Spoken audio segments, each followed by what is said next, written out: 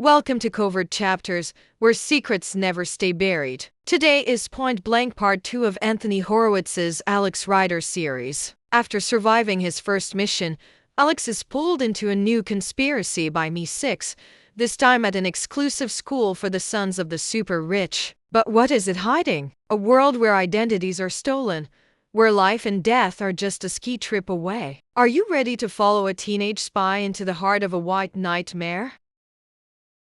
Michael J. Rosco was a careful man. The car that drove him to work at 7:15 each morning was a custom-made Mercedes with reinforced steel doors and bulletproof windows. His driver, a retired FBI agent, carried a Beretta subcompact semi-automatic pistol and knew how to use it. There were just 5 steps from the point where the car stopped to the entrance of Roscoe Tower on New York's 5th Avenue. But closed-circuit television cameras followed him every inch of the way. Once the automatic doors had slid shut behind him, a uniformed receptionist, also armed, watched as he crossed the foyer and entered his own private lift. The lift had white marble walls, a blue carpet, a silver handrail, and no buttons. Roscoe pressed his hand against a small glass panel. A sensor read his fingerprints, verified them, and activated the lift. The doors slid shut, and the lift rose to the 60th floor without stopping. Nobody else ever used it, nor did it ever stop at any of the other floors in the building. While it was travelling up, the receptionist was on the telephone, letting Mr. Roscoe's staff know that he was on his way. Everyone who worked in Roscoe's private office had been hand-picked and thoroughly vetted. It was impossible to see him without an appointment. Getting an appointment could take 3 months. When you're rich, you have to be careful. There are cranks, kidnappers, terrorists, the desperate and the dispossessed. Michael J. Rosco was the chairman of Rosco Electronics and the 9th or 10th richest man in the world, and he was very careful indeed. Ever since his face had appeared on the front cover of Time magazine, the Electronics King, he had realized that he had become a visible target. So when in public, he walked quickly, with his head bent. The glasses that he wore had been chosen to hide as much as possible of his round, handsome face. His suits were expensive, but anonymous. If he went to the theatre or to dinner, he always arrived at the last minute, preferring not to hang around.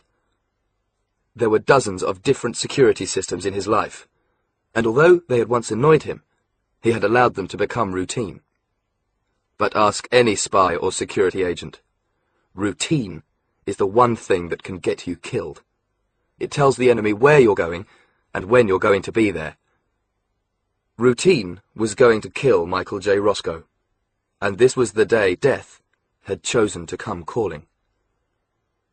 Of course, Rosco had no idea of this as he stepped out of the lift directly into his private office, a huge room occupying the corner of the building, with floor-to-ceiling windows giving views in 2 directions. 5th Avenue to the north, Central Park to the west. The 2 remaining walls contained a door, a low bookshelf, and next to the lift, a single oil painting. A vase of flowers by Vincent van Gogh.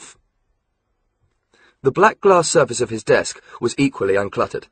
A computer, a leather notebook, a telephone, and a framed photograph of a 14-year-old boy. As he took off his jacket and sat down, Rosco found himself looking at the picture of the boy. Blonde hair, blue eyes, and freckles.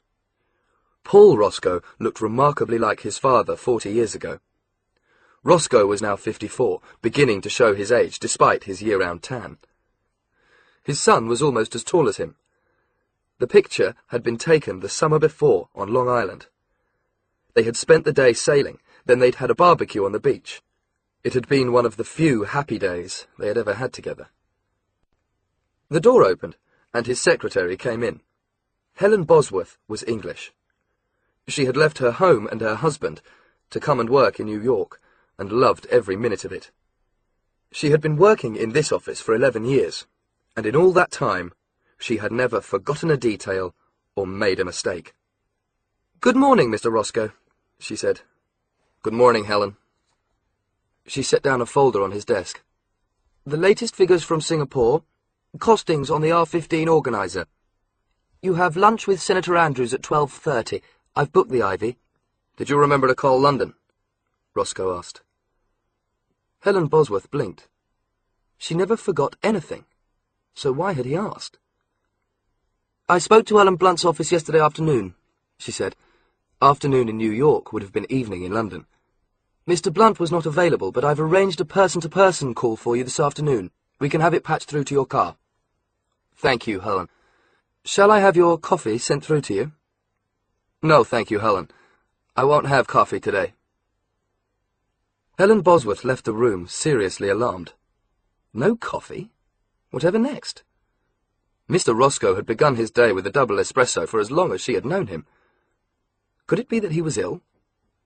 He certainly hadn't been himself recently, not since Paul had got back from that school in the south of France. And this phone call to Alan Blunt in London. Nobody had ever told her who he was, but she had seen his name in a file once. He was something to do with British military intelligence, MI6.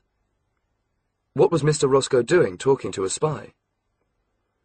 Helen Bosworth returned to her office and soothed her nerves. Not with a coffee, she couldn't stand the stuff, but with a refreshing cup of English breakfast tea. Something very strange was going on, and she didn't like it. She didn't like it at all.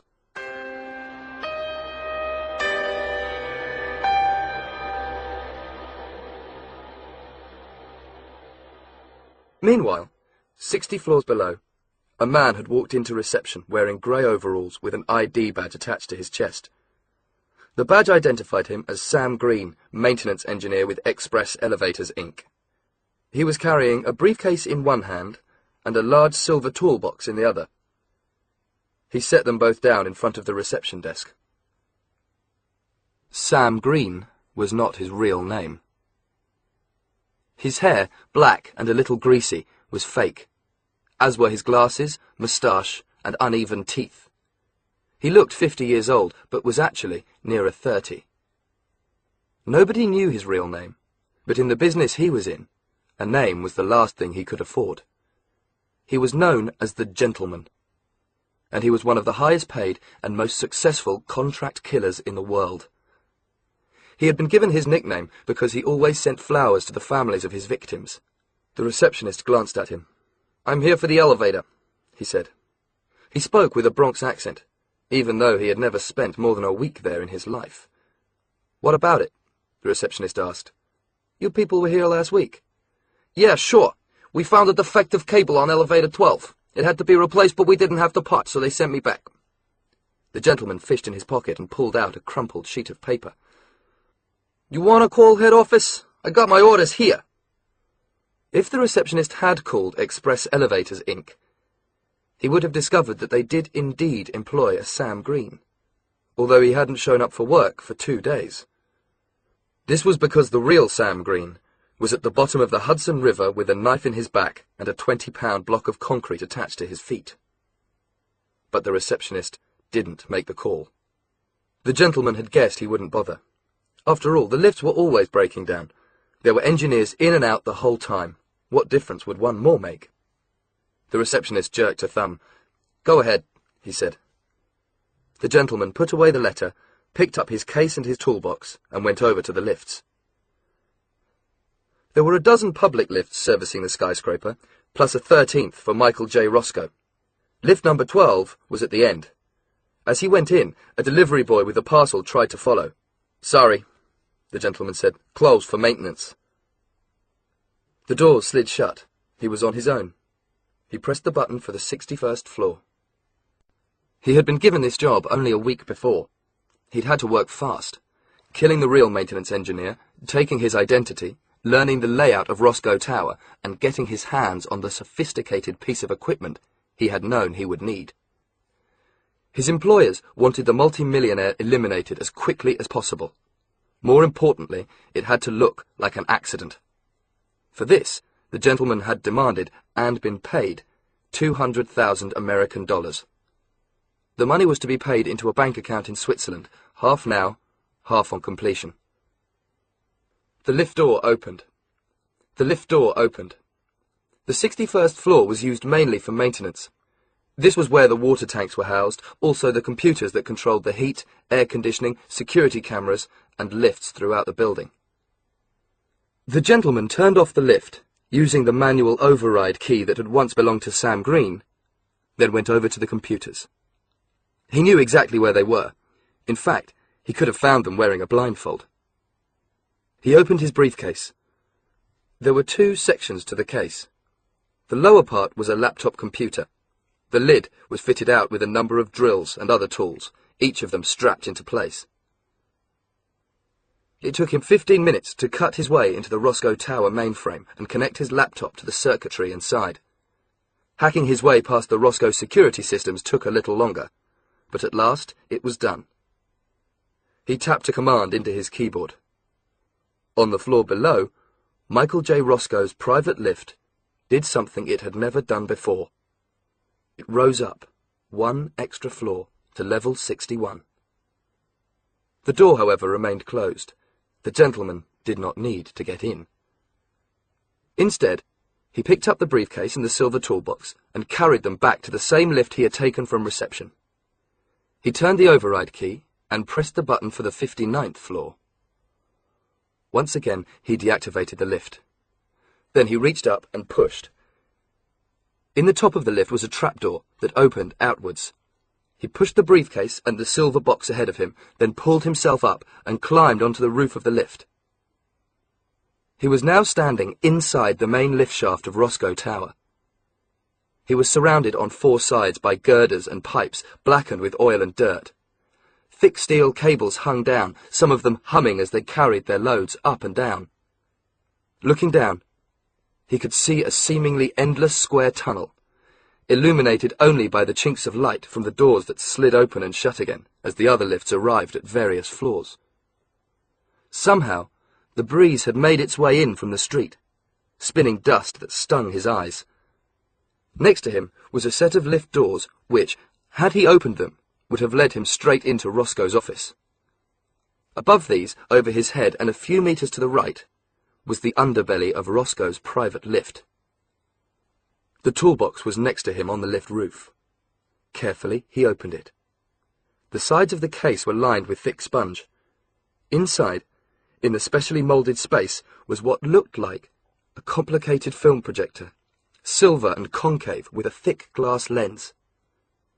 He took it out, then glanced at his watch. 8:35. It would take him an hour to connect the device to the bottom of Roscoe's lift, and a little more to ensure it was working. He had plenty of time. Smiling to himself, the gentleman took out a power screwdriver and began to work. At 12 o'clock, Helen Bosworth called through on the telephone.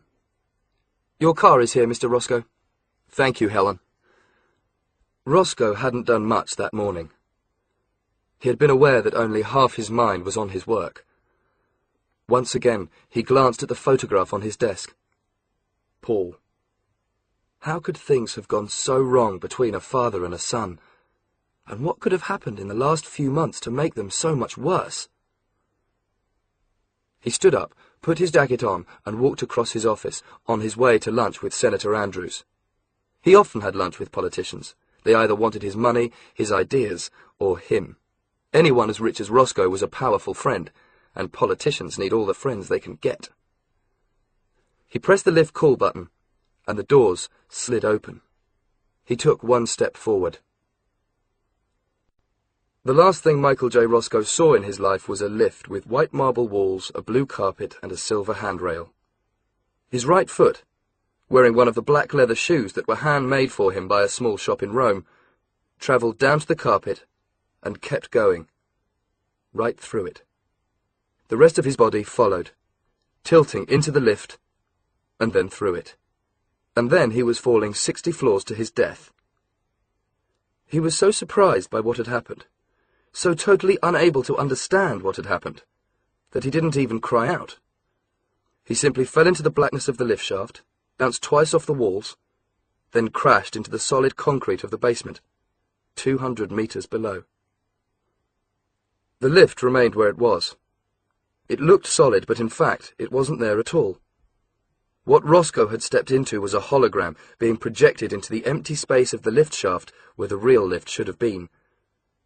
The gentleman had programmed the door to open when Rosco pressed the call button, and had quietly watched him step into oblivion. If the billionaire had just looked up for a moment, he would have seen the silver hologram projector beaming the image a few meters above him. But a man getting into a lift on his way to lunch does not look up. The gentleman had known this, and he was never wrong. At 12:35, the chauffeur called up to say that Mr. Rosco hadn't arrived at the car. 10 minutes later, Helen Bosworth alerted security, who began to search the foyer of the building. At 1 o'clock they called the restaurant. The senator was there waiting for his lunch guest, but Rosco hadn't shown up. In fact, his body wasn't discovered until the next day, by which time the billionaire's disappearance had become the lead story on American TV news. A bizarre accident. That's what it looked like. Nobody could work out what had happened, because of course by that time the gentleman had reprogrammed the mainframe, removed the projector, and left everything as it should have been, before quietly leaving the building. 2 days later, a man who looked nothing like a maintenance engineer walked into JFK International Airport. He was about to board a flight for Switzerland. But first of all, he visited a flower shop and ordered a dozen black tulips to be sent to a certain address. The man paid with cash. He didn't leave a name.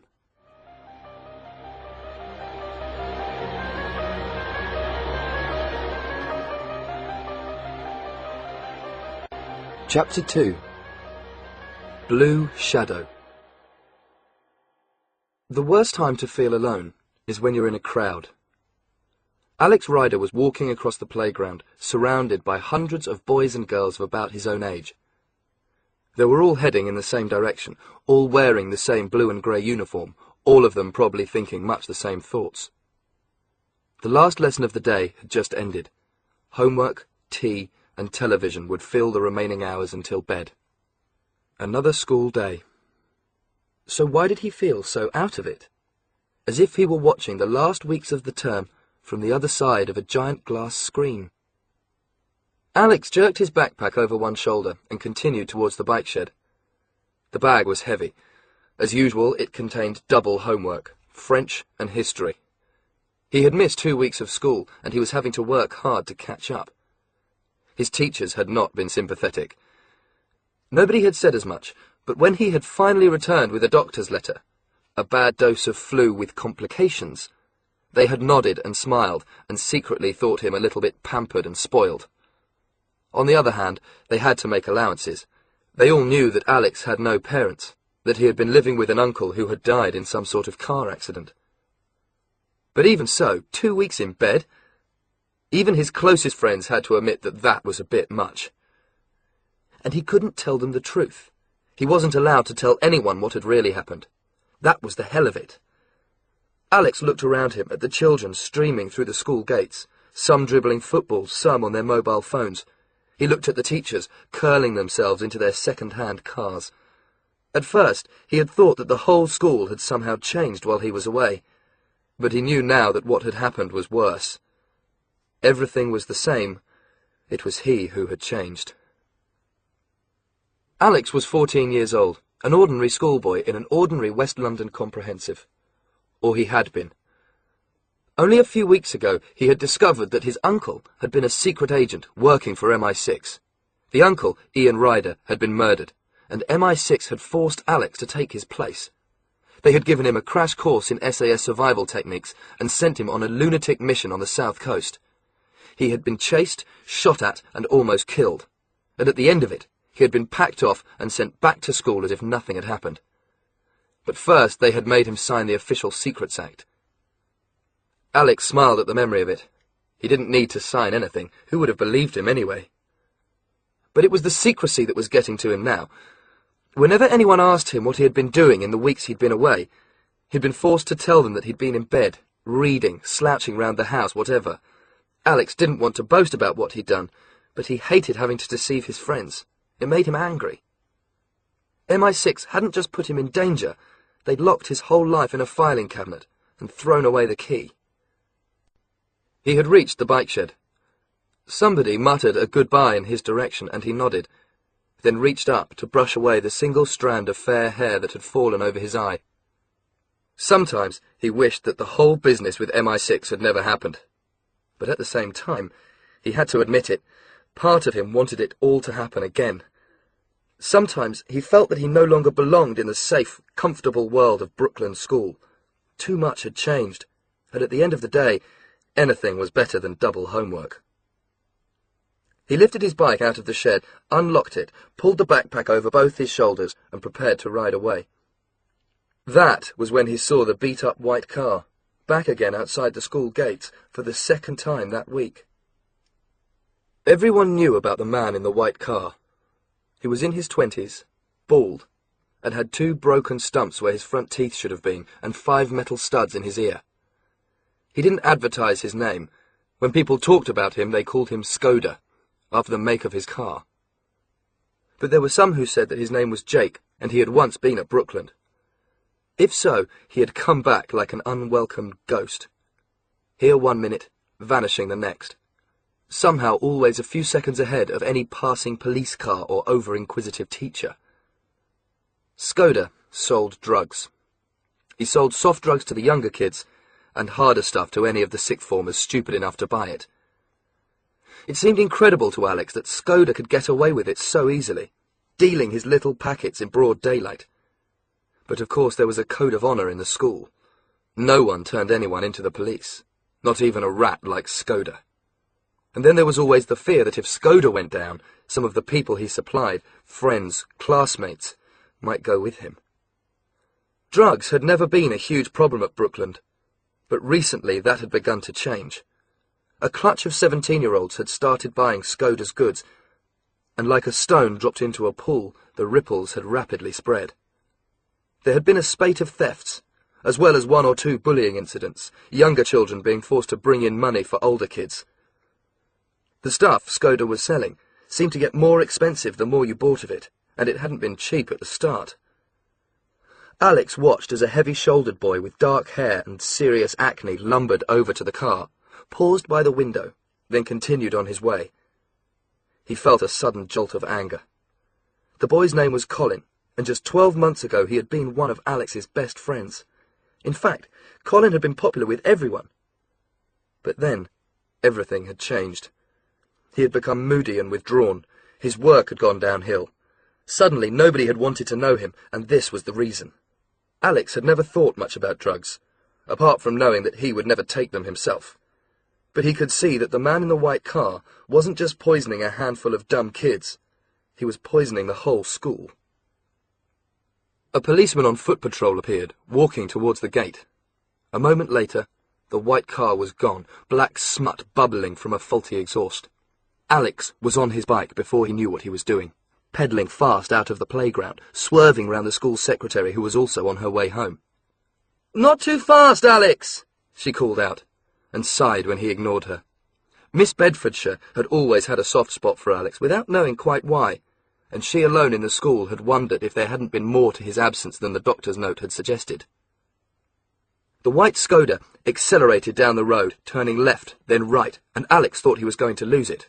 But then it twisted through the maze of back streets that led up to the King's Road and hit the inevitable 4 o'clock traffic jam, coming to a halt about 200 metres ahead. The average speed of traffic in London is, at the start of the 21st century, lower than it used to be in Victorian times. During normal working hours, any bicycle will beat any car on just about any journey at all, and Alex wasn't riding just any bike. He still had his Condor Junior road racer, hand-built for him in the workshop that had been open for business in the same street in Holborn for more than 50 years. He'd recently had it upgraded, with an integrated brake and gear lever system fitted to the handlebar, and he only had to flick his thumb to feel the bike click up a gear, the lightweight titanium sprocket spinning smoothly beneath him. He caught up with the car just as it turned the corner and joined the rest of the traffic on the King's Road. He would just have to hope that Skoda was going to stay in the city. But somehow, Alex didn't think it likely that he would travel too far. The drug dealer hadn't chosen Brooklyn School as a target simply because he'd been there. It had to be somewhere in his general neighbourhood, not too close to home, but not too far either. The lights changed, and the white car jerked forward, heading west. Alex was pedalling slowly, keeping a few cars behind, just in case Skoda happened to glance in his mirror. They reached the corner known as World's End, and suddenly the road was clear, and Alex had to switch gears again and pedal hard to keep up. The car drove on, through Parsons Green and down towards Putney. Alex twisted from one lane to another, cutting in front of a taxi and receiving the blast of a horn as his reward. It was a warm day, and he could feel his French and history homework dragging down his back. How much further were they going? And what would he do when they got there? Alex was beginning to wonder if this had been a good idea when the car turned off. And he realized they had arrived. Skoda had pulled up into a rough tarmac area, a temporary car park next to the River Thames not far from Putney Bridge. Alex stayed on the bridge, allowing the traffic to roll past, and watched as the drug dealer got out of his car and began to walk. The area was being redeveloped, another block of prestige flats rising up to bruise the London skyline. Right now, the building was no more than an ugly skeleton of steel girders and prefabricated concrete slabs. It was surrounded by a swarm of men in hard hats. There were bulldozers, cement mixers, and towering above them all, a huge canary yellow crane. A sign read, "Riverview House. All visitors report to the site office." Alex wondered if Skoda had some sort of business on the site. He seemed to be heading for the entrance. But then he turned off. Alex watched him, puzzled. The building site was wedged in between the bridge and a cluster of modern buildings. There was a pub, then what looked like a brand new conference centre, and finally, a police station, with a car park half filled with official cars. But right next to the building site, sticking out into the river, was a wooden jetty, with 2 cabin cruisers and an old iron barge quietly rusting in the murky water. Alex hadn't noticed the jetty at first, but Skoda walked straight onto it, then climbed onto the barge.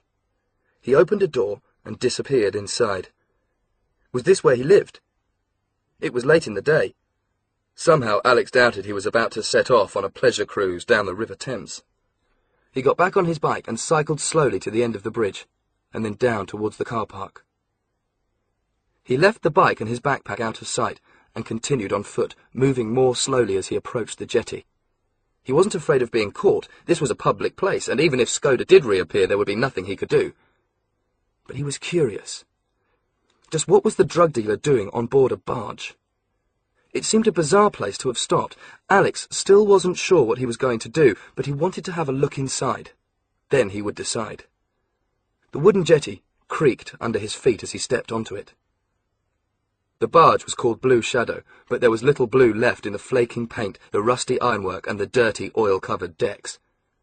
The barge was about 10 metres long and very square, with a single cabin in the centre. It was lying low in the water, and Alex guessed that most of the living quarters would be underneath. He knelt down on the jetty and pretended to tie his shoelaces, hoping to look through the narrow, slanting windows. But all the curtains were drawn. What now? The barge was moored on one side of the jetty. The 2 cruisers were side by side on the other. Skoda wanted privacy, but he must also need light, and there would be no need to draw the curtains on the far side with nothing there apart from the river. The only trouble was, to look in the other windows, Alex would have to climb onto the barge itself. He considered briefly. It had to be worth the risk. He was near enough to the building site. Nobody was going to try and hurt him with so many people around. He placed 1 foot on the deck, then slowly transferred his weight onto it. He was afraid that moving the barge would give him away. Sure enough, the barge dipped under his weight, but Alex had chosen his moment well. A police launch was sailing past, heading up the river and back into town. The barge bobbed naturally in its wake, and by the time it settled, Alex was on board, crouching next to the cabin door. Now he could hear music coming from inside, the heavy beat of a rock band. He didn't want to do it, but he knew there was only one way to look in. He tried to find an area of the deck that wasn't too covered in oil, then lay flat on his stomach. Clinging onto the handrail, he lowered his head and shoulders over the side of the barge and shifted himself forward so that he was hanging almost upside down over the water. He was right. The curtains on this side of the barge were open. Looking through the dirty glass of the window, he could see 2 men.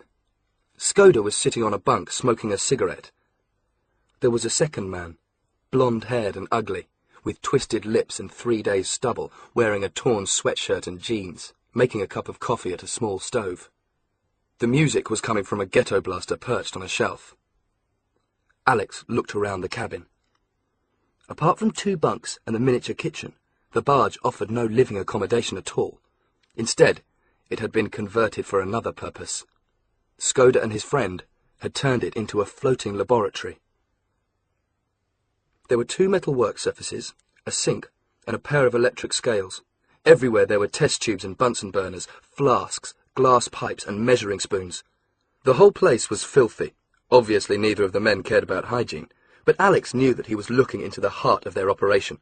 This was where they prepared the drugs they sold. Cut them down, weighed them and packaged them for delivery to local schools.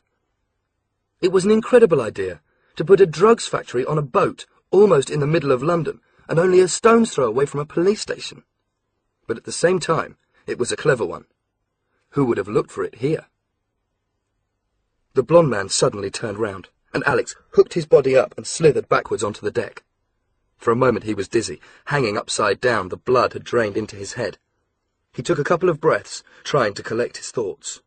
It would be easy enough to walk over to the police station and tell the officer in charge what he had seen. The police could take over from there. But something inside Alex rejected the idea. Maybe that was what he would have done a few months before, let someone else take care of it. But he hadn't cycled all this way just to call in the police. He thought back to his first sighting of the white car outside the school gates. He remembered Colin, his friend, shuffling over to it, and felt once again a brief blaze of anger. This was something he wanted to do himself. What could he do? If the barge had been equipped with a plug, Alex would have pulled it out and sunk the entire thing. But of course, it wasn't as easy as that. The barge was tied to the jetty by 2 thick ropes. He could untie them, but that wouldn't help either. The barge would drift away, but this was Putney. There were no whirlpools or waterfalls. Skoda would simply turn the engine on and cruise back again. Alex looked around him. On the building site, the day's work was coming to an end. Some of the men were already leaving, and as he watched, he saw a trapdoor open about 100 metres above him, and a stocky man begin the long climb down from the top of the crane. Alex closed his eyes. A whole series of images had suddenly flashed into his mind, like different sections of a jigsaw. The barge, the building site, the police station, the crane with its great hook dangling underneath the jib, and Blackpool Funfair. He'd gone there once with his housekeeper, Jack Starbright, and had watched as she'd won a teddy bear, hooking it out of a glass case with a mechanical claw and carrying it over to a chute. Could it be done? Alex looked again, working out the angles. Yes, it probably could. He stood up and crept back across the deck to the door that Skoda had entered. There was a length of wire lying to one side, and he picked it up and then wound it several times round the handle of the door. He looped the wire over a hook in the wall and pulled it tight. The door was effectively locked. There was a second door at the back of the boat. Alex secured that one with his own bicycle padlock. As far as he could see, the windows were too narrow to crawl through. There was no other way in or out. He crept off the barge and back onto the jetty. Then he untied it, leaving the thick rope loosely curled up beside the metal pegs, the stanchions, that had secured it. The river was still. It would be a while before the barge drifted away. He straightened up, satisfied with his work so far. He began to run.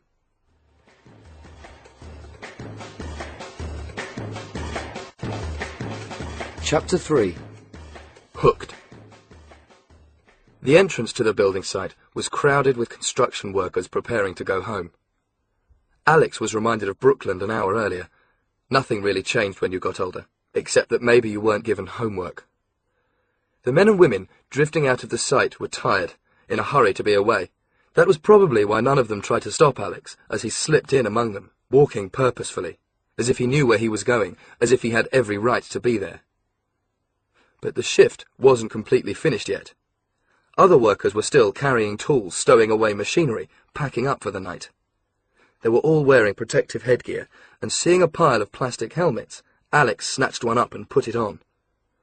The great sweep of the block of flats that was being built loomed up ahead of him. To pass through it, he was forced into a narrow corridor between two scaffolding towers. Suddenly, a thick-set man in white overalls stepped in front of him, blocking his way. "Where are you going?" he demanded. "My dad." Alex gestured vaguely in the direction of another worker and kept walking.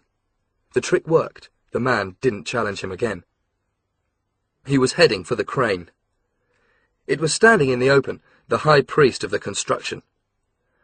Alex hadn't realized how very tall it was until he reached it. The supporting tower was bolted into a massive block of concrete. The tower was very narrow. Once he had squeezed through the iron girders, he could reach out and touch all four sides. A ladder ran straight up the centre. Without stopping to think, if he thought about it he might change his mind, Alex began to climb. "It's only a ladder," he told himself. "You've climbed ladders before, you've got nothing to worry about." But this was a ladder with 300 rungs. If Alex let go or slipped, there would be nothing to stop him falling to his death. There were rest platforms at intervals, but Alex didn't dare stop to catch his breath. Somebody might look up and see him.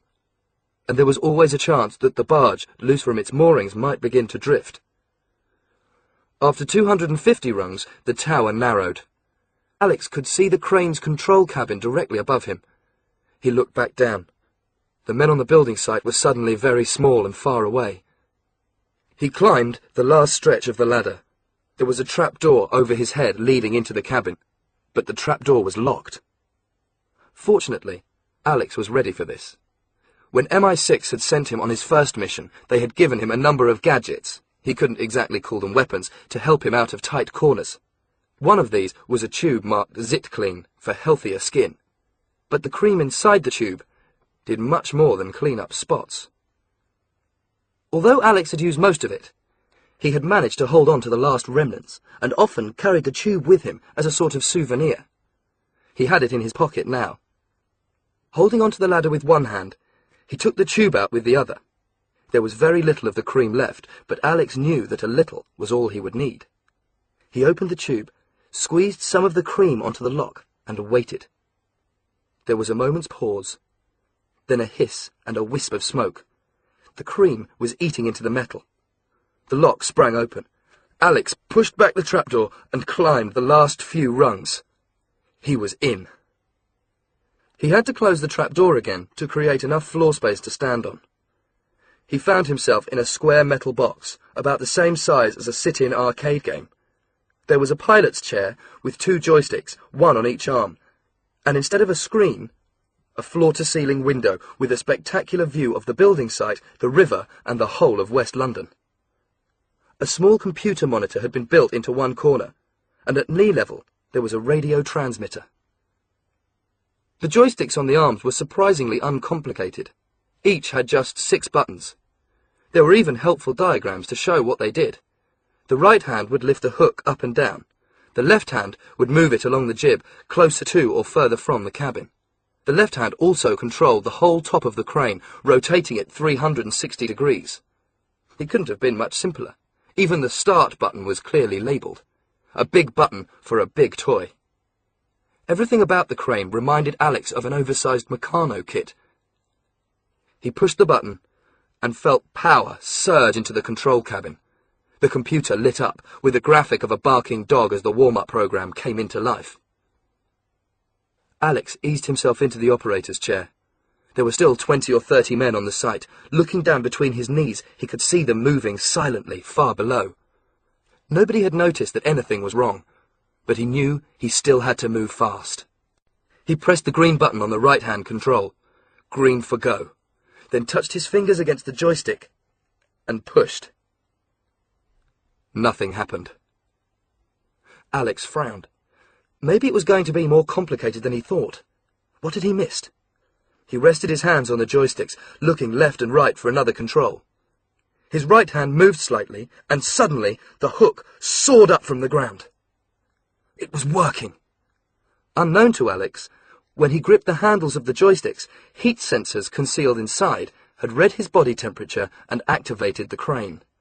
All modern cranes have the same security system built into them. in case the operator has a heart attack and falls against the controls. There can be no accidents. Body heat is needed to make the crane work.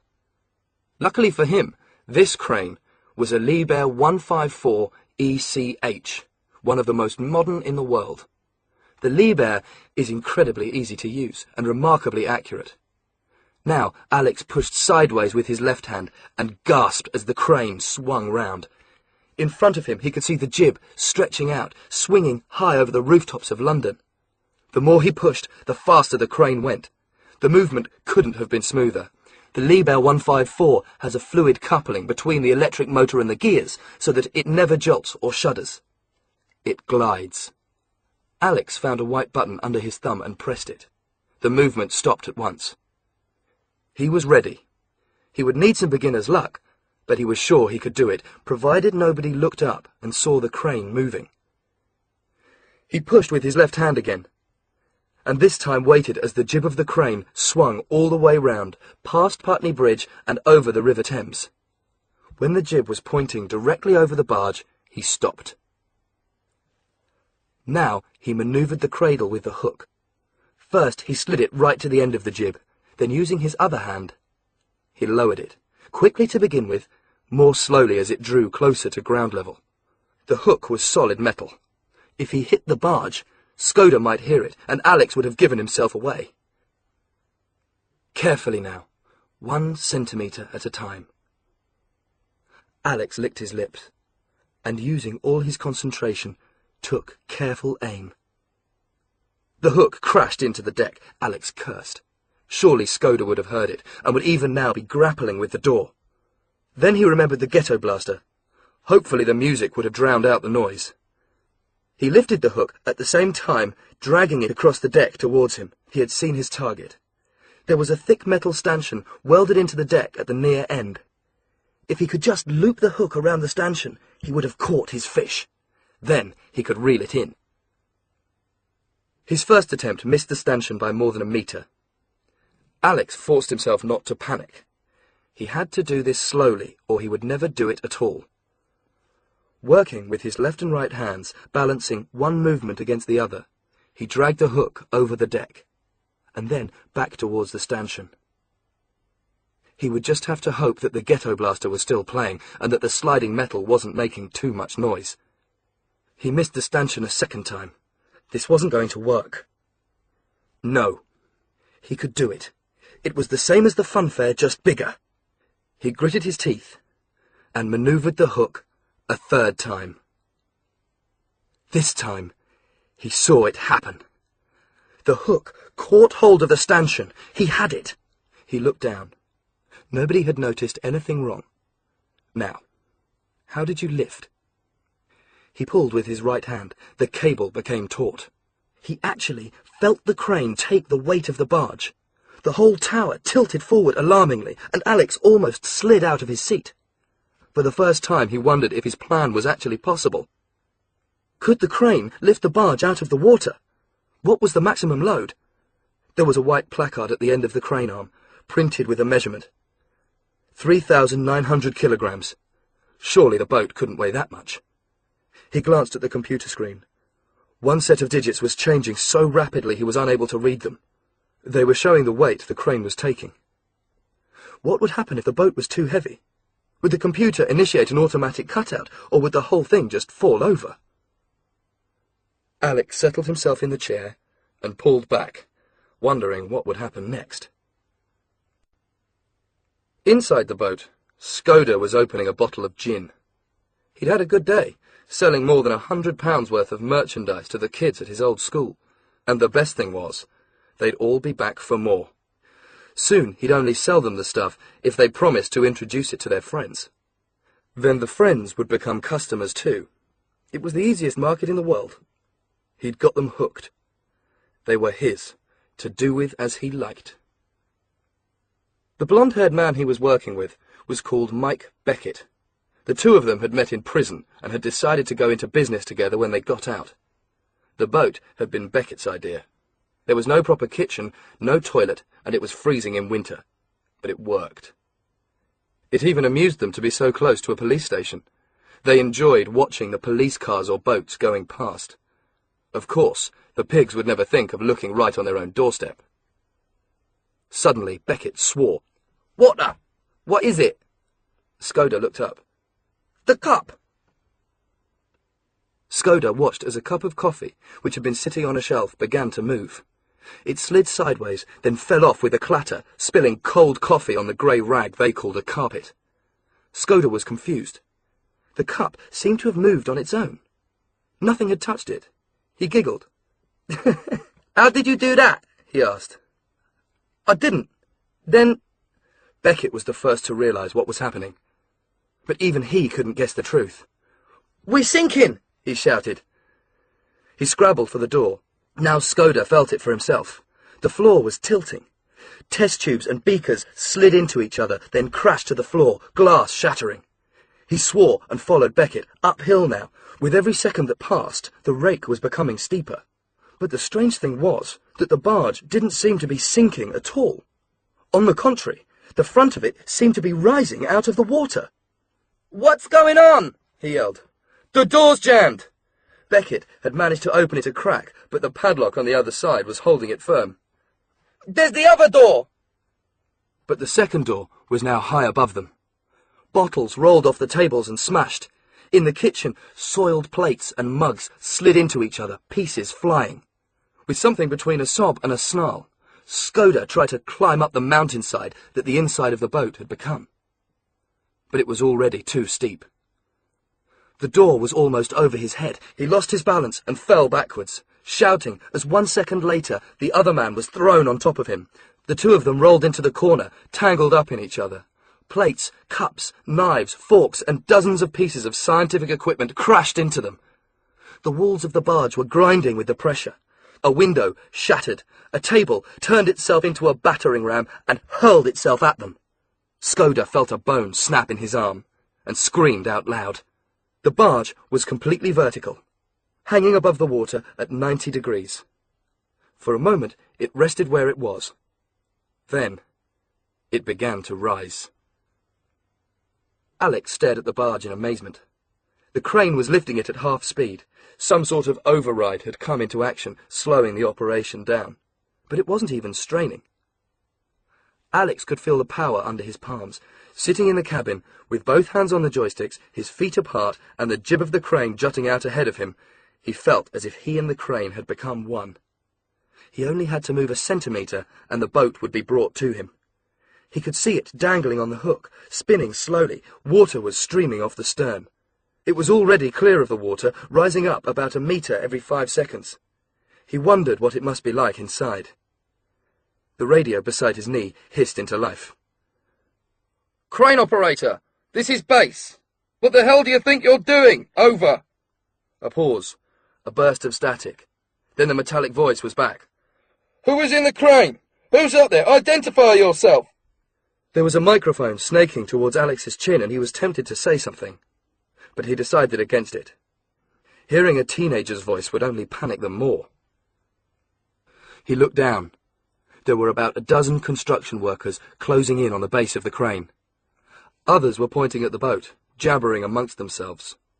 No sounds reached the cabin. It was as if Alex was cut off from the real world. He felt very secure. He had no doubt that more workers would have already started climbing the ladder, and that it would all be over soon. But for the moment, he was untouchable. He concentrated on what he was doing. Getting the barge out of the water had been only half his plan. He still had to finish it. "Crane operator, lower the hook. We believe there are people inside the boat and you are endangering their lives. Repeat, lower the hook." The barge was high above the water, dangling on the end of the hook. Alex moved his left hand, turning the crane round so that the boat was swung in an arc along the river and then over dry land. There was a sudden buzz. The jib came to a halt. Alex pushed the joystick. Nothing happened. He glanced at the computer. The screen had gone blank. Someone at ground level had come to their senses and done the only sensible thing. They had switched off the power. The crane was dead. Alex sat where he was, watching the barge swaying in the breeze. He hadn't quite succeeded in what he had set out to do. He had planned to lower the boat, along with its contents, safely into the car park of the police station. It would have made a nice surprise for the authorities, he had thought. Instead, the boat was now hanging over the conference centre that he had seen from Putney Bridge. But at the end of the day, he didn't suppose it made much difference. The end result would be the same. He stretched his arms and relaxed, waiting for the trapdoor to burst open. This wasn't going to be easy to explain. And then he heard the tearing sound. The metal stanchion that protruded from the end of the deck had not been designed to carry the entire weight of the barge. It was a miracle that it had lasted as long as it had. As Alex watched, open-mouthed from the cabin, the stanchion tore itself free. For a few seconds, it clung by one edge to the deck. Then the last metal rivet came loose. The barge had been 60 metres above the ground. Now it began to fall. In the Putney Riverside Conference Centre, the Chief Constable of the Metropolitan Police was addressing a large crowd of journalists, TV cameras, civil servants and government officials. He was a tall, thin man who took himself very seriously. His dark blue uniform was immaculate. Every piece of silver, from the studs on his epaulets to his 5 medals, was polished until it gleamed. This was his big day. He was sharing the platform with no less a personage than the Home Secretary himself. The Assistant Chief Constable was there, and also 7 lower-ranking officers. A slogan was being projected onto the wall behind him. "Winning the war against drugs." Silver letters on a blue background. The Chief Constable had chosen the colours himself, knowing that they matched his uniform. He liked the slogan. He knew that it would be in all the major newspapers the next day, and just as important, a photograph of himself. "We have overlooked nothing," he was saying, his voice echoing around the modern room. He could see the journalist scribbling down his every word. The television cameras were all focused on him. "Thanks to my personal involvement and efforts, we have never been more successful. Home Secretary." He smiled at the senior politician, who smiled toothily back. "But we are not resting on our laurels. Oh no. Any day now, we hope to announce another breakthrough." That was when the barge hit the glass roof of the conference centre. There was an explosion. The Chief Constable just had time to dive for cover as a vast, dripping object plunged down towards him. The Home Secretary was thrown backwards, his spectacles flying off his face. His security men froze, helpless. The boat crashed into the space in front of them, between the stage and the audience. The side of the cabin had been torn off, and what was left of the laboratory was exposed, with the 2 dealers sprawled together in one corner, staring dazedly at the hundreds of policemen and officials who now surrounded them. A cloud of white powder mushroomed up, and then fell onto the dark blue uniform of the Chief Constable, covering him from head to toe. The fire alarms had gone off. The lights fused and went out. Then the screaming began. Meanwhile, the first of the construction workers had made it to the crane cabin, and was gazing in astonishment at the 14-year-old boy he had found there. "Do you," he stammered, "do you have any idea what you've just done?" Alex glanced at the empty hook, and at the gaping hole in the roof of the conference centre, at the rising smoke and dust. He shrugged apologetically. "I was just working on the crime figures," he said, "and I think there's been a drop."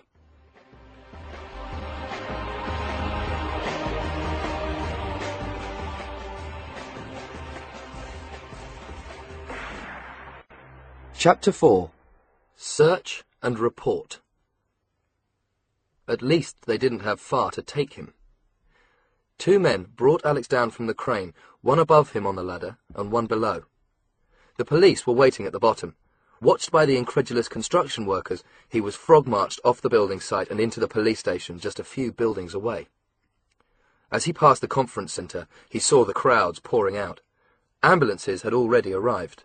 The Home Secretary was being whisked away in a black limousine. For the first time, Alex was seriously worried, wondering if anyone had been killed. He hadn't meant it to end like this. Once they got to the police station, everything happened in a whirl of slamming doors, blank official faces, whitewashed walls, forms and phone calls. Alex was asked his name, his age, his address. He saw a police sergeant tapping the details into a computer. But what happened next took him by surprise. The sergeant pressed enter and visibly froze. He turned and looked at Alex, then hastily left his seat. When Alex had entered the police station, he'd been the centre of attention, but suddenly everyone was avoiding his eye. A more senior officer appeared. Words were exchanged. Alex was led down a corridor and put into a cell. Half an hour later, a female police officer appeared with a tray of food. "Supper," she said. "What's happening?" Alex asked. The woman smiled nervously, but said nothing. "I left my bike by the bridge," Alex said. "It's all right, we've got it." She couldn't leave the room fast enough. Alex ate the food. Sausages, toast, a slice of cake. There was a bunk in the room, and behind a screen, a sink and a toilet. He wondered if anyone was going to come in and talk to him, but nobody did. Eventually, he fell asleep. The next thing he knew, it was 7 o'clock in the morning. The door was open, and a man he knew only too well was standing in the cell, looking down at him. "Good morning, Alex," he said. "Mr. Crawley?" John Crawley looked like a junior bank manager, and when Alex had first met him, he had indeed been pretending that he worked for a bank. The cheap suit and striped tie could both have come from a Marks and Spencer boring businessman range.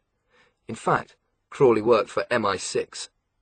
Alex wondered if the clothes were a cover, or a personal choice. "You can come with me now," Crawley said. "We're leaving." "Are you taking me home?" Alex asked. He wondered if anyone had been told where he was. "No, not yet." Alex followed Crawley out of the building. This time there were no police officers in sight. A car with a driver stood waiting outside. Crawley got into the back with Alex. "Where are we going?" Alex asked. "You'll see." Crawley opened a copy of the Daily Telegraph and began to read. He didn't speak again.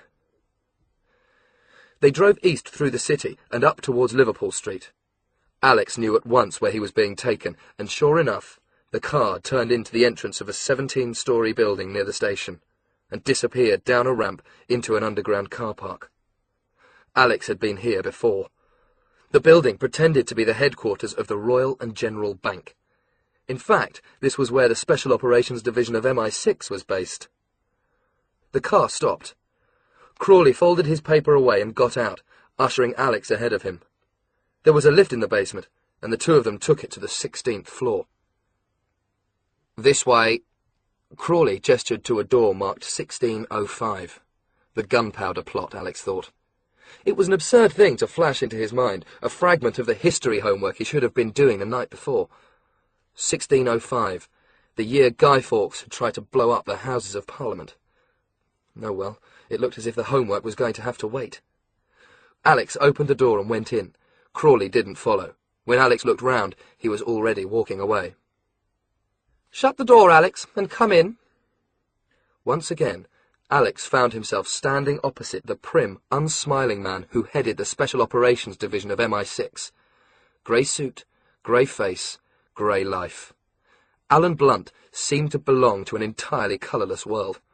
He was sitting behind a wooden desk in a large square office that could have belonged to any business anywhere in the world. There was nothing personal in the room, not even a picture on the wall or a photograph on the desk. Even the pigeons pecking on the windowsill outside were grey. Blunt was not alone. Mrs. Jones, his senior officer, was with him, sitting on a leather chair, wearing a mud-brown jacket and dress, and, as usual, sucking a peppermint. She looked up at Alex with black, bead-like eyes.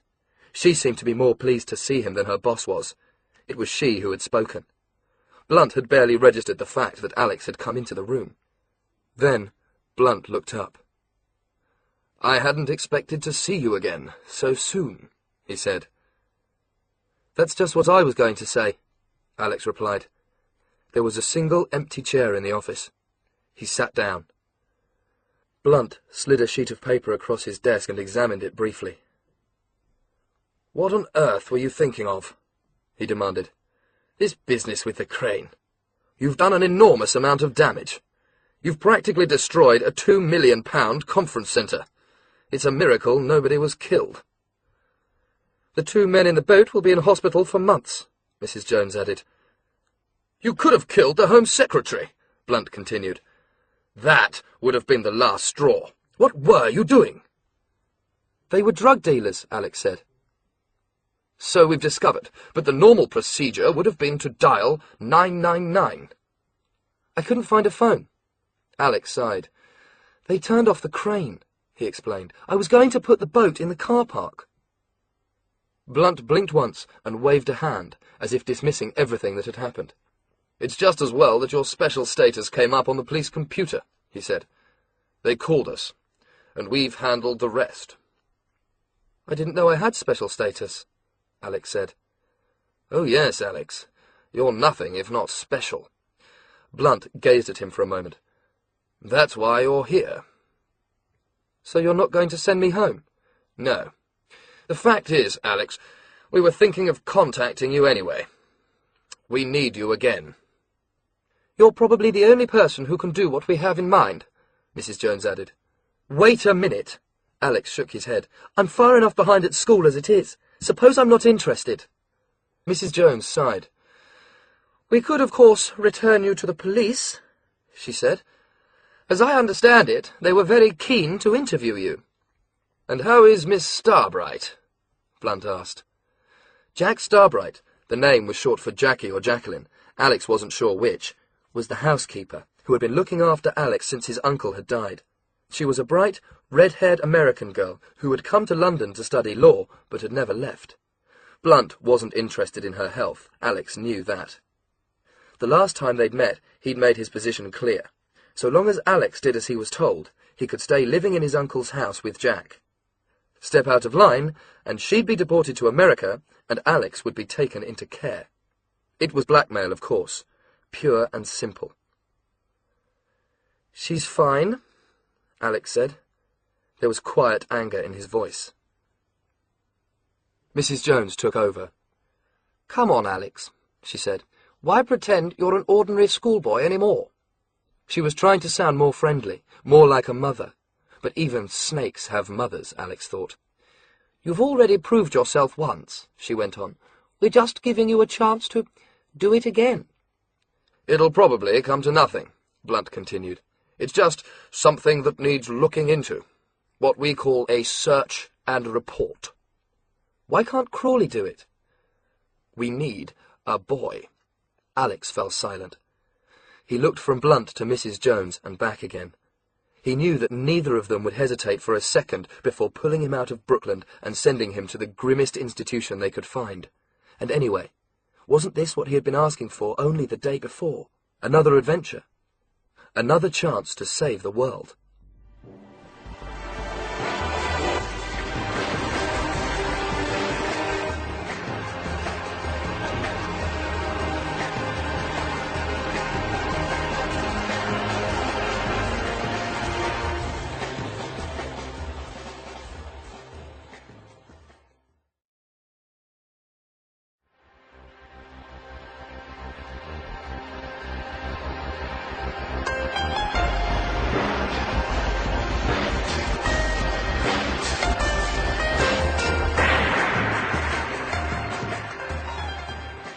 "All right," Alex said. "What is it this time?" Blunt nodded at Mrs. Jones, who unwrapped a sweet and began.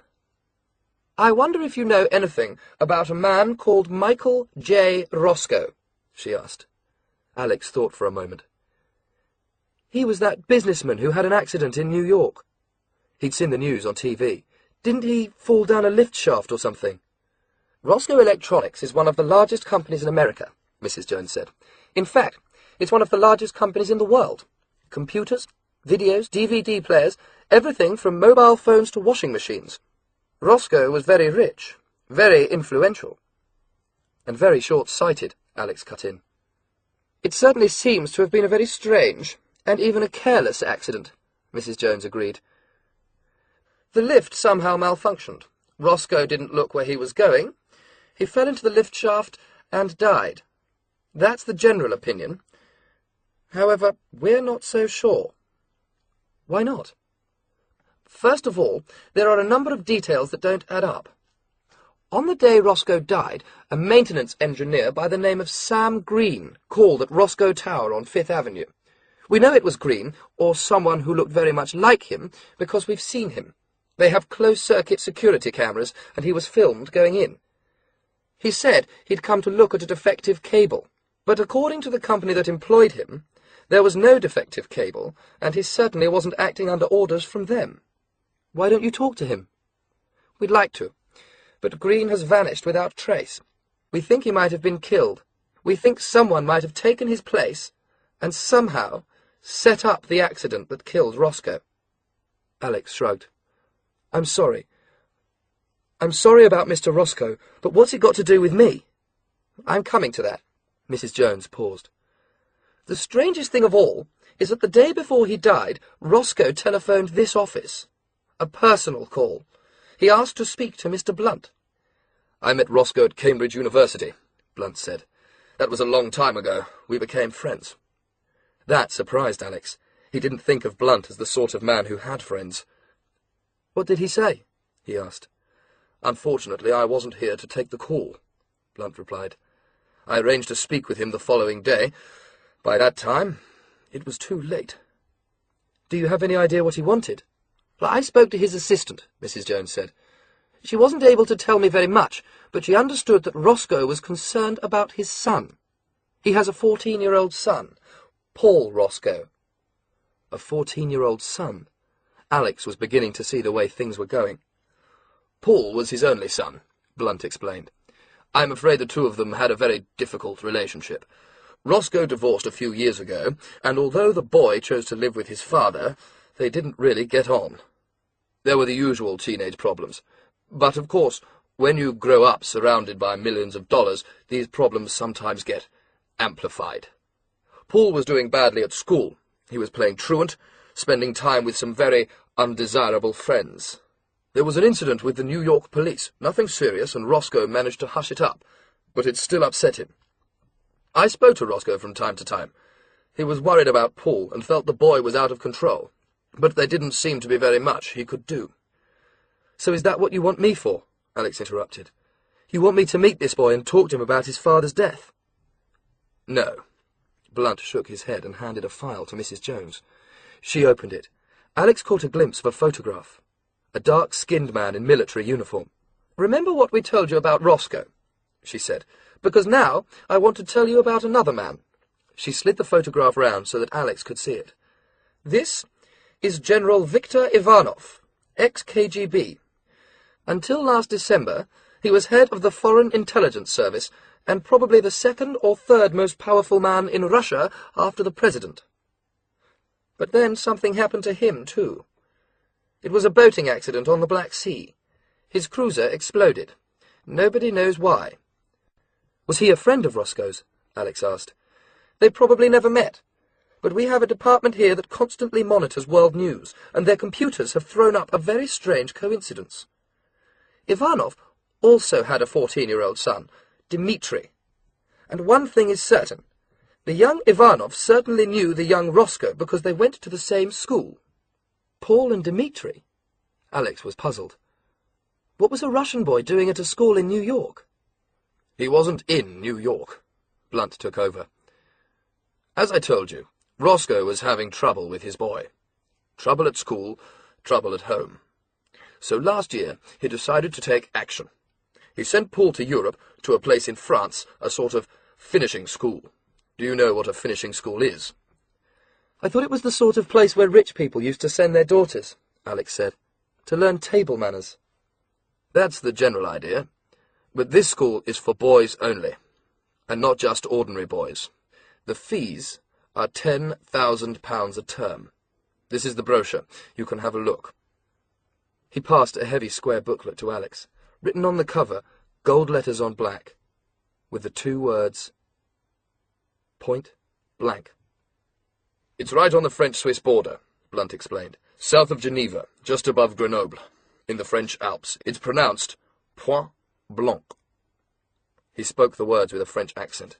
Literally, White Point. It's a remarkable place, built as a private home by some lunatic in the 19th century. As a matter of fact, that's what it became after he died, a lunatic asylum. It was taken over by the Germans in the Second World War. They used it as a leisure centre for their senior staff. After that, it fell into disrepair, until it was bought by the current owner, a man called Grief, Dr. Hugo Grief. He's the principal at the school, what I suppose you'd call the head teacher. Alex opened the brochure and found himself looking at a colour photograph of Point Blanc. Blunt was right. The school was like nothing he had ever seen, something between a German castle and a French chateau, straight out of a Grimm's fairy tale. But what drew Alex's breath, more than the building itself, was the setting. The school was perched on the side of a mountain, with nothing but mountains all around, a great pile of brick and stone surrounded by a snow-covered landscape. It seemed to have no business being there, as if it had been snatched out of an ancient city and accidentally dropped there. No roads led to the school. The snow continued all the way to the front gate. But looking again, Alex saw a modern helicopter pad projecting over the battlements. He guessed that was the only way to get there, and to leave. He turned the page. "Welcome to the Academy at Point Blanc," the introduction began. It had been printed in the sort of lettering Alex would expect to find on the menu of an expensive restaurant. "A unique school that is much more than a school, created for boys who need more than the ordinary education system can provide. In our time we have been called a school for problem boys, but we do not believe the term applies. There are problems and there are boys. It is our aim to separate the two." "There's no need to read all that stuff," Blunt said. "All you need to know is that the Academy takes in boys who have been expelled from all their other schools. There are never very many of them there, just 6 or 7 at a time. And it's unique in other ways, too. For a start, it only takes the sons of the super-rich." "At £10,000 a term, I'm not surprised," Alex said. "You'd be surprised just how many parents have applied to send their sons there," Blunt went on. "But I suppose you've only got to look at the newspapers to see how easy it is to go off the rails when you're born with a silver spoon in your mouth. It doesn't matter if they're politicians or pop stars. Fame and fortune for the parents often brings problems for the children, and the more successful the parents are, the more pressure there seems to be. The Academy went into business to sort the young people out, and by all accounts, it's been a great success." "It was established 20 years ago," Mrs. Jones said. "In that time it's had a client list you'd find hard to believe. Of course, they've kept the names confidential, but I can tell you that parents who have sent their children there include an American vice president, a Nobel Prize-winning scientist, and a member of our own royal family." "As well as Rosco and this man Ivanov," Alex said. "Yes." Alex shrugged. "So it's a coincidence, just like you said. 2 rich parents with 2 rich kids at the same school. They're both killed in accidents. Why are you so interested?" "Because I don't like coincidence," Blunt replied. "In fact, I don't believe in coincidence. Where some people see coincidence, I see conspiracy. That's my job." "And you're welcome to it," Alex thought. He said, "Do you really think the school and this man Grief might have had something to do with the 2 deaths?" "Why? Have they forgotten to pay the fees?" Blunt didn't smile. "Rosco telephones me because he's worried about his son. The next day, he's dead. We've also learned from Russian intelligence sources that a week before he died, Ivanov had a violent argument with his son. Apparently Ivanov was worried about something. Now do you see the link?"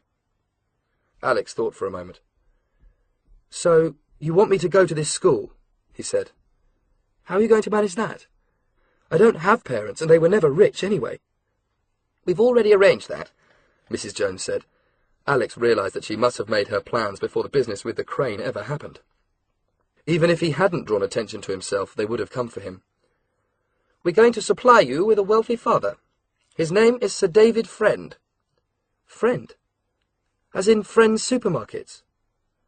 Alex had seen the name often enough in the newspapers. "Supermarkets, department stores, art galleries, football teams." Mrs. Jones paused. "Friend is certainly a member of the same club as Rosco, the Billionaires Club. He's also heavily involved in government circles as personal advisor to the Prime Minister. Very little happens in this country without Sir David being involved in some way. "We've created a false identity for you," Blunt said. "From this moment on, I want you to start thinking of yourself as Alec's friend, the 14-year-old son of Sir David." "It won't work," Alex said. "People must know that Friend doesn't have a son." "Not at all." Blunt shook his head. "He's a very private person, and we've created the sort of son no father would want to talk about. Expelled from Eton, a criminal record, shoplifting, vandalism, and possession of drugs. That's you, Alex. Sir David and his wife, Caroline, don't know what to do with you. So they've enrolled you in the academy, and you've been accepted." "And Sir David has agreed to all this?" Alex asked. Blunt sniffed. "As a matter of fact, he wasn't very happy about it, about using someone as young as you. But I spoke to him at some length, and, yes, he agreed to help." "So when am I going to the academy?" 5 days from now," Mrs. Jones said. "But first you have to immerse yourself in your new life. When you leave here, we've arranged for you to be taken to Sir David's home. He has a house in Lancashire. He lives there with his wife, and he has a daughter. She's 1 year older than you. You'll spend the rest of the week with the family, which should give you time to learn everything you need to know. It's vital that you have a strong cover. After that, you'll leave for Grenoble." "And what do I do when I get there?" "We'll give you a full briefing nearer the time. Essentially, your job is to find out everything you can. It may be that this school is perfectly ordinary, and that there was, in fact, no connection between the deaths. If so, we'll pull you out. But we want to be sure." "How will I get in touch with you?" "We'll arrange all that." Mrs. Jones ran an eye over Alex and then turned to Blunt. "We'll have to do something about his appearance," she said. "He doesn't exactly look the part." "See to it," Blunt said. Alex sighed. It was strange, really. He was simply going from one school to another, from a London comprehensive to a finishing school in France. It wasn't quite the adventure he'd been expecting. He stood up and followed Mrs. Jones out of the room. As he left, Blunt was already sifting through documents, as if he'd forgotten that Alex had been there, or even existed at all.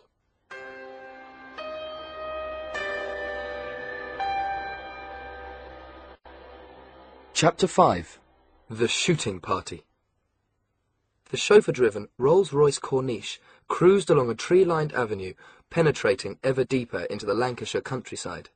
Its 6.75-litre light-pressure V8 engine barely a whisper in the great green silence all around.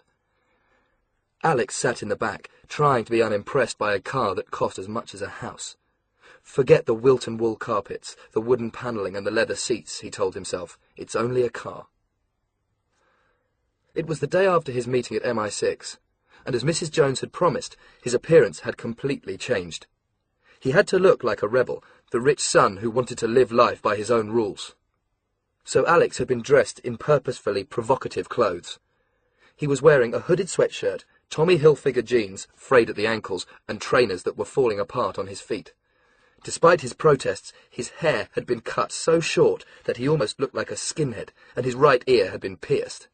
He could still feel it throbbing underneath the temporary stud that had been put in to stop the hole closing. The car had reached a set of wrought-iron gates, which opened automatically to receive it.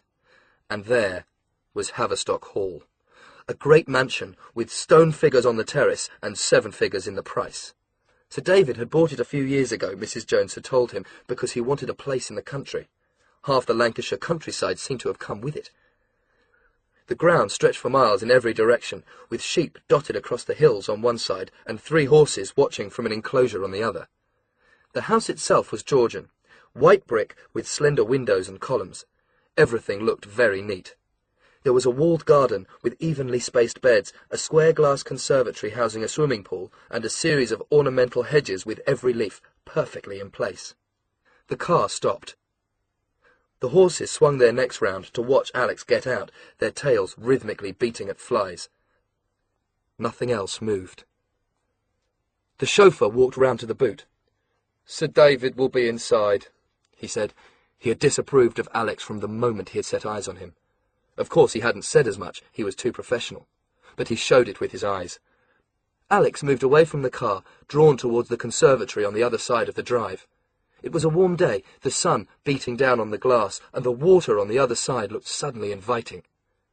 He passed through a set of doors. It was hot inside the conservatory. The smell of chlorine rose up from the water, stifling him. He had thought the pool was empty, but as he watched, a figure swam up from the bottom, breaking through the surface just in front of him. It was a girl, dressed in a white bikini. She had long black hair and dark eyes, but her skin was pale. Alex guessed she must be about 15 years old, and remembered what Mrs. Jones had told him about Sir David Friend. He has a daughter, 1 year older than you. So this must be her. He watched her pull herself out of the water. Her body was well-shaped, closer to the woman she would become than the girl she had been. She was going to be beautiful, that much was certain. The trouble was, she already knew it. When she looked at Alex, arrogance flashed in her eyes. "Who are you?" she asked. "What are you doing in here?" "I'm Alex." "Oh, yes." She reached for a towel and wrapped it around her neck. "Daddy said you were coming, but I didn't expect you just to walk in like this." Her voice was very adult and upper class. It sounded strange coming out of that 15-year-old mouth. "Do you swim?" she asked. "Yes," Alex said. "That's a shame. I don't like having to share the pool, especially with a boy, and a smelly London boy at that." She ran her eyes over Alex, taking in the torn jeans, the shaven hair, the stud in his ear. She shuddered. "I can't think what Daddy was doing agreeing to let you stay," she went on, "and having to pretend you're my brother. What a ghastly idea! If I did have a brother, I can assure you, he wouldn't look like you." Alex was wondering whether to pick the girl up and throw her back into the pool, or out through a window, when there was a movement behind him, and he turned to see a tall, rather aristocratic man, with curling grey hair and glasses, wearing a sports jacket, an open-necked shirt and cords. He too seemed a little jolted by Alex's appearance, but he recovered quickly, extending a hand. "Alex?" he inquired. "Yes. I'm David Friend." Alex shook his hand. "How do you do?" he said politely. "I hope you had a good journey. I see you've met my daughter." He smiled at the girl, who was now sitting beside the pool, drying herself, ignoring them both. "We haven't actually introduced ourselves," Alex said. "Her name is Fiona. I'm sure the two of you will get on fine." Sir David didn't sound convinced. He gestured back towards the house. "Why don't we go in and talk in my study?" Alex followed him back across the drive and into the house. The front door opened into a hall that could have come straight out of the pages of an expensive magazine. Everything was perfect. The antique furniture, ornaments and paintings placed exactly so. There wasn't a speck of dust to be seen, and even the sunlight streaming in through the windows seemed almost artificial, as if it was only there to bring out the best in everything it touched. It was the house of a man who knows exactly what he wants, and has the time and the money to get it. "Nice place," Alex said. "Thank you. Please come this way." Sir David opened a heavy oak-panelled door to reveal a sophisticated modern office beyond. There was a desk with a chair on either side, a pair of computers, a white leather sofa, and a series of metal bookshelves. Sir David showed Alex to a chair and sat down behind the desk. He was unsure of himself. Alex could see it immediately. Sir David Friend might run a business empire worth millions, even billions of pounds. But this was a new experience for him, having Alex there knowing who and what he was. He wasn't quite sure how to react. "I've been told very little about you," he began. "Alan Blunt got in touch with me and asked me to put you up here for the rest of the week, to pretend that you're my son. I have to say you don't look anything like me." "I don't look anything like myself either," Alex said. "You're on your way to some school in the French Alps. They want you to investigate it." He paused. "Nobody asked me my opinion," he said, "but I'll give it to you anyway. I don't like the idea of a 14-year-old boy being used as a spy. It's dangerous." "I can look after myself," Alex cut in. "I mean it's dangerous to the government. If you manage to get yourself killed and anyone finds out, it could cause the Prime Minister a great deal of embarrassment. I advised him against it, but for once he disagreed with me. It seems that the decision had already been made. This school, the Academy, has already telephoned me to say that the assistant director will be coming here to pick you up next Saturday. It's a woman, a Mrs. Stellenbos. That's a South African name, I think." Sir David had a number of bulky files on his desk. He pushed them forward. "In the meantime, I understand you have to familiarize yourself with details about my family. I've prepared a number of files. You'll also find information here about the school you're meant to have been expelled from, Eton. You can start reading them tonight. If you need to know anything more, just ask. Fiona will be with you the whole time." He glanced down at his fingertips. "I'm sure that in itself will be quite an experience for you." The door opened and a woman came in. She was slim and dark-haired, very much like her daughter. She was wearing a simple mauve dress with a string of pearls around her neck. "David," she began, then stopped, seeing Alex. "This is my wife," Friend said. "Caroline, this is the boy I was telling you about, Alex." "It's very nice to meet you, Alex." Lady Caroline tried to smile, but her lips only managed a faint twitch. "I understand you're going to stay with us for a while." "Yes, Mother," Alex said. Lady Caroline blushed. "He has to pretend to be our son," Sir David reminded her. He turned to Alex. "Fiona doesn't know anything about MI6 and the rest of it. I don't want to alarm her. I've told her that it's connected with my work, a social experiment, if you like. She's to pretend you're her brother, to give you a week in the country as part of the family. I'd prefer it if you didn't tell her the truth." "Dinner is in half an hour," Lady Caroline said. "Do you eat venison?" She sniffed. "Perhaps you'd like a wash before you eat. I'll show you to your room." Sir David passed the files to Alex. "You've got a lot of reading to do. I'm afraid I have to go back to London tomorrow. I have lunch with the President of France, so I won't be able to help you. But as I say, if there's anything you don't know—" "Fiona Friend," Alex said. Alex had been given a small, comfortable room at the back of the house. He took a quick shower, then put his old clothes back on again. He liked to feel clean, but he had to look grimy. It suited the character of the boy he was supposed to be. He opened the first of the files. Sir David had been thorough. He had given Alex the names and recent histories of just about the entire family, as well as photographs of holidays, details of the house in Mayfair, the flats in New York, Paris and Rome, and the villa in Barbados. There were newspaper clippings, magazine articles, everything he could possibly need.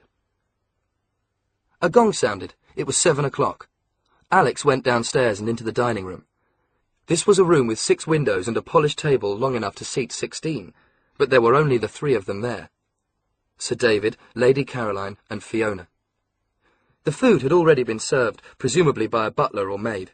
Sir David gestured to an empty chair. Alex sat down. "Fiona was just talking about Don Giovanni," Lady Caroline said. There was a pause. "It's an opera by Mozart." "I'm sure Alex isn't interested in opera," Fiona said. She was in a bad mood. "In fact, I doubt if we have anything in common. Why do I have to pretend he's my brother? The whole thing is completely—" "Fiona," Sir David muttered in a low voice. "Well, it's all very well having him here, Daddy, but it is meant to be my Easter holiday." Alex realised that Fiona must go to a private school. Her term would have ended earlier than his. "I don't think it's fair." "Alex is here because of my work," Sir David continued. It was strange, Alex thought, the way they talked about him as if he wasn't actually there. "I know you have a lot of questions, Fiona, but you're just going to have to do as I say. He's only with us until the end of the week. I want you to look after him." "Is it something to do with the supermarkets?" Fiona asked. "Fiona," Sir David didn't want any more argument. "It's what I told you. An experiment. And you will make him feel welcome." Fiona picked up her glass and looked directly at Alex for the first time since he had come into the room. "We'll see about that," she said. The week seemed endless. After only 2 days, Alex had decided that if he had really been a son in this frigid, self-important family, he probably would have ended up rebelling. Sir David had left at 6 o'clock the first morning and was still in London, sending messages to his wife and daughter by email. Lady Caroline did her best to avoid Alex. Once or twice she drove into the town nearby, but otherwise she seemed to spend a lot of time in bed. And Fiona? When she wasn't quoting opera, she was boasting about her lifestyle, her wealth, her holidays around the world. At the same time, she made it clear how much she disliked Alex. She'd asked him several times what he was really doing at Haverstock Hall. Alex had shrugged and said nothing, which made her dislike him all the more. On the 3rd day, she introduced him to some of her friends. "I'm going shooting," she told him. "I don't suppose you want to come?" Alex shrugged. He had memorised most of the details in the files and figured he could easily pass as a member of the family. Now he was counting the hours until the woman from the academy arrived to take him away. "Have you ever been shooting?" Fiona asked. No, Alex said. I go hunting and shooting, Fiona said. But of course, you're a city boy. You wouldn't understand. What's so great about killing animals? Alex asked. It's part of the country way of life. It's traditional. Fiona looked at him as if he was stupid. It was how she always looked at him. Anyway, the animals enjoy it. The shooting party turned out to be young, and apart from Fiona, entirely male. There were 5 of them waiting on the edge of the wood that was part of the Haverstock estate. Rufus, the leader, was 16, well-built with dark, curly hair. He seemed to be Fiona's official boyfriend. The others, Henry, Max, Bartholomew, and Fred, were about the same age. Alex looked at them with a heavy heart. They had uniform barber jackets, tweed trousers, flat caps, and huntsman leather boots. They spoke with uniform public school accents. Each of them carried a shotgun, with a barrel broken over his arm. 2 of them were smoking. They gazed at Alex with barely concealed contempt. Fiona must have already told them about him, the London boy. Quickly as she made the introductions, Rufus stepped forward. "Nice to have you with us," he drawled. He ran his eyes over Alex. "Up for a bit of shooting, are we?" "I don't have a gun," Alex said. "Well, I'm afraid I'm not going to lend you mine." Rufus snapped the barrel back into place and held it up for Alex to see. It was 80 centimetres of gleaming steel, stretching out of a dark walnut stock, decorated with ornately carved, solid silver side plates. "It's an over-under shotgun with detachable trigger, handmade by Abbiatico and Salvinelli," he said. "It cost me 30 grand. Or my mother, anyway. It was a birthday present." "Can't have been easy to wrap," Alex said. "Where did you put the ribbon?" Rufus's smile faded. "You wouldn't know anything about guns," he said. He nodded at one of the other teenagers, who handed Alex a much more ordinary weapon. It was old and a little rusty. "You can use this one," he said, "and if you're very good and don't get in the way, maybe we'll let you have a cartridge." They all laughed at that. Then the 2 smokers put out their cigarettes and they set off into the wood. 30 minutes later, Alex knew he had made a mistake in coming. The boys blasted away left and right, aiming at anything that moved. A rabbit spun in a glistening red ball. A wood pigeon tumbled out of the branches and flapped around on the leaves below. Whatever the quality of their weapons, the teenagers weren't good shots. Many of the animals they shot were only wounded, and Alex felt a growing sickness following this trail of blood. They reached a clearing and paused to reload. Alex turned to Fiona. "I'm going back to the house," he said. "Why? Can't stand the sight of a little blood?" Alex glanced at a rabbit about 50 metres away. It was lying on its side with its back legs kicking helplessly. "I'm surprised they let you carry guns," he said. "I thought you had to be 17. Rufus had overheard him. He stepped forward, an ugly look in his eyes. "We don't bother with rules in the countryside," he muttered. "Maybe Alex wants to call a policeman," Fiona said. "The nearest police station is 40 miles from here. Do you want to borrow my mobile?" They all laughed again. Alex had had enough. Without saying another word, he turned round and walked off. It had taken them 30 minutes to reach the clearing, but 30 minutes later he was still stuck in the wood, completely surrounded by trees and wild shrubs. Alex realised he was lost. He was annoyed with himself. He should have watched where he was going when he was following Fiona and the others. The wood was enormous. Walk in the wrong direction and he might blunder onto the moors, and it could be days before he was found. At the same time, the spring foliage was so thick that he could barely see 10 metres in any direction. How could he possibly find his way? And should he try to retrace his steps or continue forward in the hope of stumbling on the right path? Alex sensed danger before the first shot was fired. Perhaps it was the snapping of a twig or the click of a metal bolt being slipped into place. He froze, and that was what saved him. There was an explosion, loud, close, and a tree, 1 step ahead of him, shattered, splinters of wood dancing in the air. Alex turned round, searching for whoever fired the shot. "What are you doing?" he shouted. "You nearly hit me!" Almost immediately there was a second shot. Just behind it, a whoop of excited laughter. And then Alex realised. They hadn't mistaken him for an animal. They were aiming at him for fun. He dived forward and began to run. The trunks of the trees seemed to press in on him from all sides, threatening to bar his way.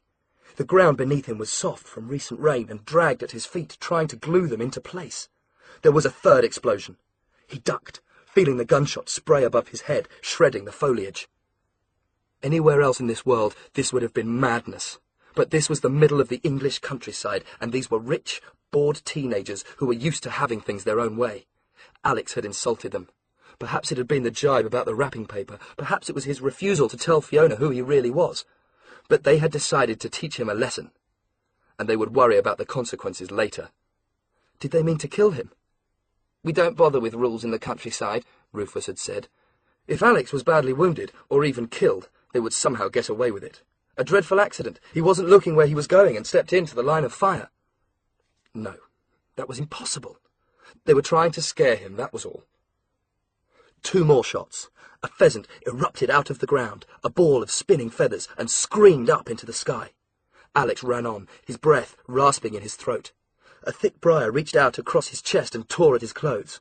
He still had the gun he had been given, and he used it to beat a way through. A tangle of roots almost sent him sprawling. "Alex, where are you?" The voice belonged to Rufus. It was high-pitched and mocking, coming from the other side of a barrier of leaves.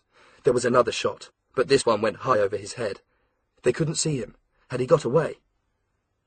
Alex came to a stumbling, sweating halt. He had broken out of the wood, but he was still hopelessly lost.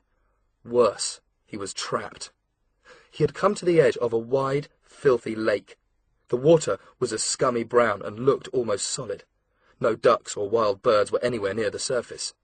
The evening sun beat down on it, and the smell of decay drifted up. "He went that way. No, through here. Let's try the lake." Alex heard the voices and knew that he couldn't let them find him here. He had a sudden image of his body weighed down with stones at the bottom of the lake, but that gave him an idea. He had to hide. He stepped into the water. He would need something to breathe through. He had seen people do this in films.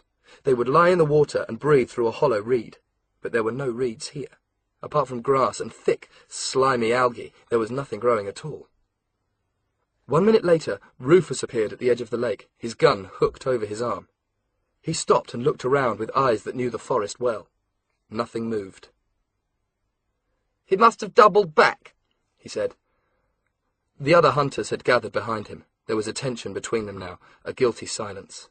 They knew the game had gone too far. "Let's forget him," one of them said. "Yeah, we've taught him a lesson." They were in a hurry to get home. The group disappeared back the way they had come. Rufus was left on his own, still clutching his gun, searching for Alex. He took one last look across the water, then turned to follow them. That was when Alex struck. He had been lying under the water, watching the vague shapes of the teenagers as if through a sheet of thick brown glass. The barrel of the shotgun was in his mouth. The rest of the gun was just above the surface of the lake. He was using the hollow tubes to breathe through. Now he rose up, a nightmare creature oozing mud and water with fury in his eyes. Rufus heard him, but he was too late. Alex swung the shotgun, catching Rufus in the small of the back. Rufus grunted and fell to his knees, his own gun falling out of his hands. Alex picked it up. There were 2 cartridges in the breech. He snapped the gun shut. Rufus looked at him, and suddenly all the arrogance had gone, and he was just a stupid, frightened teenager, struggling to get to his knees. "Alex!" The single word came out as a whimper. It was as if he was seeing Alex for the first time. "I'm sorry," he snivelled. "We weren't really going to hurt you. It was a joke. Fiona put us up to it. We just wanted to scare you. Please." Alex paused, breathing heavily. "How do I get out of here?" he asked. "Just follow the lake round," Rufus said. "There's a path." Rufus was still on his knees. There were tears in his eyes. Alex realized he was pointing the silver-plated shotgun in his direction. He turned it away, disgusted with himself. This boy wasn't the enemy. He was nothing. "Don't follow me," Alex said, and began to walk.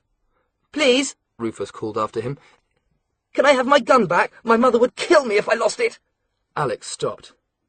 He weighed the weapon in his hands and threw it with all his strength. The hand-crafted Italian shotgun spun twice in the dying light, then disappeared with a splash into the middle of the lake. "You're too young to play with guns," he said, and walked away, letting the forest swallow him up.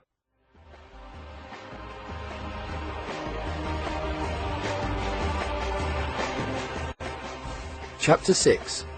The tunnel. The man sitting in the gold antique chair turned his head slowly and gazed out of the window at the snow-covered slopes of Point Blanc. Dr. Hugo Grief was almost 60 years old, with short white hair and a face that was almost colourless too.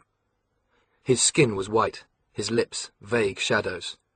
Even his tongue was no more than grey, and yet, against this blank background, he wore circular wire spectacles with dark red lenses.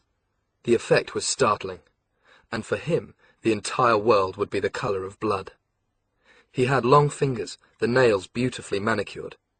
He was dressed in a dark suit buttoned up to his neck. If there was such a thing as a vampire, it would look very much like Hugo Grief. "I have decided to move the Gemini project into its last phase," he said. He spoke with a South African accent, biting into each word before it left his mouth. "There can be no further delay." "I understand, Dr. Grief." There was a woman sitting opposite Dr. Grief, dressed in tight-fitting lycra with a sweatband round her head. This was Eva Stellenbos. She had just finished her morning workout, 2 hours of weightlifting and aerobic exercise, and she was still breathing heavily, her huge muscles rising and falling. Mrs. Stellenbos had a facial structure that wasn't quite human, with lips curving out far in front of her nose and wisps of bright ginger hair hanging over a high-domed forehead. She was holding a glass filled with some milky green liquid. Her fingers were thick and stubby. She had to be careful not to break the glass. She sipped her drink, then frowned. "Are you sure we're ready?" she asked. "We have no choice in the matter. We have had 2 unsatisfactory results in the last few months, first Ivanov, then Rosco in New York. Quite apart from the expense of arranging determinations, it's possible that someone may have connected the 2 deaths." "Possible but unlikely," Mrs. Stellenbos said. "The intelligence services are idle and inefficient, it is true. The CIA in America, MI6 in England, even the KGB, they're all shadows of what they used to be. But even so, there's always the chance that one of them might have accidentally stumbled onto something. The sooner we end this phase of the operation, the more chance we have of remaining unnoticed." Dr. Grief brought his hands together and rested his chin on his fingertips. "When is the final boy arriving?" he asked. "Alex." Mrs. Stellenbosch emptied her glass and set it down. She opened her handbag and took out a handkerchief which she used to wipe her lips. "I am travelling to England tomorrow," she said. "Excellent. You'll take the boy to Paris on the way here?" "Of course, Doctor, if that is what you wish." "It is very much what I wish, Mrs. Stellenbosch. We can do all the preliminary work there. It will save time. What about this prince boy?" "I'm afraid we still need another few days." "That means that he and Alex will be here at the same time?" "Yes." Dr. Grief considered. He had to balance the risk of the 2 boys meeting against the dangers of moving too fast. It was fortunate that he had a scientific mind. His calculations were never wrong. "Very well," he said. "The Prince boy can stay with us for another few days." Mrs. Stellenbosch nodded. "Alex's friend is an excellent catch for us," Dr. Grief said. "Supermarkets?" The woman sounded unconvinced. "His father has the Prime Minister's ear. He is an impressive man. His son, I am sure, will meet all our expectations." Dr. Grief smiled. His eyes glowed red. "Very soon we will have Alex here at the Academy. And then, at last, the Gemini project will be complete."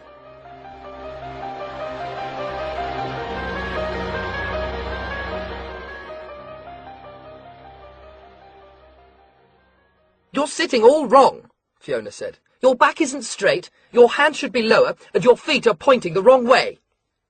"What does it matter so long as you're enjoying yourself?" Alex asked, speaking through gritted teeth. It was the 4th day of his stay at Haverstock Hall, and Fiona had taken him out riding. Alex wasn't enjoying himself at all. Before the ride, he'd had to endure the inevitable lecture, although he had barely listened. The horses were Iberian or Hungarian. They'd won a bucket full of gold medals. Alex didn't care. All he knew was that his horse was big and black and attracted flies, and that he was riding it with all the style of a sack of potatoes on a trampoline. The 2 of them had barely mentioned the business in the forest. When Alex had limped back to the house, soaked and freezing, Fiona had politely fetched him a towel and offered him a cup of tea. "You tried to kill me," Alex said. "Don't be silly." Fiona looked at Alex with something like pity in her eyes. "We would never do that. Rufus is a very nice boy." "What?" "It was just a game, Alex. Just a bit of fun." And that was it. Fiona had smiled as if everything had been explained and then gone to have a swim. Alex had spent the rest of the evening with the files. He was trying to take in a fake history that lasted 14 years. There were uncles and aunts, friends at Eton, a whole crowd of people he had to know without ever having met any of them. More than that, he was trying to get the feel of this luxurious lifestyle. That was why he was here now, out riding with Fiona. She upright in her riding jacket and breeches, he bumping along behind. They had ridden for about an hour and a half when they came to the tunnel. Fiona had tried to teach Alex a bit of technique, the difference, for example, between walking, trotting and cantering. But this was one sport he had already decided he would never take up. Every bone in his body had been rattled out of place, and his bottom was so bruised he wondered if he would ever be able to sit down again. Fiona was enjoying his torment. He even wondered if she had chosen a particularly bumpy route to add to his bruises. Or maybe it was just a particularly bumpy horse. There was a single railway line ahead of them, with an automatic level crossing, equipped with a bell and flashing lights to warn motorists of any approaching train. Fiona steered her horse, a smaller grey, towards it. Alex's horse automatically followed. He assumed they were going to cross the line, but when she reached the barrier, Fiona stopped. "There's a shortcut we can take if you want to get home," she said. "A shortcut would be great," Alex admitted. "It's that way." Fiona pointed up the line, and there was the tunnel, a gaping black hole in the side of a hill, surrounded by dark red Victorian brick. Alex looked at her to see if she was joking. She was obviously quite serious. He turned back to the tunnel. It was like the barrel of a gun pointing at him, warning him to keep away. He could almost imagine the giant finger on the trigger somewhere behind the hill. How long was it? Looking more carefully, he could see a pinprick of light at the other end, perhaps up to a kilometre away. "You're not being serious," he said. "Actually, Alex, I don't usually tell jokes. When I say something, I mean it. I'm just like my father." "Your father isn't barking mad," Alex muttered. Fiona pretended not to hear him. "The tunnel is exactly 1 kilometre long," she explained. "There's a bridge on the other side, then another level crossing. If we go that way, we can be home in 30 minutes. Otherwise, it's an hour and a half back the way we came." "Then let's go back the way we came." "Oh, Alex, don't be such a scaredy cat," Fiona pouted at him. "There's only one train an hour on this line, and the next one isn't due for—" she looked at her watch. 20 minutes. I've been through the tunnel 100 times, and it never takes more than 5 minutes, less if you canter. It's still crazy to ride on a railway line." "Well, you'll have to find your own way home if you turn back." She kicked with her heels, and her horse jerked forward past the barrier and onto the line. "I'll see you later." But Alex followed her. He would never have been able to ride back to the house on his own. He didn't know the way, and he could barely control the horse. Even now it was following Fiona with no prompting from him. Would the two animals really enter the darkness of the tunnel? It seemed incredible, but Fiona said they'd done it before, and sure enough, the horse walked into the side of the hill without even hesitating. Alex shivered as the light was suddenly cut off behind him. It was cold and clammy inside. The air smelled of soot and diesel. The tunnel was a natural echo chamber. The horses' hooves rattled all round them as they struck against the gravel between the sleepers. What if his horse stumbled? Alex put the thought out of his mind. The leather saddles creaked. Slowly, his eyes got used to the dark. A certain amount of sunshine was filtering in from behind. More comfortingly, the way out was visible straight ahead, the circle of light widening with every step as they drew nearer. He tried to relax. Perhaps this wasn't going to be so bad after all. And then Fiona spoke. She had slowed down, allowing his horse to catch up with hers. "Are you still worried about the train, Alex?" she said. "Perhaps you'd like to go faster." He heard the riding crop whistle through the air and felt his horse jerk as Fiona whipped it hard on the rear. The horse whinnied and leapt forward. Alex was thrown backwards, almost off the saddle. Digging in with his legs, he just managed to cling on, but the top half of his body was at a crazy angle, the reins tearing into the horse's mouth. Fiona laughed. Alex was aware only of the wind rushing past him, the thick blackness around his face, and the horse's hooves striking heavily at the gravel as the animal careered forward. Dust blew into his eyes, blinding him. He thought he was going to fall, but then, miraculously, they had burst out into the light. Alex fought for his balance and brought the horse back under control, pulling back with the reins and squeezing the horse's flanks with his knees. He took a deep breath, spat out an oath, and waited for Fiona to appear. The horse had come to rest on the bridge that she had mentioned. The bridge was fashioned out of thick iron girders and spanned a river. There had been a lot of rain that month, and about 15 metres below, the water was racing past, dark green and deep. Carefully, he turned round to face the tunnel. If he lost control here, it would be easy to fall over the edge. The sides of the bridge couldn't have been more than a metre high. He could hear Fiona approaching. She had been cantering after him, probably laughing the entire way. He gazed into the tunnel. And that was when the grey burst out, raced past him, and disappeared through the level crossing on the other side of the bridge. But Fiona wasn't on it. The horse had come out alone. It took Alex a few seconds to work it out. His head was reeling. She must have fallen off. Perhaps her horse had stumbled. She could be lying inside the tunnel, on the track. How long was there until the next train? 20 minutes, she had said, but at least 5 of those minutes had gone, and she might have been exaggerating to begin with. What should he do? He only had 3 choices. Go back in on foot. Go back in on the horse. Go home and forget about her.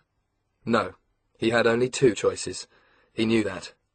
He swore for a second time, then seized hold of the reins. Somehow he would get this horse to obey him. He had to get the girl out, and he had to do it fast. Perhaps his desperation managed to communicate itself to the horse's brain. The animal wheeled round and tried to back away. But when Alex kicked with his heels, it stumbled forward and reluctantly entered the darkness of the tunnel for a second time. Alex kicked again. He didn't want to hurt it, but he could think of no other way to make it obey him. The horse trotted on. Alex searched ahead. "Fiona!" he called out. There was no reply. He had hoped that she would be walking towards him, but he couldn't hear any footsteps. If only there was more light. The horse stopped, and there she was, right in front of him, lying on the ground, her arms and chest actually on the line. If a train came now, it would cut her in half. It was too dark to see her face, but when she spoke, he heard the pain in her voice. "Alex," she said, "I think I've broken my ankle." "What happened?" "There was a cobweb or something. I was trying to keep up with you. It went in my face, and I lost my balance." She'd been trying to keep up with him. She sounded as if she was blaming him, as if she'd forgotten that she had whipped his horse in the first place. "Can you get up?" Alex asked. "I don't think so." Alex sighed. Keeping a tight hold on the reins, he slid off his horse. Fiona couldn't have timed it better. She had fallen right in the middle of the tunnel. He forced himself not to panic. According to her calculations, the next train must still be at least 10 minutes away. He reached down to help her up. His foot came to rest on one of the rails, and he felt something. Under his foot, shivering up his leg, the track was vibrating. The train was on its way. "You've got to stand up," he said, trying to keep the fear out of his voice. He could already see the train in his imagination, thundering along the line. When it plunged into the tunnel, it would be a 500-ton torpedo that would smash them to pieces. He could hear the grinding of the wheels, the roar of the engine, blood and darkness. It would be a horrible way to die. But he still had time. "Can you move your toes?" he asked. "I think so." Fiona was clutching onto him. "Then your ankle's probably sprained, not broken. Come on." He dragged her up, wondering if it would be possible to stay inside the tunnel at the edge of the track. If they hugged the wall, the train might simply go past them. But Alex knew there wouldn't be enough space, and even if the train missed them, it would still hit the horse. Suppose it derailed. Dozens of people could be killed. "What train comes this way?" he asked. "Does it carry passengers?" "Yes." Fiona was sounding tearful. "It's a Virgin train heading up to Glasgow." Alex sighed. It was just his luck to get a Virgin train that arrived on time. Fiona froze. "What's that?" she asked. She had heard the clanging of a bell. What was it? Of course. The level crossing. It was signalling the approach of the train, the barrier lowering itself over the road. And then Alex heard a second sound that made his blood run cold. For a moment he couldn't breathe. It was extraordinary. His breath had got stuck in his lungs and refused to get up to his mouth. His whole body was paralyzed, as if some switch had been thrown in his brain. He was simply terrified. The screech of a train whistle. It was still a mile or more away, but the tunnel was acting as a sound conductor, and he could feel it almost cutting into him. And now there was another noise, the rolling thunder of the diesel engine. It was moving fast towards them. Underneath his foot, the rail was vibrating more violently. Alex gulped for air and forced his legs to obey him. "Get on the horse!" he shouted. "I'll help you!" Not caring how much pain he caused her, he dragged Fiona next to the horse and forced her up towards the saddle. The noise was getting louder with every second that passed. The rail was humming softly like a giant tuning fork. The very air inside the tunnel seemed to be in motion, spinning left and right as if trying to get out of the way. Fiona squealed, and Alex felt her weight leave his arms as she fell onto the saddle. The horse whinnied and took a half step sideways, and for a dreadful moment Alex thought she was going to ride off without him. There was just enough light to make out the shapes of both the animal and its rider. He saw Fiona grabbing the reins. She brought the horse back under control. Alex reached up and caught hold of its mane, using the thick hair to pull himself onto the saddle in front of Fiona. The noise of the approaching train was getting louder and louder. Soot and loose cement were trickling out of the curving walls. The wind currents were twisting faster, the rails singing. For a moment, the two of them were tangled together, but then he had the reins and she was clinging onto him, her arms around his chest. "Go!" he shouted, and kicked the horse. The horse needed no encouragement. It raced for the light, galloping up the railway line, throwing Alex and Fiona back and forth into each other. Alex didn't dare look behind him, but he felt the train as it reached the mouth of the tunnel and plunged into it, travelling at 105 miles per hour. A shockwave hammered into them. The train was punching the air out of its way, filling the space with solid steel. The horse understood the danger and burst forward with new speed, its hooves flying over the sleepers in great strides. Ahead of them, the tunnel mouth opened up. But Alex knew with a sickening sense of despair that they weren't going to make it. Even when they got out of the tunnel, they would still be hemmed in by the sides of the bridge. The second level crossing was 100 metres further down the line. They might get out, but they would die in the open air. The horse passed through the end of the tunnel. Alex felt the circle of darkness slip over his shoulders. Fiona was screaming, her arms wrapped around him so tightly that he could barely breathe. He could hardly hear her. The roar of the train was right behind him. As the horse began a desperate race over the bridge, he sneaked a glance round. He just had time to see the huge metallic beast roar out of the tunnel, towering over them, its body painted the brilliant red of the virgin colours, the driver staring in horror from behind his window. There was a second blast from the train whistle, this one all-consuming, exploding all around them. Alex knew what he had to do. He pulled on one rein, kicking with the opposite foot at the same time. He just hoped the horse would understand what he wanted. And somehow it worked. The horse veered round. It was now facing the side of the bridge. There was a final, deafening blast from the train. Diesel fumes smothered them. The horse jumped. The train roared past, barely missing them. But now they were in the air, over the side of the bridge. The carriages were still thundering past, a red blur. Fiona screamed again. Everything seemed to be happening in slow motion as they fell. One moment they were next to the bridge, a moment later underneath it and still falling. The green river rose up to receive them. The horse, with its two riders, plummeted through the air and crashed into the river.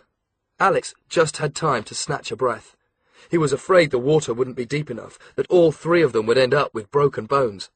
But then they had hit the surface and passed through, down into a freezing, dark green whirlpool that sucked at them greedily, threatening to keep them there forever. Fiona was torn away from him. He felt the horse kick itself free. Bubbles exploded out of his mouth, and he realized he was yelling. Finally, Alex rose to the surface again.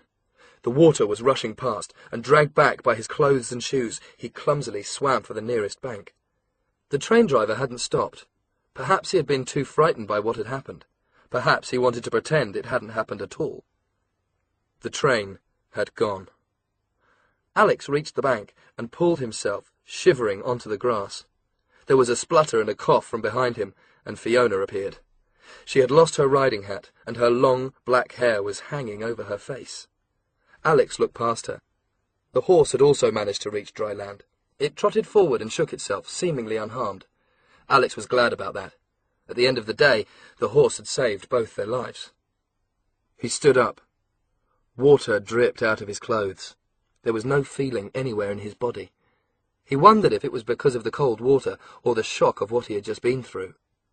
He went over to Fiona and helped her to her feet. "Are you all right?" he asked. "Yes." She was looking at him strangely. She wobbled, and he put out a hand to steady her.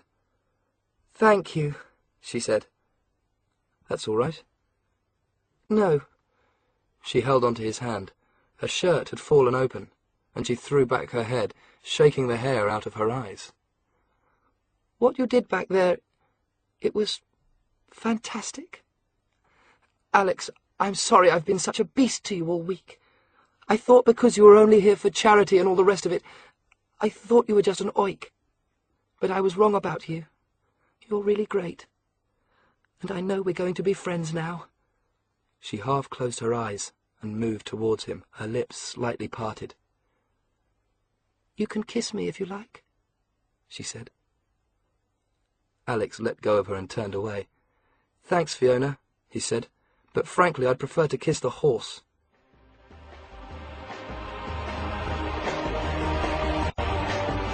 Chapter 7. Special Edition.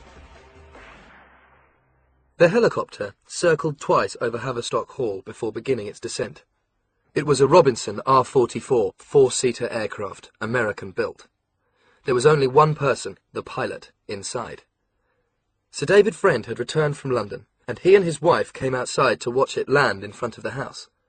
The engine noise died down, and the rotors began to slow. The cabin door slid open, and the pilot got out, dressed in a one-piece leather flying suit, helmet and goggles. The pilot walked up to them, extending a hand. "Good morning," she said. "I am Mrs. Stellenbos from the Academy." If Sir David and Lady Caroline had been thrown by their first sight of Alex, the appearance of this assistant director, as she called herself, left them frozen to the spot. Sir David was the first to recover. "You flew the helicopter yourself?" "Yes, I'm qualified." Mrs. Stellenbosch had to shout over the noise of the rotors, which were still turning. "Would you like to come in?" Lady Caroline asked. "Perhaps you'd like some tea." She led them into the house and through to the living room, where Mrs. Stellenbosch sat, her legs apart, her helmet on the sofa beside her. Sir David and Lady Caroline sat opposite her. Tea was brought in on a tray. "Do you mind if I smoke?" Mrs. Stellenbosch asked. She reached into her pocket and took out a small packet of cigars without waiting for an answer. She lit one and blew smoke. "What a very beautiful house you have, Sir David. Georgian, I would say, but decorated with such taste.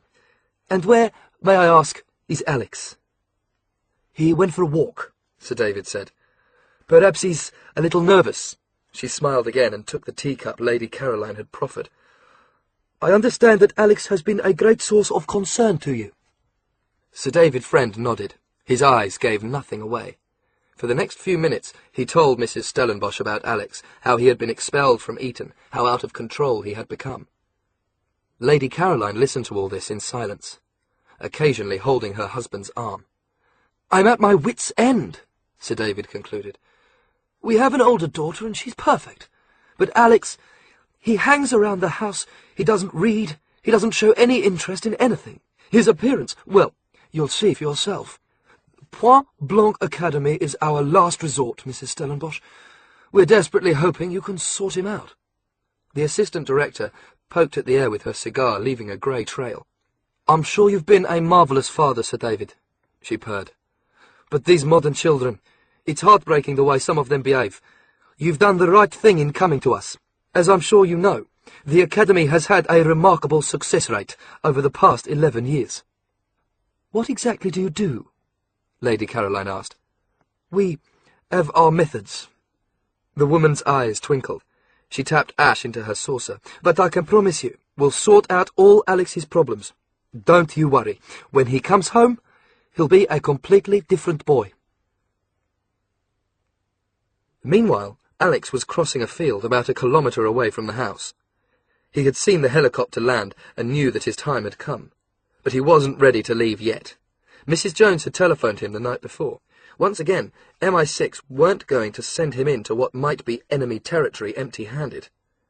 He watched as a combine harvester rumbled slowly towards him, cutting a swathe through the grass.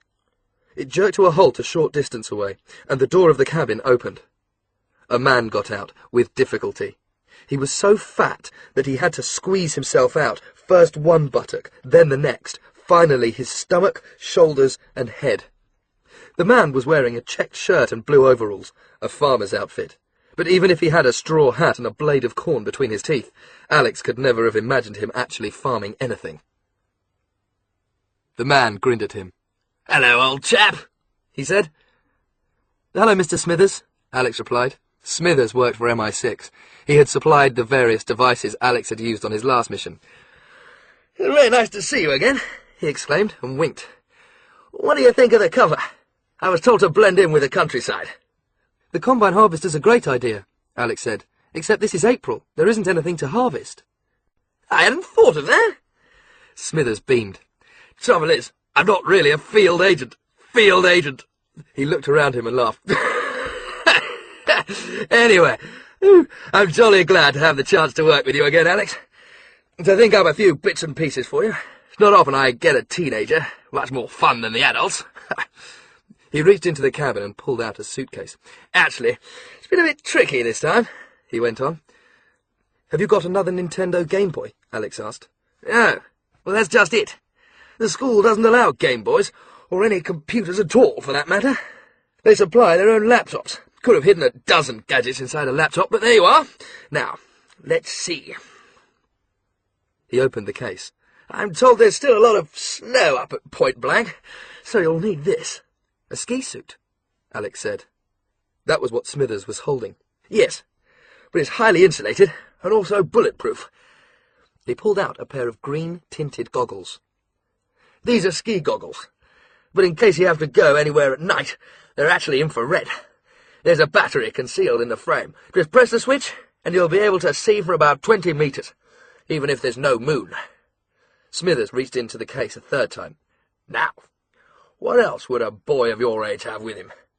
Fortunately, you're allowed to take a Sony Discman, provided all the CDs are classical." He handed Alex the machine.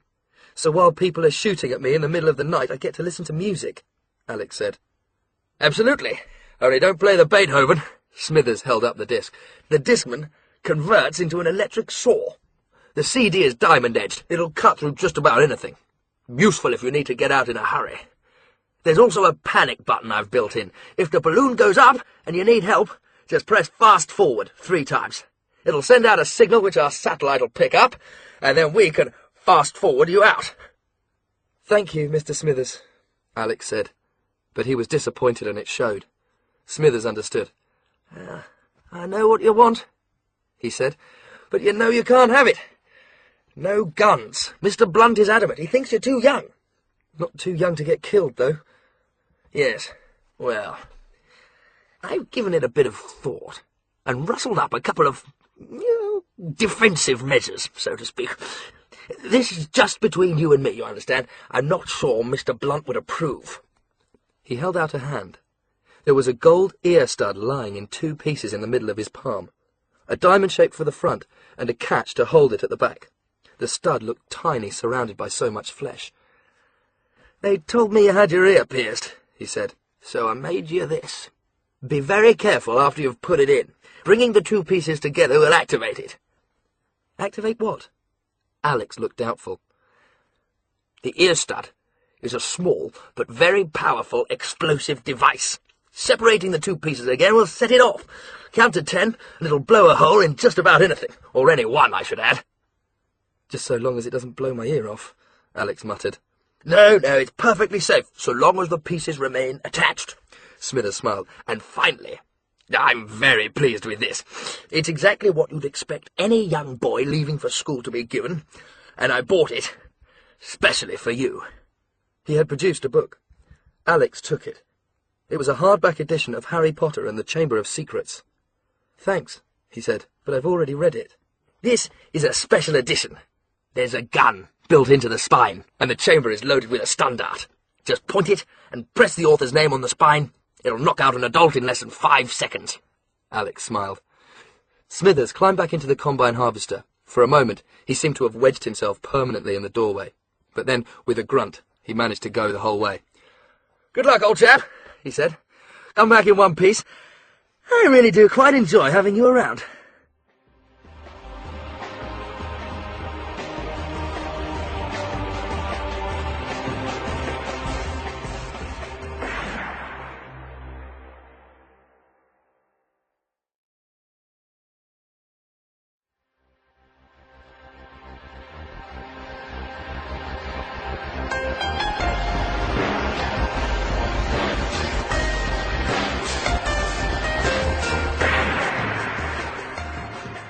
It was time to go. Alex's luggage was being loaded into the helicopter, and he was standing next to his parents, clutching the Harry Potter book. Eva Stellenbos was waiting for him beneath the rotors. He had been shocked by her appearance, and at first he'd tried to hide it, but then he'd relaxed. He didn't have to be polite. Alex Ryder might be well-mannered, but Alex's friend wouldn't give a damn what she thought. He glanced at her scornfully now, and noticed that she was watching him carefully as he said goodbye to the friends. Once again, Sir David Friend acted his part perfectly. "Goodbye, Alex," he said. "You will write to us and let us know you're okay?" "If you want," Alex said. Lady Caroline moved forward and kissed him. Alex backed away from her as if embarrassed. He had to admit that she looked genuinely sad. "Come, Alex." Mrs. Stellenbosch was in a hurry to get away. She told him that they would need to stop in Paris to refuel. And then Fiona appeared, crossing the lawn towards them. Alex hadn't spoken to her since the business at the tunnel, nor had she spoken to him. He had rejected her, and he knew that she would never forgive him.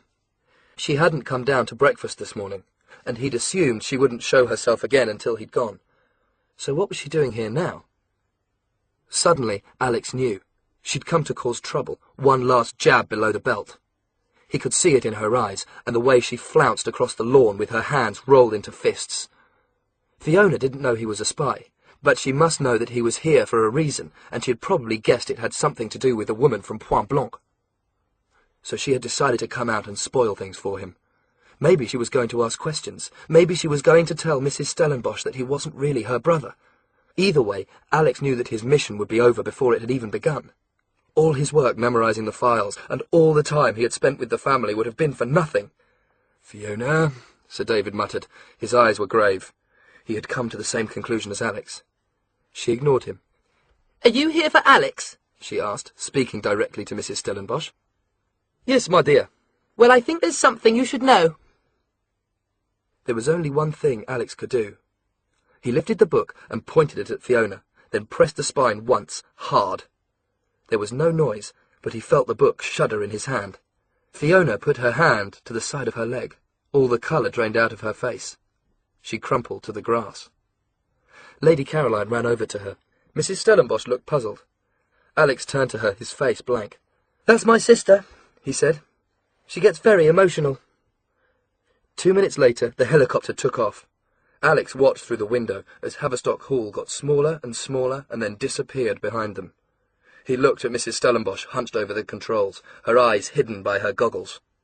He eased himself into his seat and let himself be carried away into the darkening sky. Then the clouds rolled in. The countryside was gone. So was his only weapon. Alex was on his own.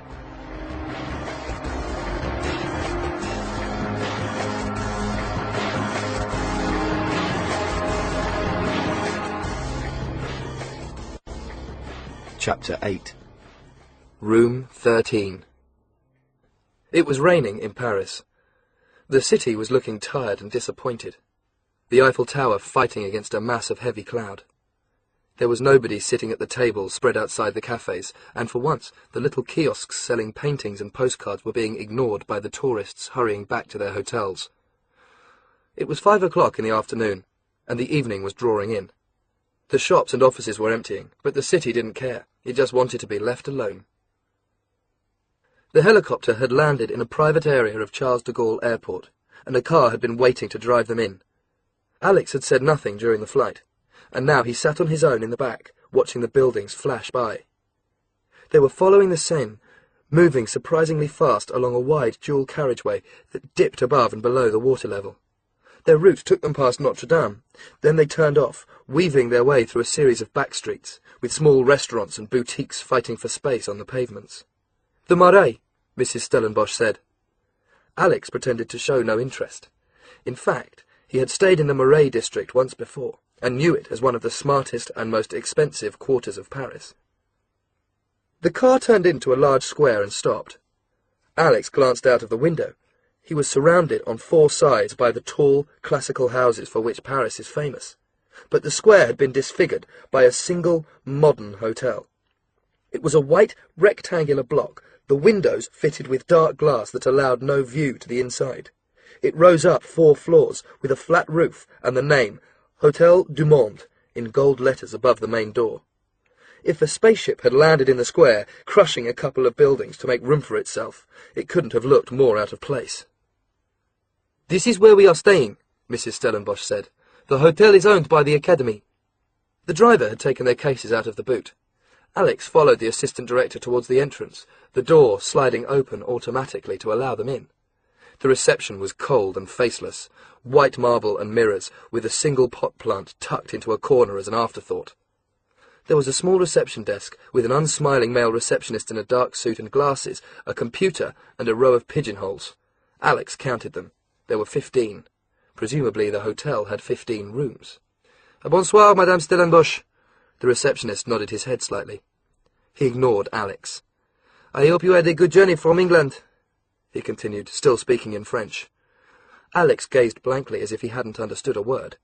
Alex's friend wouldn't speak French. He wouldn't have bothered to learn.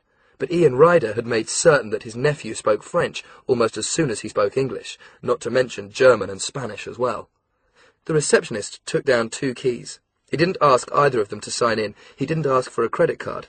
The school owned the hotel, so there would be no bill when they left. He gave Alex one of the keys. "I hope you are not superstitious," he said, speaking in English now. "No," Alex replied. "It is room 13 on the first floor. I am sure you will find it most agreeable." The receptionist smiled. Mrs. Stellenbosch took her key. "The hotel has its own restaurant," she said. "We might as well eat here tonight. We don't want to go out in the rain. Anyway, the food here is excellent. Do you like French food, Alex?" "Not much," Alex said. "Well, I'm sure we'll find something that you like. Why don't you freshen up after the journey?" She looked at her watch. "We'll eat at 7, an hour and a half from now. It will give us an opportunity to talk together. Might I suggest perhaps some smarter clothes for dinner? The French are informal, but, if you'll forgive me saying so, my dear, you take informality a little far. I will call you at 5 to 7. I hope your room is all right." Room 13 was at the end of a long, narrow corridor. The door opened into a surprisingly large space with views over the square. There was a double bed with a black and white cover, a television and minibar, a desk, and on the wall a couple of framed pictures of Paris. A porter had carried up Alex's cases, and, as soon as he was gone, Alex kicked off his shoes and sat down on the bed. He wondered why they had come here. He knew the helicopter had needed refuelling, but that shouldn't have necessitated an overnight stop. Why not fly straight on to the school? He had more than an hour to kill. First he went into the bathroom, more glass and white marble, and took a long shower. Then, wrapped in a towel, he went back into the room and put the television on.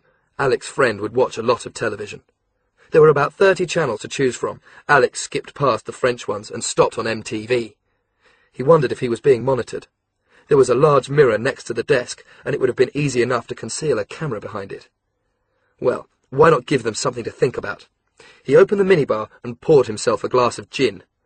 Then he went into the bathroom, refilled the bottle with water and put it back in the fridge. Drinking alcohol, and stealing. If she was watching, Mrs. Stellenbosch would know that she had her hands full with him.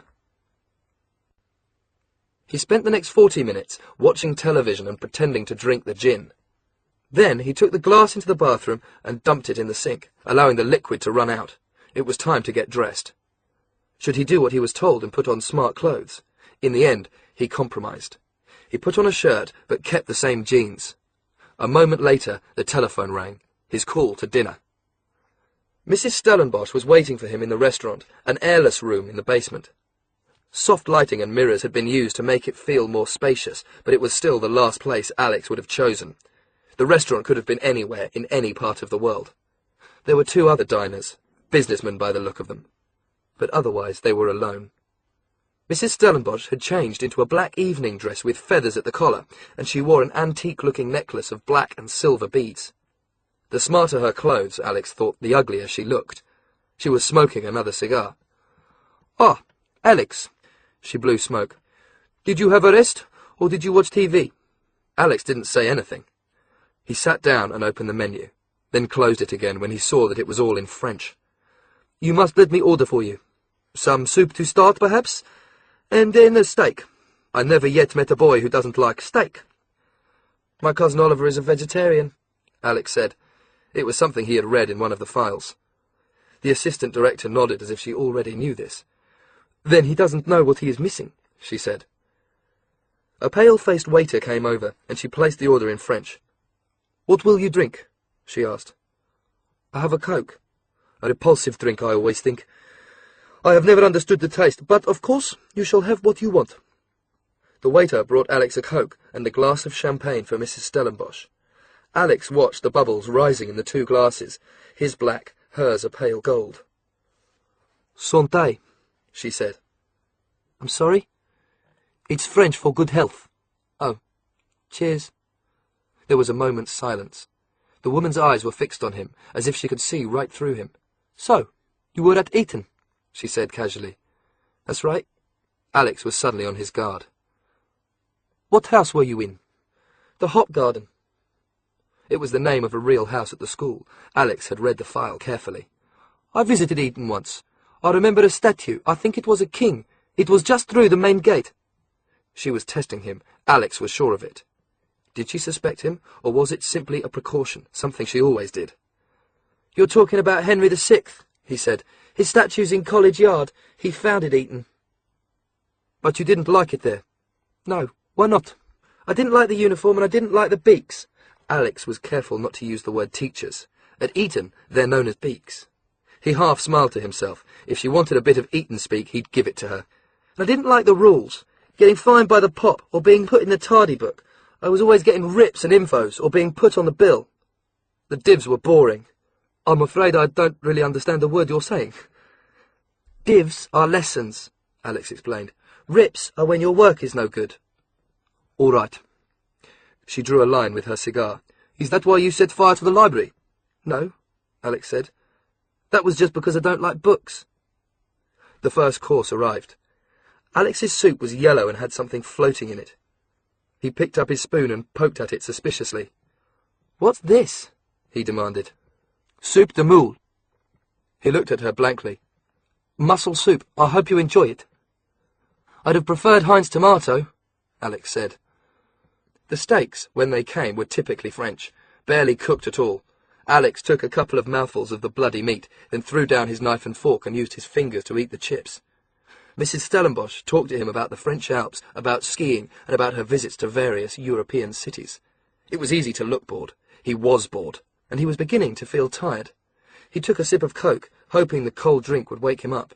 The meal seemed to be dragging on all night. But at last the puddings, ice cream with white chocolate sauce, had come and gone. Alex declined coffee. "You look tired," Stellenbos said. She had lit another cigar. The smoke curled round her head and made him feel dizzy. "Would you like to go to bed?" "Yes." "We don't need to leave until midday tomorrow. You'll have time for a visit to the Louvre if you'd like that." Alex shook his head. "Actually, paintings bore me." "Really? What a shame." Alex stood up. Somehow his hand knocked into his glass, spilling the rest of the Coke over the pristine white tablecloth. What was the matter with him? Suddenly he was exhausted. "Would you like me to come up with you, Alex?" the woman asked. She was looking carefully at him, a tiny glimmer of interest in her otherwise dead eyes. "No, I'll be all right." Alex stepped away. "Good night." Getting upstairs was an ordeal. He was tempted to take the lift, but he didn't want to lock himself into that small, windowless cubicle. He would have felt suffocated. He climbed the stairs, his shoulder resting heavily against the wall, stumbled down the corridor, and somehow got the key into the lock. When he finally got inside, the room was spinning. What was going on? Had he drunk more of the gin than he had intended? Or was he... Alex swallowed. He had been drugged. There had been something in the coke. It was still on his tongue, a sort of bitterness. There were only 3 steps between him and his bed, but it could have been a mile away. His legs wouldn't obey him any more. Just lifting 1 foot took all his strength. He fell forward, reaching out with his arms. Somehow he managed to propel himself far enough. His chest and shoulders hit the bed, sinking into the mattress. The room was spinning round him, faster and faster. He tried to stand up, tried to speak, but nothing came. His eyes closed. Gratefully, he allowed the darkness to take him.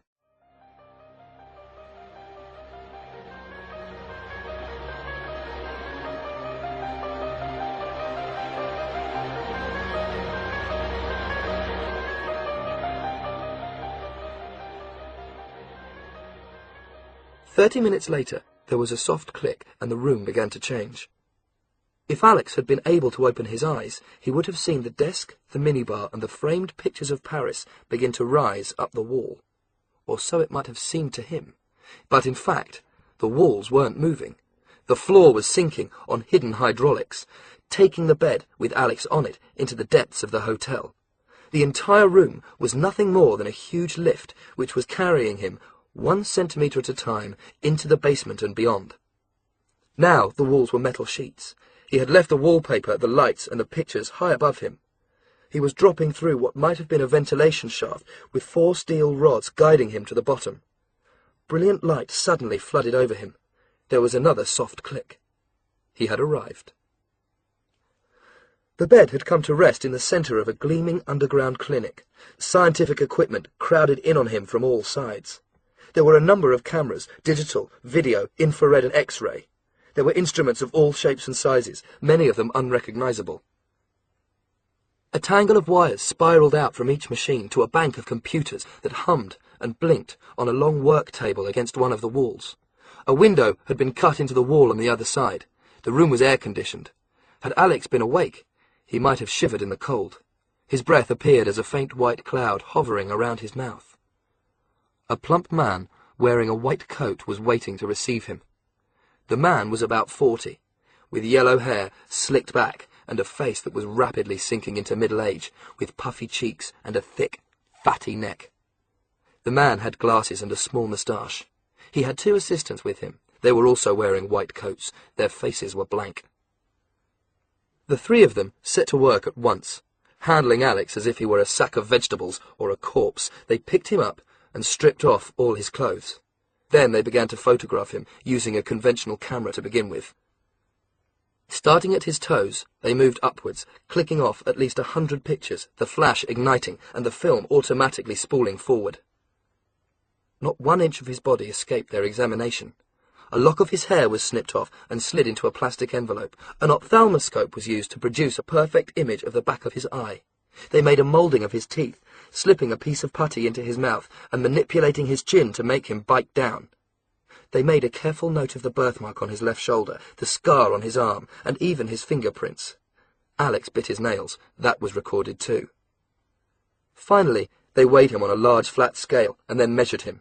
His height, chest, waist, inside leg, hand size, and so on, making a note of every measurement on clipboards. And all the time, Mrs. Stellenbos watched from the other side of the window. She never moved. The only sign of life anywhere in her face was the cigar, clamped between her lips. It glowed red, and the smoke trickled up. The 3 men had finished, and the one with the yellow hair spoke into a microphone. "We are all done," he said. "Give me your opinion, Mr. Baxter." The woman's voice echoed out of a concealed speaker. "It's a cinch." The man called Baxter was English. He spoke with an upper-class accent, and he was obviously pleased with himself. "He's got a good bone structure, very fit, interesting face. You noticed the pierce here? He's had that done recently." Nothing else to say, really. When will you operate? Whenever you say, old girl. Just let me know. Mrs. Stellenbos turned to the other two men. Rabiela. She snapped the two words. The two assistants put Alex's clothes back on him again. This took longer than taking them off.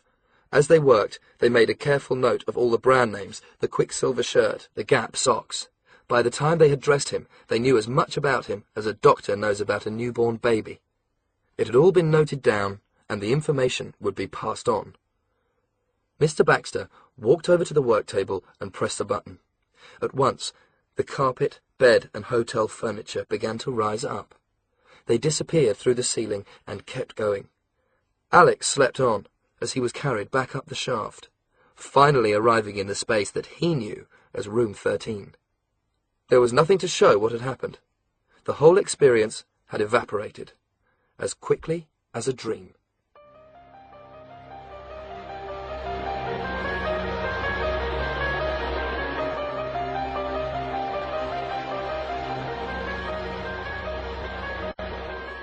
Chapter 9. My name is Grief. The academy at Point Blanc had been built by a lunatic. For a time it had been used as an asylum. Alex remembered what Alan Blunt had told him as the helicopter began its final descent, the red and white helipad looming up to receive it. The photograph in the brochure had been artfully taken. Now that he could see the building for himself, he could only describe it as mad. It was a jumble of towers and battlements, green-sloping roofs and windows of every shape and size. Nothing fitted together properly. The overall design should have been simple enough.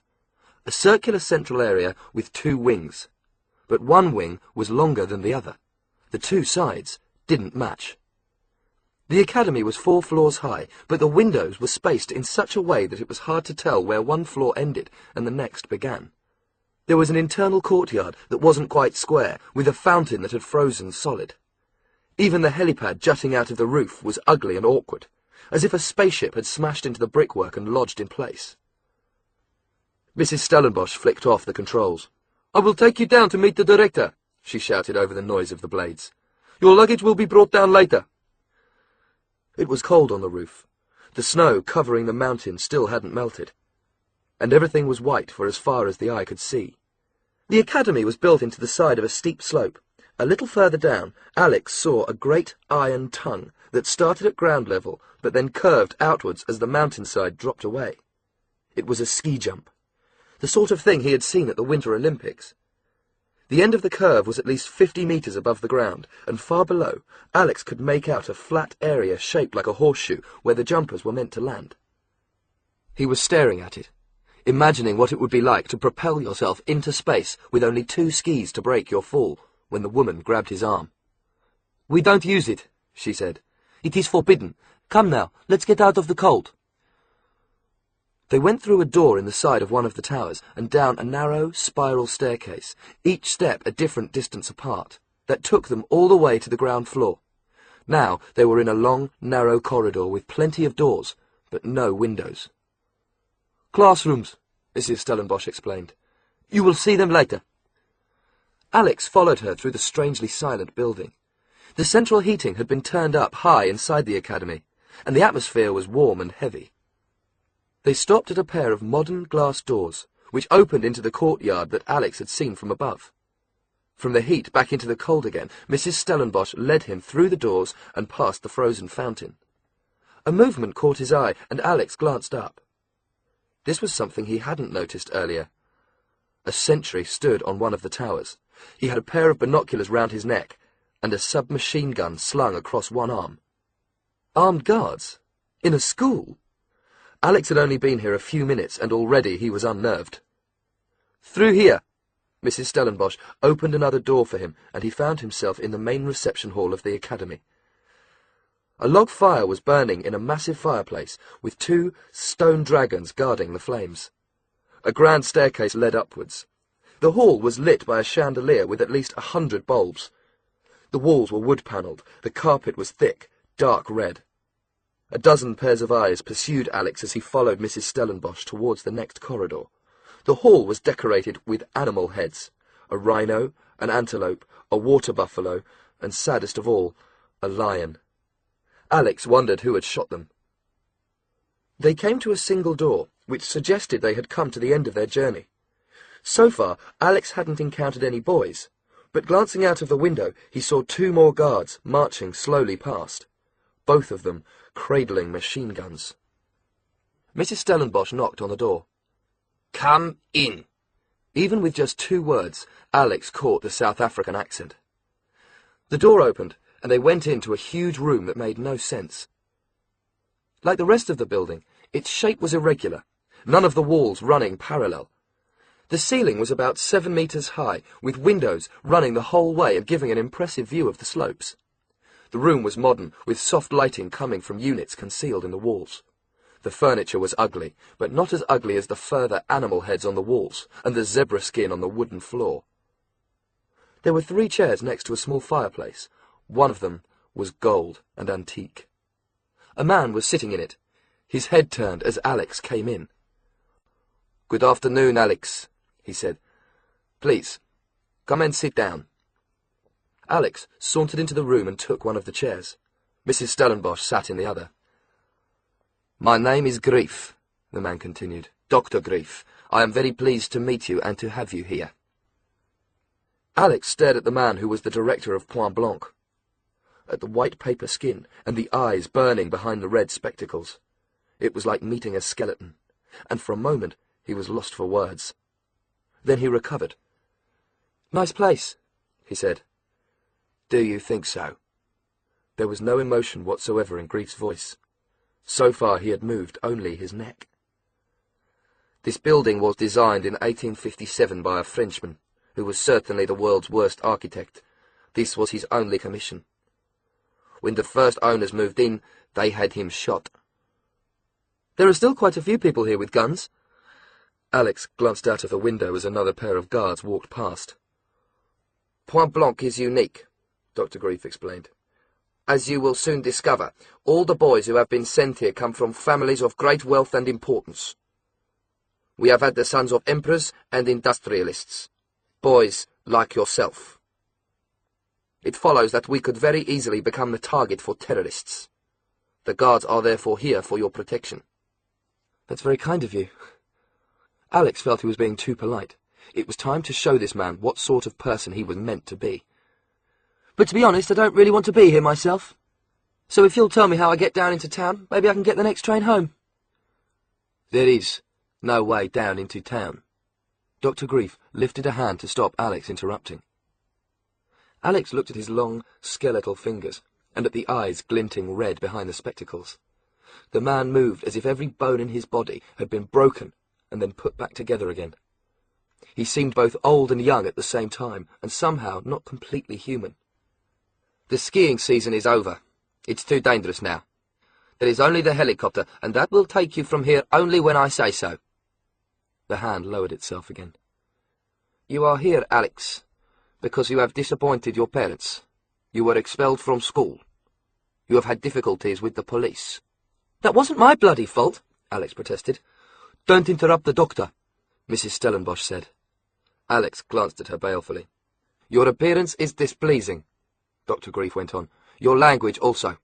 It is our job to turn you into a boy of whom your parents can be proud." "I'm happy as I am," Alex said. "That is of no relevance." Dr. Grief fell silent. Alex shivered. There was something about this room, so big, so empty, so twisted out of shape. "So what are you going to do with me?" Alex asked. "There will be no lessons to begin with," Mrs. Stellenbos said. "For the first couple of weeks, we want you to assimilate." "What does that mean?" "To assimilate, to conform, to adapt, to become like." It was as if she were reading out of a dictionary. "There are 6 boys at the academy at the moment. You will meet them, and you will spend time with them. There will be opportunities for sport and for being social. There is a good library here, and you will read. Soon, you will learn our methods." "I want to call my mum and dad," Alex said. "The use of telephones is forbidden," Mrs. Stellenbosch explained. She tried to smile sympathetically, but with her face it wasn't quite possible. "We find it makes our students homesick," she went on. "Of course, you may write letters if you wish." "I prefer emails," Alex said.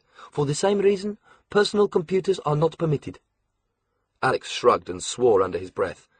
Dr. Grief had seen him. "You will be polite to the assistant director," he snapped. He hadn't raised his voice, but the words came out acid. "You should be aware, Alex, that Mrs. Stellenbos has worked with me now for 26 years, and that when I met her, she had been voted Miss South Africa 5 years in a row." Alex looked at the ape-like face. "A beauty contest?" he asked. "The weightlifting championships." Dr. Grief glanced at the fireplace. "Show him," he said. Mrs. Stellenbosch got up and went over to the fireplace. There was a poker lying in the grate. She took it with both hands. For a moment she seemed to concentrate. Alex gasped. The solid metal poker, at least 2 centimetres thick, was slowly bending. Now it was U-shaped. Mrs. Stellenbosch wasn't even sweating. She brought the 2 ends together and dropped it back into the grate. It clanged against the stone. "We enforce strict discipline here at the Academy," Dr. Grief said. "Bedtime is at 10 o'clock. Not a minute past. We do not tolerate bad language. You will have no contact with the outside world without our permission. You will not attempt to leave, and you will do as you are told instantly, without hesitation. And finally," he leaned towards Alex, "you are permitted only in certain parts of this building." He gestured with a hand, and for the first time Alex noticed a second door at the far end of the room. "My private quarters are through there. You will remain on the ground floor and the first floor only. That is where the bedrooms and classrooms are located. The second and third floors are out of bounds, the basement also. This is again for your safety." "You're afraid I'll trip on the stairs?" Alex asked. Dr. Grief ignored him. "You may leave," he said. "Wait outside the office, Alex," Mrs. Stellenbosch said. "Someone will be along to collect you." Alex stood up. "We will make you into what your parents want," Dr. Grief said. "Maybe they don't want me at all." "We can arrange that too." Alex went. An unpleasant boy. A few days faster than usual. The Gemini project. Closing down. If the door hadn't been so thick, Alex would have been able to hear more. The moment he had left the room, he'd cupped his ear against the keyhole, hoping to pick up something that might be useful to MI6.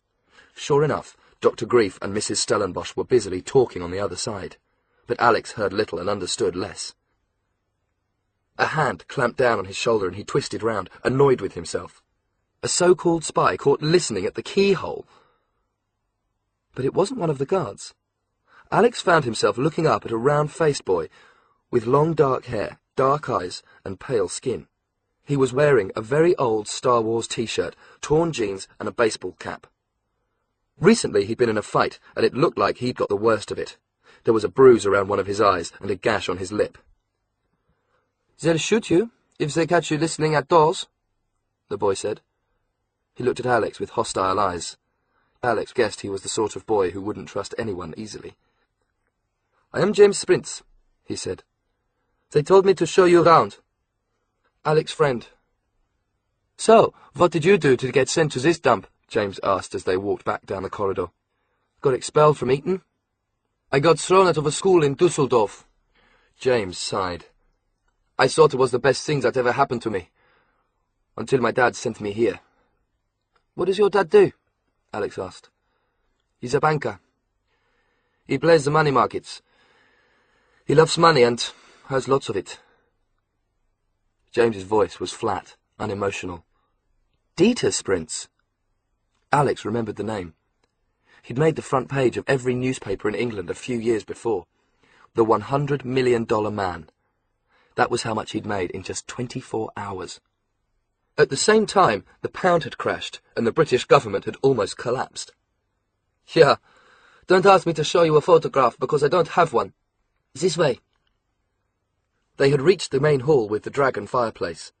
From here, James showed him into the dining room, a long, high-ceilinged room with 6 tables and a hatch leading into the kitchen. After that, they visited 2 living rooms, a games room, and a library. The academy reminded Alex of an expensive hotel in a ski resort, and not just because of its setting. There was a sort of heaviness about the place, a sense of being cut off from the real world. The air was warm and silent, and despite the size of the rooms, Alex couldn't help feeling claustrophobic. If the place had been a hotel, it would have been an unpopular one. Grief had said there were only 6 boys living here. The building could have housed 60. Empty space was everywhere. There was nobody in either of the living rooms, just a collection of armchairs, desks and tables. But they found a couple of boys in the library. This was a long, narrow room, with old-fashioned oak shelves lined with books in a variety of languages. A suit of medieval Swiss armour stood in an alcove at the far end. "This is Tom and Hugo," James said. "They're probably doing extra maths or something, so we better not disturb them." The 2 boys looked up and nodded briefly. One of them was reading a textbook, the other was writing. They were both much more smartly dressed than James, and didn't look very friendly. "Creeps," James said as soon as they had left the room. "In what way?" "When I was told about this place, they said all the kids had problems. I thought this was going to be wild. Do you have a cigarette?" "I don't smoke." "Great." "I get here and it's like a museum or a monastery or I don't know what. It looks like Dr. Grief's been busy. Everyone's quiet, hard-working, boring. God knows how he did it. Sucks their brains out with a straw or something. A couple of days ago I got into a fight with a couple of them just for the hell of it." He pointed to his face. "They beat the crap out of me, then they went back to their studies. Really creepy." They went into the games room, which contained a table tennis table, darts, a widescreen TV and a snooker table. "Don't try playing snooker," James said. "The room's on a slant, and all the balls roll to the side." They went upstairs. This was where the boys had their study bedrooms. Each one contained a bed, an armchair, a television. "It only shows the programs Dr. Grief wants you to see," James said. A wardrobe and a desk, with a second door leading to a small bathroom with a toilet and shower. None of the rooms were locked. "We're not allowed to lock them," James explained. "We're all stuck here with nowhere to go, so nobody bothers to steal anything. Hugo Vries, the boy in the library, used to nick anything he could get his hands on. He was arrested for shoplifting in Amsterdam. But not anymore. He's another success story. He's flying home next week. His father owns diamond mines. Why bother shoplifting when you can afford to buy the whole shop?" Alex's study was at the end of the corridor, with views over the ski jump. His suitcases had already been carried up and were waiting for him on the bed. Everything felt very bare, but according to James, the study bedrooms were the only part of the school which the boys were allowed to decorate themselves. They could choose their own duvets and cover the walls with their own posters. "They say it's important that you express yourself," James said. "If you haven't brought anything with you, Miss Stomachbag will take you into Grenoble." "Miss Stomachbag?" "Mrs. Stellenbos. That's my name for her." "What do the other boys call her?" "They call her Mrs. Stellenbos." James paused by the door. "This is a deeply weird place, Alex. I've been to a lot of schools because I've been thrown out of a lot of schools. But this one is the pits. I've been here for 6 weeks now, and I hardly had any lessons. They have music evenings and discussion evenings, and they try to get me to read, but otherwise, I've been left on my own." "They want you to assimilate," Alex said, remembering what Dr. Grief had said. "That's their word for it. But this place, they may call it a school, but it's more like being in a prison. Have you seen the guards? I thought they were here to protect us." "If you think that, you're a bigger idiot than I thought." "Think about it. There are about 30 of them. 30 armed guards for 7 kids. That's not protection. That's intimidation." James examined Alex for a second time. "It would be nice to think that someone has finally arrived who I can relate to," he said. "Maybe you can," Alex said. "Yeah, but for how long?" James left, closing the door behind him. Alex began to unpack. The bulletproof ski suit and infrared goggles were at the top of the first case. It didn't look as if he would be needing them. It wasn't as if he even had any skis. Then came the discman. He remembered the instructions Smithers had given him. If the balloon goes up, just press fast forward 3 times. He was almost tempted to do it now. There was something unsettling about the academy. He could feel it even now in his room. He was like a goldfish in a bowl. Looking up, he almost expected to see a pair of huge eyes looming over him, and he knew that they would be wearing red-tinted glasses. He weighed the Discman in his hand. He couldn't hit the panic button yet. He had nothing to report back to MI6. There was nothing to connect the school with the deaths of the 2 men in New York and the Black Sea. But if there was anything, he knew where he would find it. Why were 2 whole floors of the building out of bounds? Presumably, the guards slept up there, but even though Dr. Grief seemed to employ a small army, that would still leave a lot of empty rooms. The 2nd and 3rd floors. If something was going on at the academy, it had to be going on there. A bell sounded downstairs. Alex swung his case shut, left his room, and walked down the corridor. He saw another couple of boys walking ahead of him, talking quietly together. Like the boys he had seen in the library, they were both clean and well-dressed, with hair cut short and smartly groomed. Majorly creepy, James had said. Even on first sight, Alex had to agree. He reached the main staircase. The 2 boys had gone down. Alex glanced in their direction, then went up. The staircase turned a corner and stopped. Ahead of him was a sheet of metal that rose up from the floor to the ceiling, and all the way across, blocking off the view. The wall had been added recently, like the helipad. Someone had carefully and deliberately cut the building in 2. There was a door set in the metal wall, and beside it, a keypad with 9 buttons demanding a code. Alex reached for the door handle, his hand closing around it. He didn't expect the door to open, but nor did he expect what happened next. The moment his fingers came into contact with the handle, an alarm went off, a shrieking siren that echoed throughout the building. A few seconds later, he became aware of footsteps on the stairs and turned to find 2 guards facing him, their guns raised. Neither of them spoke to him. One of them pushed past him and punched a code into the keypad. The alarm stopped. And then Mrs. Stellenbos was there, hurrying forward on her short, stubby legs. "Alex!" she exclaimed. Her eyes were filled with suspicion. "What are you doing here? The director told you that the upper floors are forbidden." "Yeah, well, I forgot." Alex looked straight at her. "I heard the bell go, and I was on my way to the dining room." "The dining room is downstairs." "Right." Alex walked past the 2 guards, who stepped aside to let him pass. He felt Mrs. Stellenbos watching him as he went. Metal doors, alarms, and guards with machine guns. What were they hiding? And then he remembered something else. The Gemini Project. Those were the words he had heard when he was listening at Dr. Grief's door. Gemini. The twins, one of the 12 star signs. But what did it mean? Turning the question over in his mind, Alex went down to meet the rest of the school.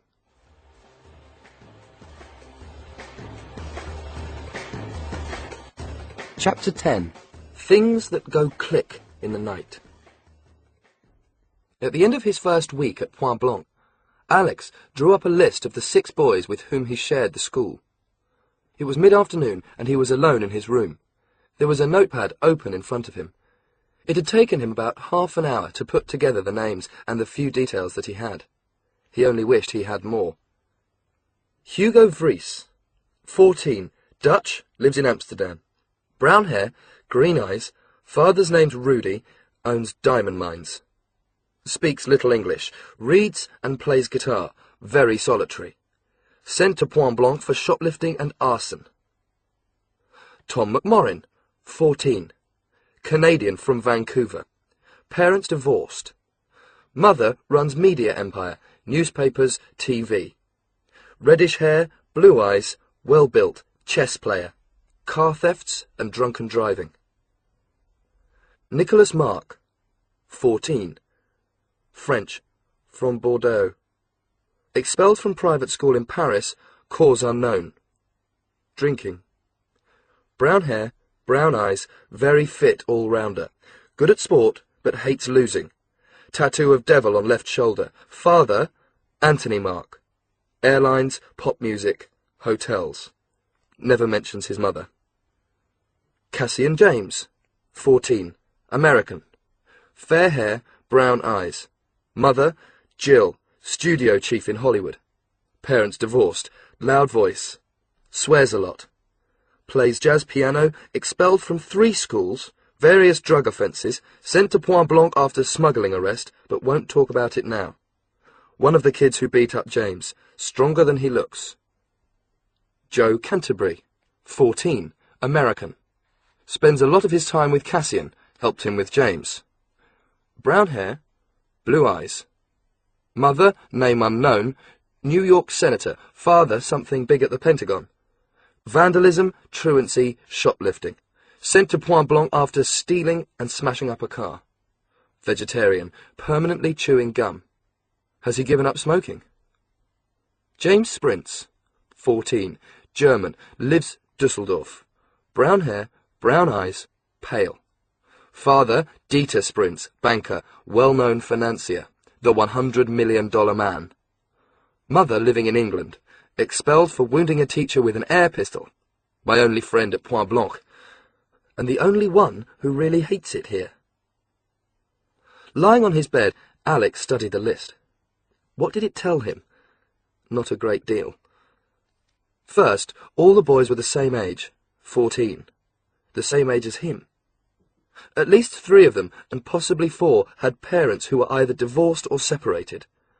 They all came from hugely wealthy backgrounds. Blunt had already told him that was the case, but Alex was surprised by just how diverse the parents were. Airlines, diamonds, politics and movies. France, Germany, Holland, Canada and America. All of the parents were at the top of his or her field, and those fields covered just about every human activity. He himself was supposed to be the son of a supermarket king. Food. That was another world industry he could tick off. At least 2 of the boys had been arrested for shoplifting. 2 of them had been involved with drugs. But Alex knew that the list somehow hid more than it revealed. With the exception of James, it was hard to pin down what made the boys at Point Blanc different. In a strange way, they all looked the same. Their eyes and hair were different colours. They wore different clothes. All the faces were different. Tom, handsome and confident. Joe, quiet and watchful. And of course they spoke not only with different voices, but in several languages. James had talked about brains being sucked out with straws, and he had a point. It was as if the same consciousness had somehow invaded them all. They had become puppets dancing on the same string. The bell rang downstairs. Alex looked at his watch. It was exactly 1 o'clock, lunchtime. That was another thing about the school. Everything was done to the exact minute. Lessons from 9 until 12, lunch from 1 to 2, and so on. James made a point of being late for everything, and Alex had taken to joining him. It was a tiny rebellion, but a satisfying one. It showed they still had a little control over their lives. The other boys, of course, turned up like clockwork. They would be in the dining room now, waiting quietly for the food to be served. Alex rolled over on the bed and reached for a pen. He wrote a single word on the pad underneath the names. Brainwashing? Maybe that was the answer. According to James, the other boys had arrived at the academy 2 months before him. He had been there for 6 weeks. That added up to just 14 weeks in total, and Alex knew that you didn't take a bunch of delinquents and turn them into perfect students just by giving them good books. Dr. Grief had to be doing something else. Drugs? Hypnosis? Something. He waited 5 more minutes, then hid the notepad under his mattress and left the room. He wished he could lock the door. There was no privacy at Point Blanc. Even the bathrooms had no locks. And Alex still couldn't shake off the feeling that everything he did, even everything he thought, was somehow being monitored, noted down, evidence to be used against him. It was 1:10 when he reached the dining room, and sure enough, the other boys were already there, eating their lunch and talking quietly amongst themselves. Nicholas and Cassian were at one table, Hugo, Tom and Joe were at another. Nobody was flicking peas. Nobody even had their elbows on the table. Tom was talking about a visit he had made to some museum in Grenoble. Alex had only been in the room for a few seconds, but already his appetite had gone. James had arrived just ahead of him, and was standing at the hatch, helping himself to food. Most of the food arrived pre-cooked, and one of the guards heated it up. Today, it was stew. Alex got his lunch and sat next to James. The two of them had their own table. They had become friends quite effortlessly. Everyone else ignored them. "You want to go out after lunch?" James asked. "Sure, why not?" "There's something I want to talk to you about." Alex looked past James at the other boys. There was Tom at the head of the table, reaching out for a jug of water. He was dressed in a polo jersey and jeans. Next to him was Joe Canterbury, the American. He was talking to Hugo now, waving a finger to emphasize a point. Where had Alex seen that movement before? Cassian was just behind them, round-faced with fine, light brown hair, laughing at a joke. Different, but the same. Watching them closely, Alex tried to work out what that meant. It was all in the details, the things you wouldn't notice unless you saw them all together, like they were now. The way they were all sitting, with their backs straight and their elbows close to their sides. The way they held their knives and forks. Hugo laughed. And Alex realized that for a moment he had become a mirror image of Cassian. It was the same laugh. He watched Joe eat a mouthful of food. Then he watched Nicholas.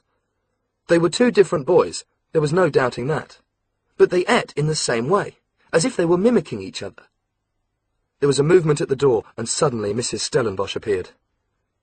"Good afternoon, boys," she said. "Good afternoon, Mrs. Stellenbos." 5 people answered, but Alex heard only one voice. He and James remained silent. "Lessons this afternoon will begin at 3 o'clock. The subjects will be Latin and French." The lessons would be taught by Dr. Grief or Mrs. Stellenbos. There were no other teachers at the school. Alex hadn't yet been taught anything. James dipped in and out of class, depending on his mood. "There will be a discussion this evening in the library," Mrs. Stellenbos went on. "The subject is violence in television and film. Mr. McMorrin will be opening the debate. Afterwards, there will be hot chocolate, and Dr. Grief will be giving a lecture on the works of Mozart. Everyone is welcome to attend." James jabbed a finger into his open mouth and stuck out his tongue. Alex smiled. The other boys were listening quietly. "Dr. Grief would also like to congratulate Cassie and James on winning the poetry competition. His poem is pinned to the notice board in the main hall. That is all." She turned and left the room. James rolled his eyes. "Let's go out and get some fresh air," he said. "I'm feeling sick." The two of them went upstairs and put on their coats. James had the room next door to Alex, and had done his best to make it more homely. There were posters of old sci-fi movies on the walls, and a mobile of the solar system dangling above the bed. A lava lamp bubbled and swirled on the bedside table, casting an orange glow. There were clothes everywhere. James obviously didn't believe in hanging them up. Somehow he'd managed to find a scarf and a single glove. He shoved one hand into a pocket. "Let's go," he said. They went back down and along the corridor, passing the games room. Nicholas and Cassian were playing table tennis, and Alex stopped at the door to watch them. The ball was bouncing back and forth, and Alex found himself mesmerized. He stood there for about 60 seconds watching. Kaplink-kaplunk, kaplink-kaplunk. Neither of the boys was scoring. There it was again, different, but the same. Obviously there were 2 boys there, but the way they played, the style of their game, was identical. If it had been one boy knocking a ball up against a mirror, the result would have looked much the same. Alex shivered. James was standing at his shoulder. The two of them moved away. Hugo was sitting in the library. The boy who had been sent to Point Blanc for shoplifting was reading a Dutch edition of the National Geographic magazine. They reached the hall, and there was Cassian's poem, prominently pinned to the notice board. He had been sent to Point Blanc for smuggling drugs. Now he was writing about daffodils. Alex pushed open the main door and felt the cold wind hit his face. He was grateful for it. He needed to be reminded that there was a real world outside. It had begun to snow again. The 2 boys walked slowly round the building. A couple of guards walked towards them, speaking softly in German. Alex had counted 30 guards at Point Blanc, all of them young German men, dressed in uniform black roll-neck sweaters and black padded waistcoats. The guards never spoke to the boys. They had pale, unhealthy faces and close-cropped hair. Dr. Grief had said they were there for his protection, but Alex still wondered. Were they there to keep intruders out, or the boys in? "This way," James said. James walked ahead, his feet sinking into the thick snow.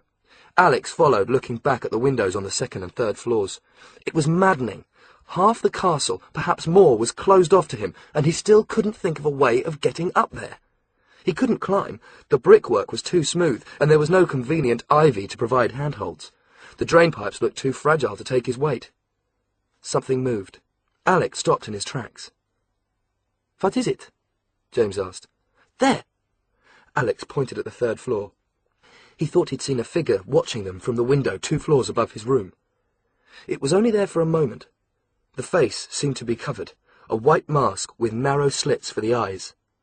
But even as he pointed, the figure stepped back, out of sight. "I don't see anything," James said. "It's gone." They walked on, heading for the abandoned ski jump. According to James, the jump had been built just before Grief had bought the academy. There had been plans to turn the building into a winter sports training centre. The jump had never been used. They reached the wooden barriers that lay across the entrance and stopped. "Let me ask you something," James said. His breath was misting in the cold air. "What do you think of this place?" "Why do we have to talk out here?" Alex asked. Despite his coat, he was beginning to shiver.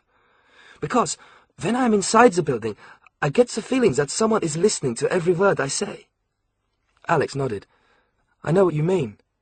He considered the question James had put to him. "I think you were right the first day we met," he said. "This place is creepy." "So, how would you feel about getting out of here?" "You know how to fly the helicopter?" "No, but I'm going." James paused and looked round. The 2 guards had gone into the school. There was nobody else in sight. "I can trust you, Alex, because you've only just got here. He hasn't got to you yet." He was Dr. Grief. James didn't need to say the name. "But believe me," he went on, "it won't be long. If you stay here, you're going to end up like the others. Model students. That's exactly the term for them. It's like they're all made out of plasticine. Well, I've had enough. I'm not going to let him do that to me." "Are you going to run away?" Alex asked. "Who needs to run?" James looked down the slope. "I'm going to ski." Alex looked at the slope. It plunged steeply down, stretching on forever. "Is that possible?" he asked. "I thought—" "I know Grief says it's too dangerous.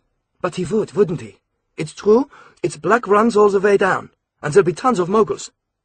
"Won't the snow have melted?" "Only further down." James pointed.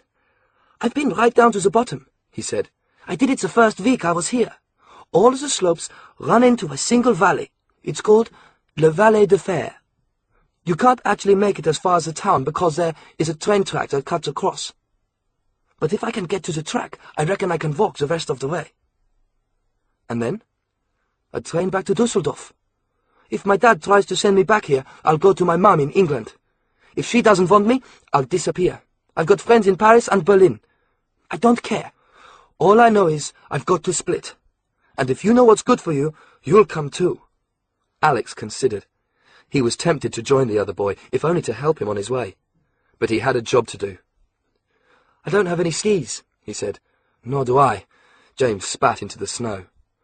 "Grief took all the skis when the season ended. He's got them locked up somewhere." "On the 3rd floor?" "Maybe, but I'll find them, and then I'm out of here." He reached out to Alex with his ungloved hand. "Come with me." Alex shook his head. "I'm sorry, James. You go, and good luck to you. But I'll stick it out a bit longer. I don't want to break my neck." "Okay, that's your lookout. I'll send you a postcard." The 2 of them walked back towards the school. Alex gestured at the window where he had seen the masked face. "Have you ever wondered what goes on up there?" he asked. "No?" James shrugged. "I suppose that's where the guards live." 2 whole floors? "There's a basement as well, and Dr. Grief's rooms.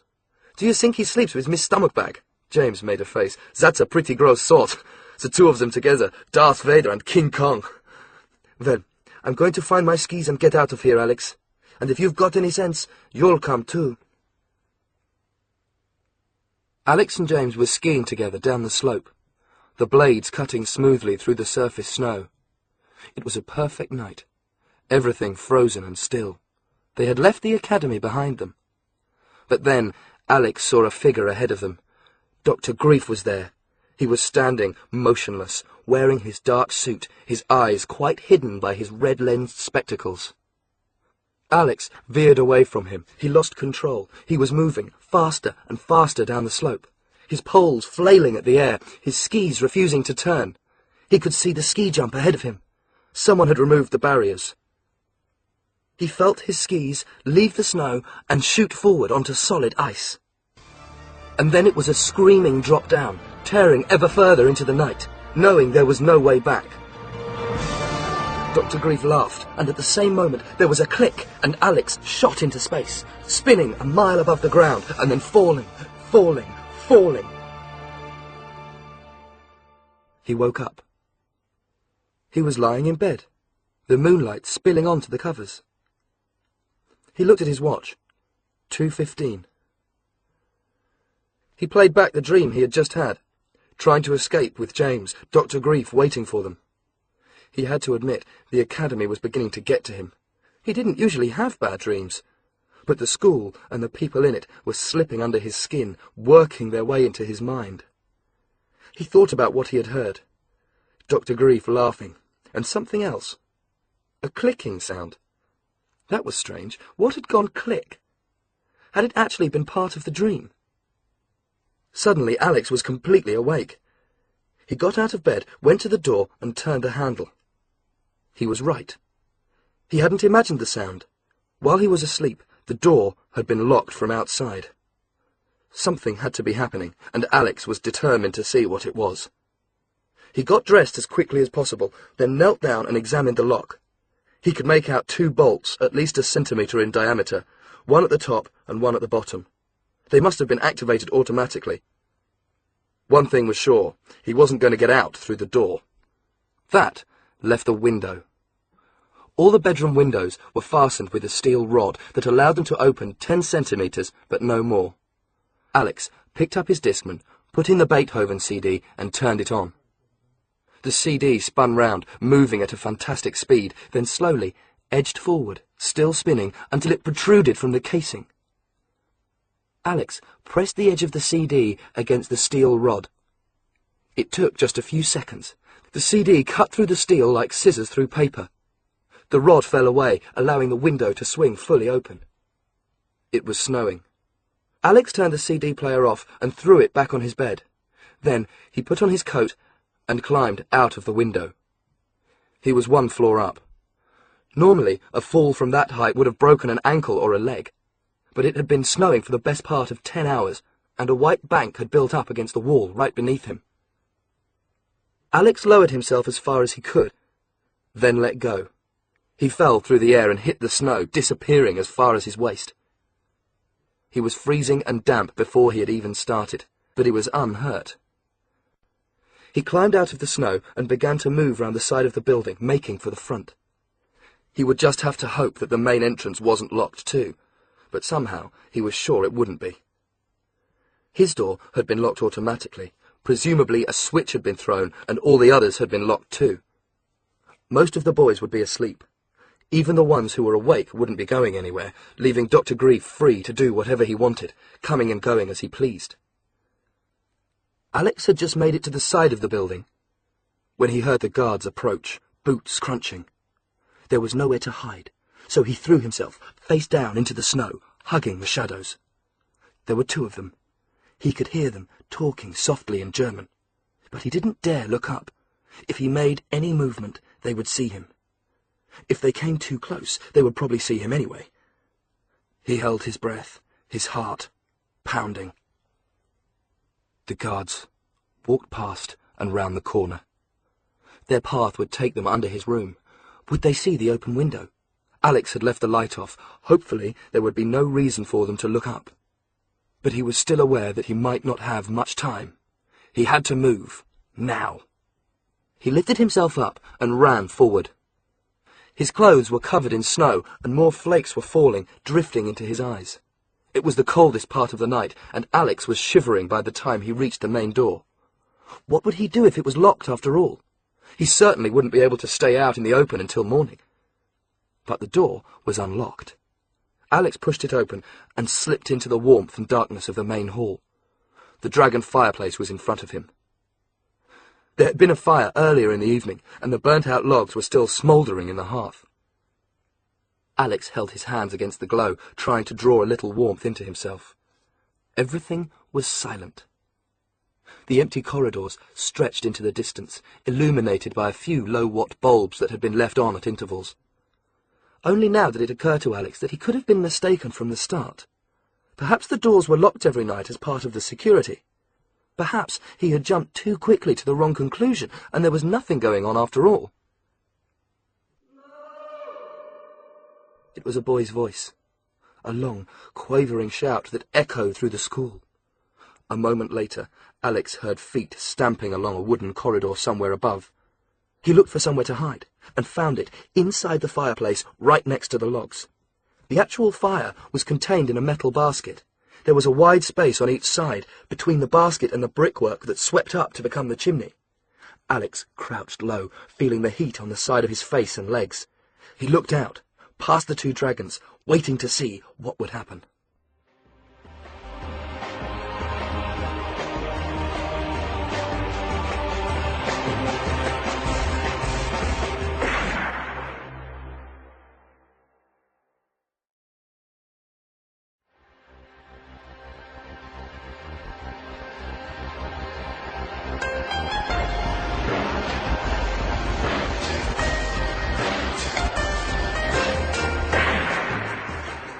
Three people were coming down the stairs.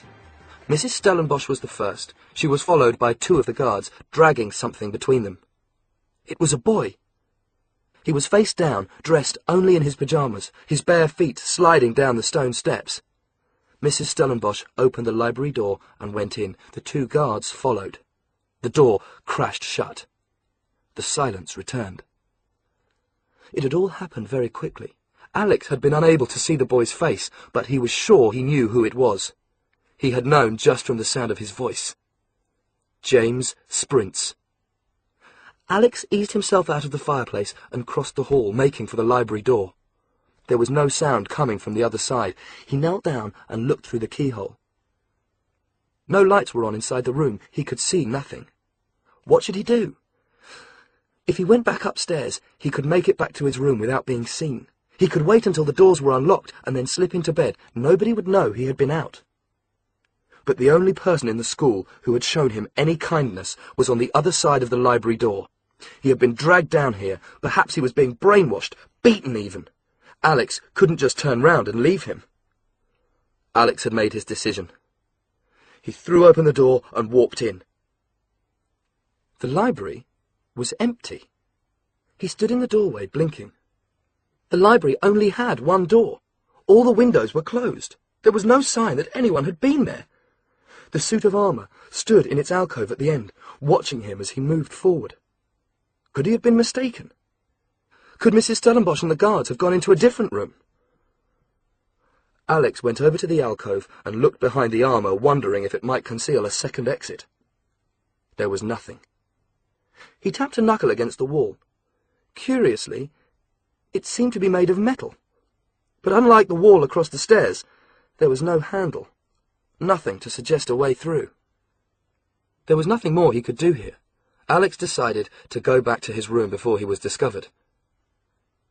But he had only just made it to the first floor when he heard voices once again. More guards walking slowly down the corridor. Alex saw a door and slipped inside, once again ducking out of sight. He was in the laundry room. There was a washing machine, a tumble dryer, and 2 ironing boards. At least it was warm in here. He felt himself surrounded by soap fumes. The guards had gone. There was a metallic click that seemed to stretch the length of the corridor, and Alex realized that all the doors had been unlocked at the same time. He could go back to bed. He crept out and hurried forward. His footsteps took him past James Sprints' room next to his own. He noticed that James's door was open. And then a voice called out from inside. "Alex?" It was James. No, that wasn't possible. But there was someone in his room. Alex looked inside. The light went on. It was James. He was sitting up in bed, bleary-eyed, as if he had just woken up. Alex stared at him. He was wearing the same pyjamas as the boy he had just seen dragged into the library. But that couldn't have been him. It must have been someone else. "What are you doing?" James asked. "I thought I heard something," Alex said. "But you're dressed, and you're soaking wet." James looked at his watch. "It's almost 3. Alex was surprised that so much time had passed. It had only been 2:15 when he had woken up. "Are you all right?" he asked. "Yeah. You haven't—" "What?" "Nothing. I'll see you later." Alex crept back to his own room. He closed the door, then stripped off his wet clothes, dried himself with a towel, and got back into bed. If it wasn't James he had seen being taken into the library, who was it? And yet it had been James. He had heard the cry, seen the limp form on the stairs. So why was James lying now? Alex closed his eyes and tried to get back to sleep. The movements of the night had created more puzzles and had solved nothing. But at least he'd got something out of it all. He now knew how to get up to the 2nd floor.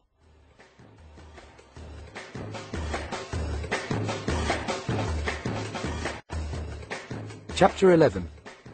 Seeing Double. James was already eating his breakfast when Alex came down. Eggs, bacon, toast and tea. He had the same breakfast every day. He raised a hand in greeting as Alex came in, but the moment he saw him, Alex got the feeling that something was wrong. James was smiling, but he seemed somehow distant, as if his thoughts were on other things. "So, what was all that about last night?" James asked. "I don't know." Alex was tempted to tell James everything, even the fact that he was here under a false name and had been sent to spy on the school. But he couldn't do it, not here so close to the other boys. "I think I had some sort of bad dream." "Did you go sleepwalking in the snow?" "No, I thought I saw something, but I couldn't have. I just had a weird night." He changed the subject, lowering his voice. "Have you thought any more about your plan?" he asked. "What plan?"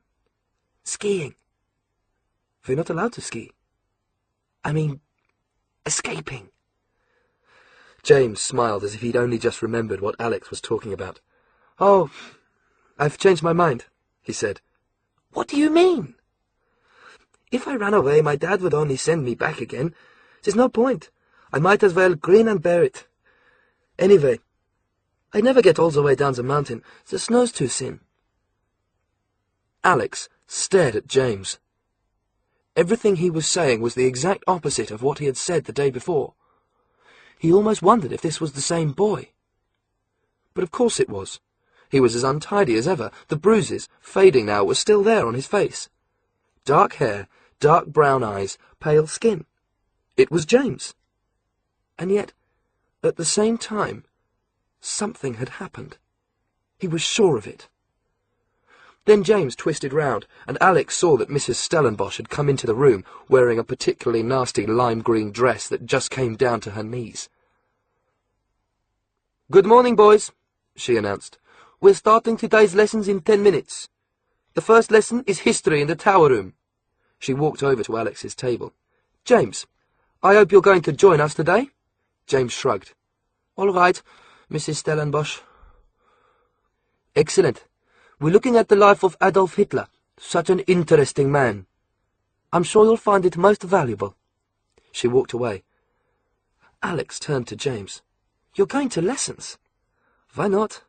James had finished eating. "I'm stuck here, and there isn't much else to do. Maybe I should have gone to lessons before. You shouldn't be so negative, Alex." He waved a finger to underline what he was saying. "You're wasting your time." Alex froze. He had seen that movement before, the way he waved his finger. Joe Canterbury, the American boy, had done exactly the same thing yesterday. Puppets dancing on the same string. What had happened the night before? Alex watched James leave with the others.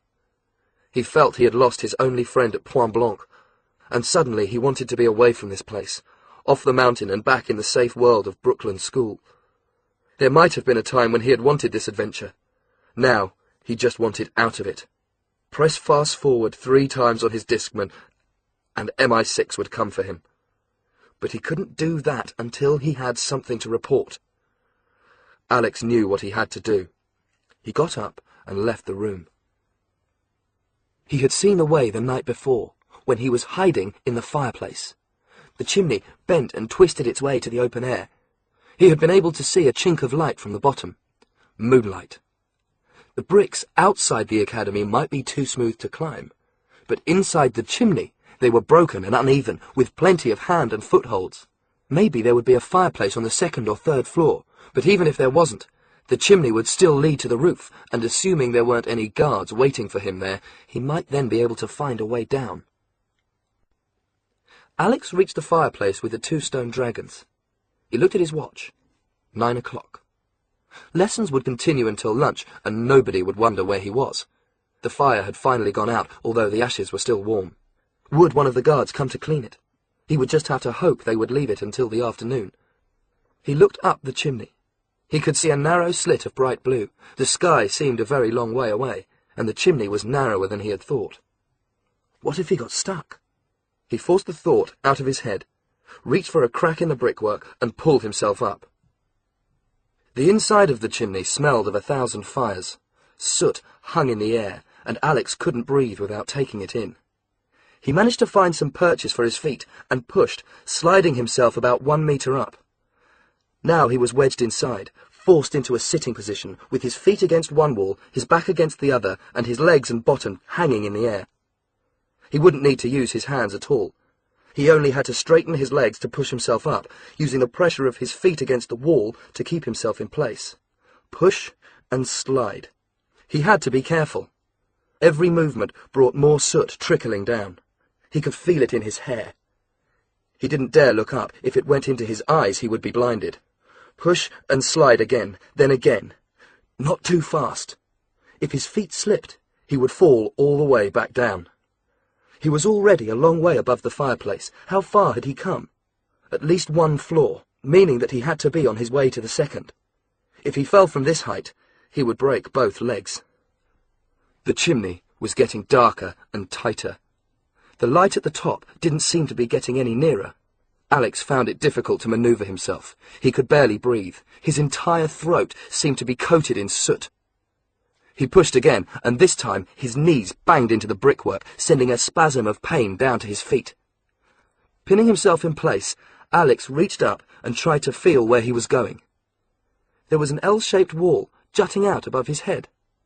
His knees had hit the bottom part of it, but his head was behind the upright section. Whatever the obstruction was, it effectively cut the passageway in half, leaving only the narrowest of gaps for Alex's shoulders and body to pass through.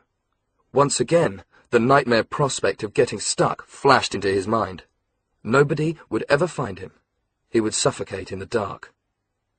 He gasped for breath and swallowed soot. One last try. He pushed again, his arms stretching out over his head. He felt his back slide up the wall, the rough brickwork tearing at his shirt. Then his hands hooked over what he realized must be the top of the L. He pulled himself up and found himself looking into a second fireplace, sharing the main chimney. That was the obstruction he had just climbed round. Alex levered himself over the top and dived clumsily forward. More logs and ashes broke his fall. He had made it to the 2nd floor. He crawled out of the fireplace. Only a few weeks before at Brookland, he'd been reading about Victorian chimney sweeps, how boys as young as 6 had been forced into virtual slave labour. He never thought he would learn how they had felt. He coughed and spat into the palm of his hand. His saliva was black. He wondered what he must look like. He would need to take a shower before he was seen. He stood up. The 2nd floor was as silent as the ground on the 1st. Soot trickled out of his hair, and for a moment he was blinded.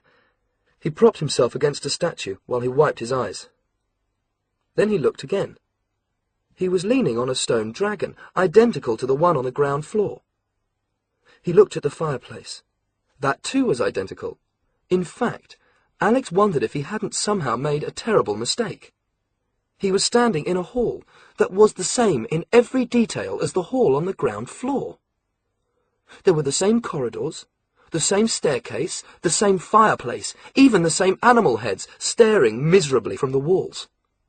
It was as if he had climbed in a circle, arriving back where he had begun. He turned round. No. Here was one difference. There was no main door. He could look down on the front courtyard from the window. There was a guard leaning against the wall, smoking a cigarette. This was the second floor, but it had been constructed as a perfect replica of the ground floor. Alex tiptoed forward, worried that somebody might have heard him climb out of the fireplace. But there was no one around. He followed the corridor as far as the first door. On the ground floor, this would be the library. Gently, a centimetre at a time, he opened the door. It led into a second library. Again, a spitting image of the first. It had the same tables and chairs, the same suit of armour guarding the same alcove. He ran an eye along one of the shelves. It even had the same books.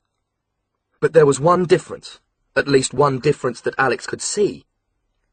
He felt as if he had strayed into one of those puzzles they sometimes print in comics or magazines. 2 identical pictures, but 10 deliberate mistakes. Can you spot them? The mistake here was that there was a large television set on a bracket built into the wall. The television was on. Alex found himself looking at an image of yet another library. He was beginning to feel dizzy. What was the library on the television screen? It couldn't be this one, because Alex himself was not being shown. So it had to be the library on the ground floor. 2 identical libraries. You could sit in one and watch the other. But why? What was the point? It took Alex about 10 minutes to discover that the entire second floor was a carbon copy of the ground floor, with the same dining room, living room, and games room. Alex went over to the snooker table and placed a ball in the middle. It rolled into the corner pocket. The room was on the same slant. A television screen showed the games room downstairs. It was the same as the library, one room spying on another. He retraced his steps and climbed the stairs to the 3rd floor. He wanted to find his own room, but first he went into James's.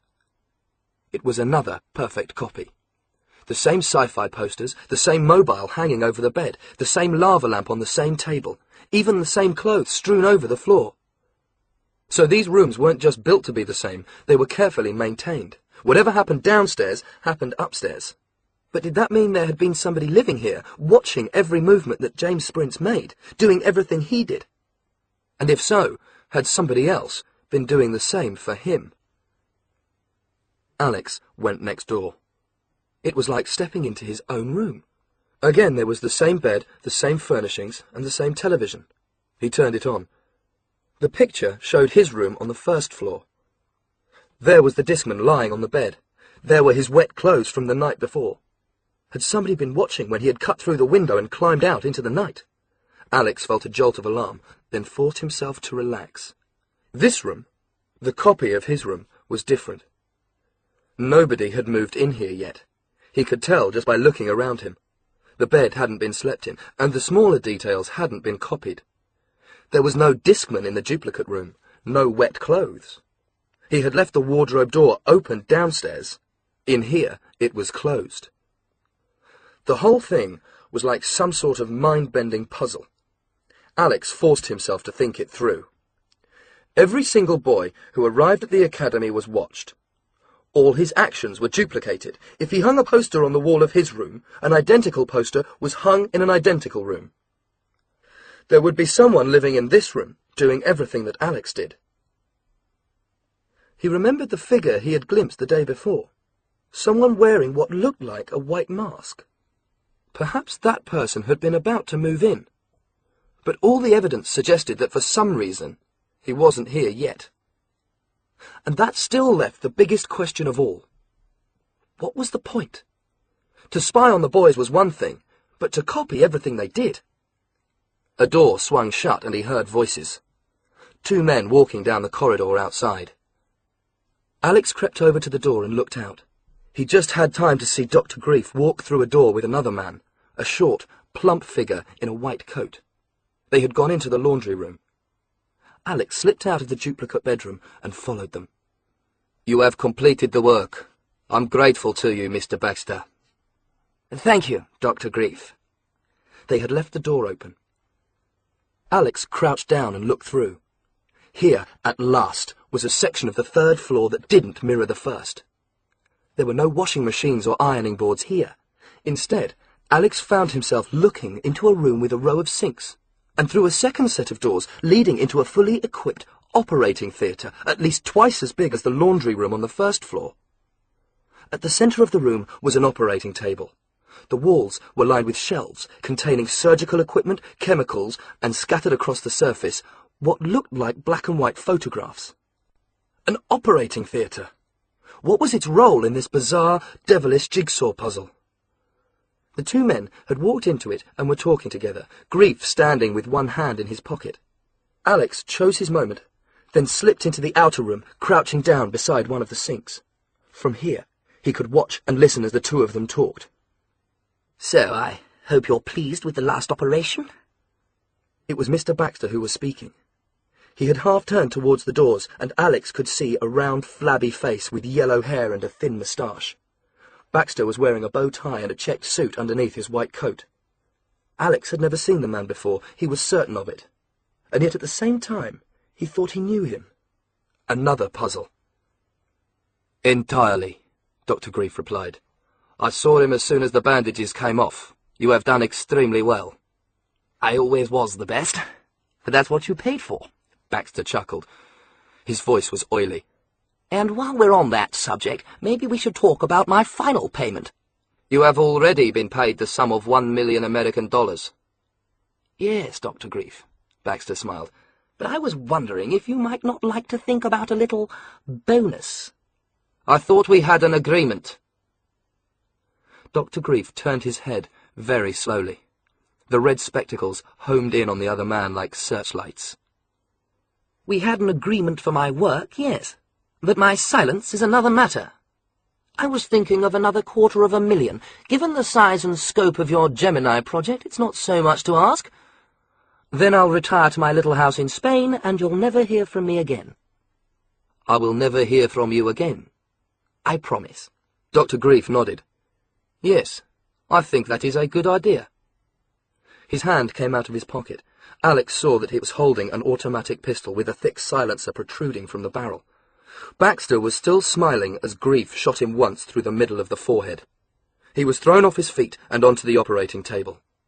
He lay still. Dr. Grief lowered the gun. He went over to the telephone, picked it up, and dialed a number. There was a pause while his call was answered. This is Grief. I have some garbage in the operating theatre that needs to be removed. Could you please inform the disposal team? He put down the phone, and glancing one last time at the still figure on the operating table, walked to the other side of the room. Alex saw him press a button. A section of the wall slid open to reveal a lift on the other side. Dr. Grief got in. The lift doors closed. Alex straightened up, too shocked to think straight. He staggered forward and went into the operating theatre. He knew he had to move fast. The disposal team that Dr. Grief had called for would be on their way, but he wanted to know what sort of operations took place here. Mr. Baxter had presumably been the surgeon. But for what sort of work had he been paid $1 million? Trying not to look at the body, Alex looked around. On one shelf was a collection of surgical knives, as horrible as anything he had ever seen, the blades so sharp that he could almost feel their touch just looking at them. There were rolls of gauze, syringes, bottles containing various liquids, but nothing to say why Baxter had been employed. Alex realized it was hopeless. He knew nothing about medicine. This room could have been used for anything from ingrown toenails to full-blown heart surgery. And then he saw the photographs. He recognized himself, lying on a bed that he thought he knew too. It was Paris, room 13 at the Hotel du Monde. He remembered the black and white bedspread, as well as the clothes he had been wearing that night. The clothes had been removed in most of the photographs. Every inch of him had been photographed, sometimes close up, sometimes wider. In every picture, his eyes were closed.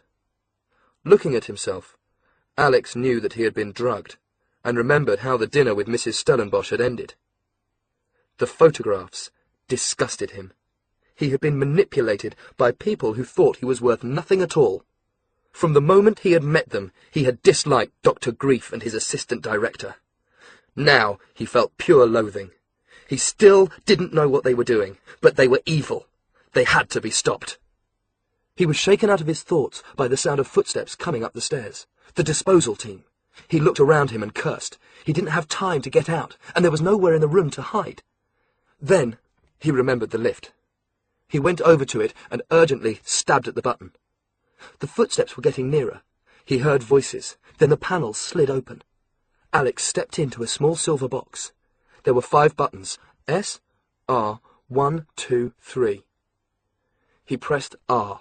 He had remembered enough French to know that R must stand for rez-de-chaussée, or ground floor. Hopefully the lift would take him back where he had begun.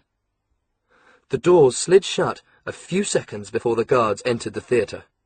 Alex felt his stomach lurch as he was carried down. The lift slowed. He realized that the doors could open anywhere. He might find himself surrounded by guards, or the other boys in the school. Well, it was too late now.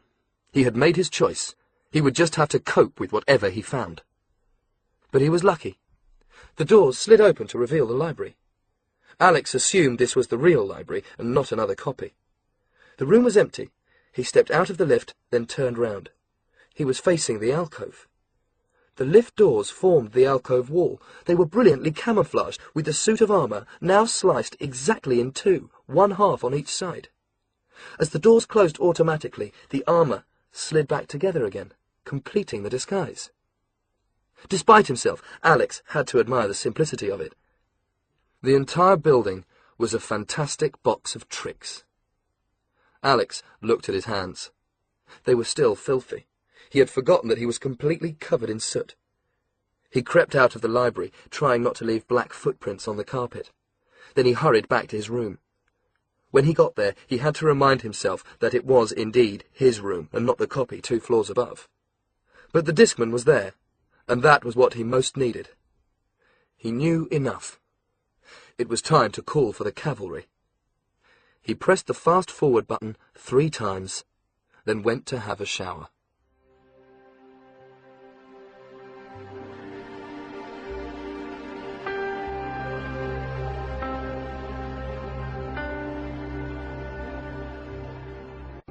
Chapter 12.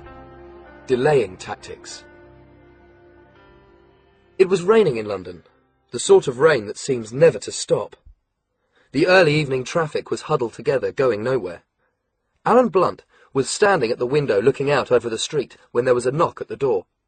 He turned away reluctantly, as if the city at its most damp and dismal held some attraction for him. Mrs. Jones came in. She was carrying a sheet of paper. As Blunt sat down behind his desk, he noticed the words, "Most Urgent," printed in red across the top. "We've heard from Alex," Mrs. Jones said. "Oh, yes?" "Smithers gave him a Euro satellite transmitter built into a portable CD player. Alex sent a signal to us this morning, at 10:27 hours his time." "Meaning?" "Either he's in trouble, or he's found out enough for us to go in. Either way, we have to pull him out." "I wonder—" Blunt leaned back in his chair, deep in thought. As a young man, he had gained a first-class honours degree in mathematics at Cambridge University. 30 years later, he still saw life as a series of complicated calculations. "Alex has been at Point Blanc for how long?" he asked. "A week. As I recall, he didn't want to go. According to Sir David Friend, his behaviour at Haverstock Hall was, to say the least, antisocial. Did you know that he knocked out Friend's daughter with a stun dart? Apparently he also nearly got her killed in an incident in a railway tunnel." "He was playing a part," she said. "Exactly what you told him to do." "Playing it too well, perhaps," Blunt murmured. "Alex may no longer be 100% reliable." "He sent the message." Mrs. Jones couldn't keep the exasperation out of her voice. "For all we know, he could be in serious trouble. We gave him the device as an alarm signal to let us know if he needed help. He's used it. We can't just sit back and do nothing. I wasn't suggesting that. Alan Blunt looked curiously at her. You're not forming some sort of attachment to Alex Ryder, are you? He asked. Mrs. Jones looked away. Don't be ridiculous. You seem worried about him. He's 14 years old, Alan. He's a child, for heaven's sake. You used to have children. Yes. Mrs. Jones turned to face him again. Perhaps that does make a difference. But even you must admit that he's special. We don't have another agent like him, a 14-year-old boy, the perfect secret weapon. My feelings about him have nothing to do with it. We can't afford to lose him. I just don't want to go blundering into Point Blanc without any firm information, Blunt said. First of all, this is France we're talking about, and you know what the French are like. If we're seen to be invading their territory, they'll kick up one hell of a fuss. Secondly, Grief has got hold of boys from some of the wealthiest families in the world. If we go storming in with the SAS or whatever, the whole thing could blow up into a major international incident. You wanted proof that the school was connected to the deaths of Rosco and Ivanov, Mrs. Jones said. Alex may have it. He may have it, and he may not. A 24-hour delay shouldn't make a great deal of difference. 24 hours? We'll put a unit on standby. They can keep an eye on things. If Alex is in trouble, we'll find out soon enough. It could play to our favour if he's managed to stir things up. It's exactly what we want. Force Grief to show us his hand. And if Alex contacts us again? Then we'll go in. We may be too late. For Alex? Blunt showed no emotion. I'm sure you don't need to worry about him, Mrs. Jones. He can look after himself. The telephone rang and Blunt answered it. The interview was over. Mrs. Jones got up and left to make the arrangements for an SAS unit to fly into Geneva. Blunt was right, of course. Delaying tactics might work in their favour. Clear it with the French, find out what was going on. And it was only 24 hours. She would just have to hope Alex could survive that long.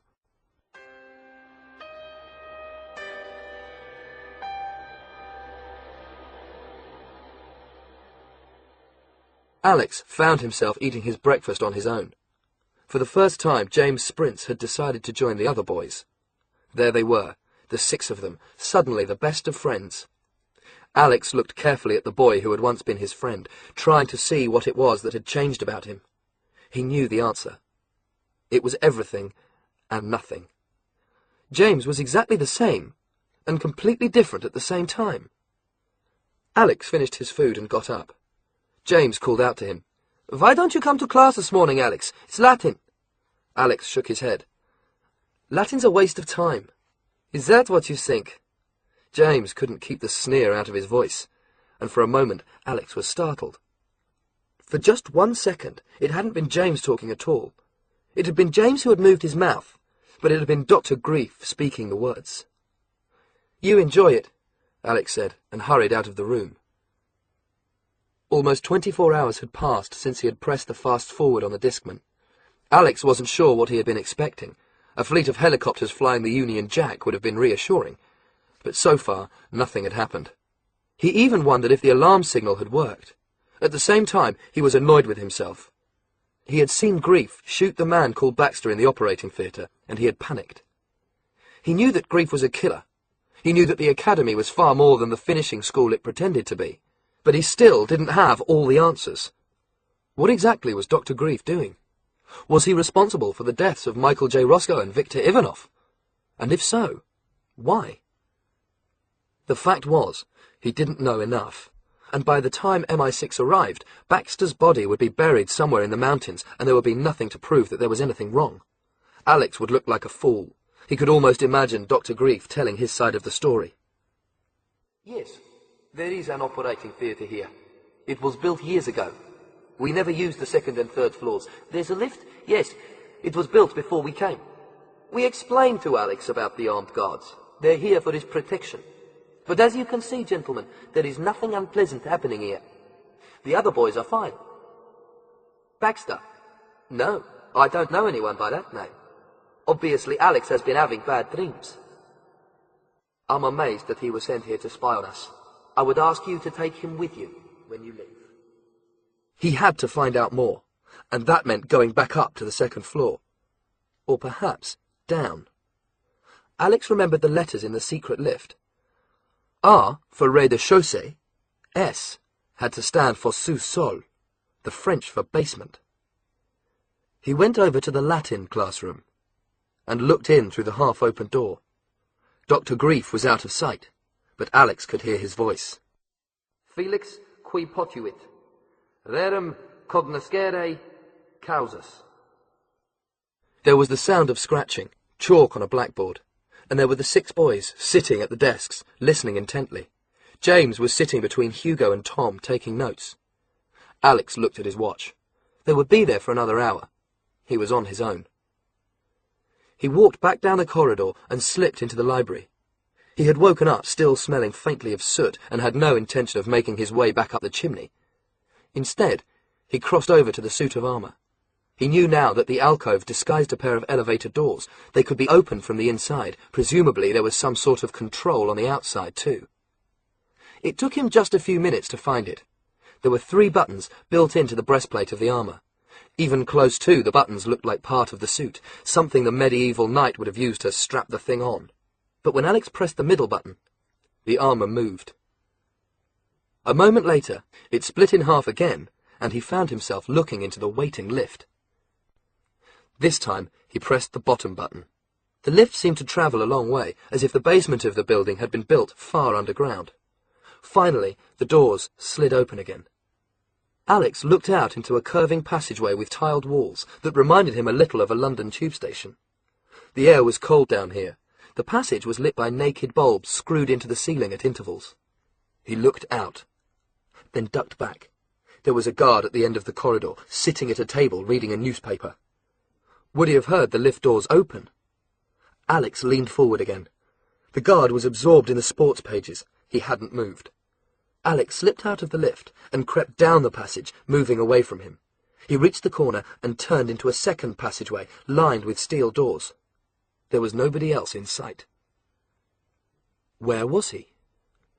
There had to be something down here, or there wouldn't be any need for a guard. Alex went over to the nearest of the doors. There was a spy hole set in the front, and he looked through into a bare white cell with 2 bunk beds, a toilet, and a sink. There were 2 boys in the cell. One he had never seen before, but he recognised the other. It was the red-haired boy called Tom McMorrin. But he had seen Tom in Latin just a few minutes ago. What was he doing here? Alex moved on to the next cell. This one also held 2 boys. One was a fair-haired, fit-looking boy with blue eyes and freckles. Once again, he recognised the other. It was James Sprints. Alex examined the door. There were 2 bolts, but as far as he could see, no key. He drew back the bolts and jerked the door handle down. The door opened. He went in. James stood up, astonished to see him. "Alex, what are you doing here?" Alex closed the door. "We haven't got much time," he said. He was speaking in a whisper, even though there was little chance of being overheard. "What happened to you?" "They came for me the night before last," James said. "They dragged me out of bed and into the library. There was some sort of lift." "Behind the armour?" "Yes, but I didn't know what they were doing. I thought they were going to kill me, but then they threw me in here." "You've been here for 2 days?" "Yes." Alex shook his head. "I saw you having breakfast upstairs 15 minutes ago." "They've made duplicates of us." The other boy had spoken for the first time. He had an American accent. "All of us. I don't know how they've done it or why, but that's what they've done." He glanced at the door with anger in his eyes. "I've been here for months. My name's Paul Rosco." "Rosco? Your dad's—" "Michael Rosco." Alex fell silent. He couldn't tell this boy what had happened to his father, and he looked away, afraid that Paul would read it in his eyes. "How did you get down here?" James asked. "Listen," Alex said. He was speaking rapidly now. "I was sent here by MI6. My name isn't Alex Friend, it's Alex Ryder. Everything's going to be okay. They'll send people in and get you all freed." "You're a spy?" James was obviously startled. Alex nodded. "I'm a sort of spy, I suppose," he said. "You've opened the door. We can get out of here." Paul Roscoe stood up, ready to move. "No." Alex held up his hands. "You've got to wait. There's no way down the mountain. Stay here for now, and I'll come back with help, I promise you. It's the only way. I can't. You have to. Trust me, Paul. I'm going to have to lock you back in so that no one will know I've been here, but it won't be for long. I'll come back. Alex couldn't wait for any more argument. He went back to the door and opened it. Mrs. Stellenbos was standing outside. He only just had time to register the shock of seeing her. He tried to bring up a hand to protect himself, to twist his body into position for a karate kick, but it was already too late. Her arm shot out, the heel of her hand driving into his face. It was like being hit by a brick wall. Alex felt every bone in his body rattle. White light exploded behind his eyes. Then he was out.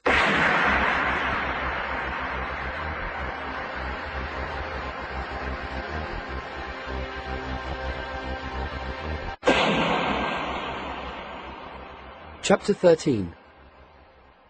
How to Rule the World. Open your eyes, Alex. Dr. Grief wishes to speak to you. The words came from across an ocean. Alex groaned and tried to lift his head. He was sitting down, his arms pinned behind his back. The whole side of his face felt bruised and swollen, and there was the taste of blood in his mouth. He opened his eyes and waited for the room to come into focus. Mrs. Stellenbos was standing in front of him, her fist curled loosely in her other hand. Alex remembered the force of the blow that had knocked him out. His whole head was throbbing, and he ran his tongue over his teeth to see if there were any missing. It was fortunate he had rolled with the punch, otherwise she might have broken his neck. Dr. Grief was sitting in his golden chair, watching Alex with what might have been curiosity or distaste, or perhaps a little of both. There was nobody else in the room. It was still snowing outside, and there was a small fire burning in the hearth, but the flames weren't as red as Dr. Grief's eyes. "You have put us to a great deal of inconvenience," he said. Alex straightened his head. He tried to move his hands, but they had been chained together behind the chair. "Your name is not Alex Friend. You are not the son of Sir David Friend. Your name is Alex Ryder, and you are employed by the British Secret Service." Dr. Grief was simply stating facts. There was no emotion in his voice. "We have microphones concealed in the cells," Mrs. Stellenbos explained. "Sometimes it is useful for us to hear the conversations between our young guests. Everything you said was overheard by the guard who summoned me." "You have wasted our time and our money," Dr. Grief continued. "For that, you will now be punished. It is not a punishment you will survive." The words were cold and absolute, and Alex felt the fear that they triggered. It coursed through his bloodstream, closing in on his heart. He took a deep breath, forcing himself back under control. He had signalled MI6. They would be on their way to Point Blanc. They might appear any minute now. He just had to play for time. "You can't do anything to me," he said. Mrs. Stellenbos lashed out, and he was thrown backwards as the back of her hand sliced into the side of his head. Only the chair kept him upright. "When you speak to the director, you will refer to him as Dr. Grief," she said. Alex looked round again, his eyes watering. "You can't do anything to me, Dr. Grief," he said. "I know everything. I know about the Gemini project, and I've already told London what I know. If you do anything to me, they'll kill you. They're on their way here now." Dr. Grief smiled, and in that single moment, Alex knew that nothing he said would make any difference to what was about to happen to him. The man was too confident. He was like a poker player who had not only managed to see all the cards, but had stolen the 4 aces for himself. "It may well be that your friends are on their way," he said, "but I do not think you have told them anything. We have been through your luggage and found the transmitting device concealed in a discman. I noted also that it is an ingenious electric saw. But as for the transmitter, it can send out a signal but not a message. Quite how you learned about the Gemini project is of no interest to me. I assume you overheard the name whilst eavesdropping at the door. We should have been more careful, but for British intelligence to send in a child, that was something we could not expect. Let us assume then that your friends do come calling. They will find nothing wrong. You yourself will have disappeared. I shall tell them that you ran away. I will say that my men are looking for you even now, but I very much fear you will have died a cold and lingering death on the mountainside. Nobody will guess what I have done here. The Gemini project will succeed. It has already succeeded. And even if your friends do take it upon themselves to kill me, that will make no difference. I cannot be killed, Alex. The world is already mine. You mean it belongs to the kids you've hired to act as doubles? Alex said. Hired? Dr. Grief muttered a few words to Mrs. Stellenbos in a harsh, guttural language. Alex assumed it must be Afrikaans. Her thick lips parted, and she laughed, showing heavy, discoloured teeth. Is that what you think? Dr. Grief asked.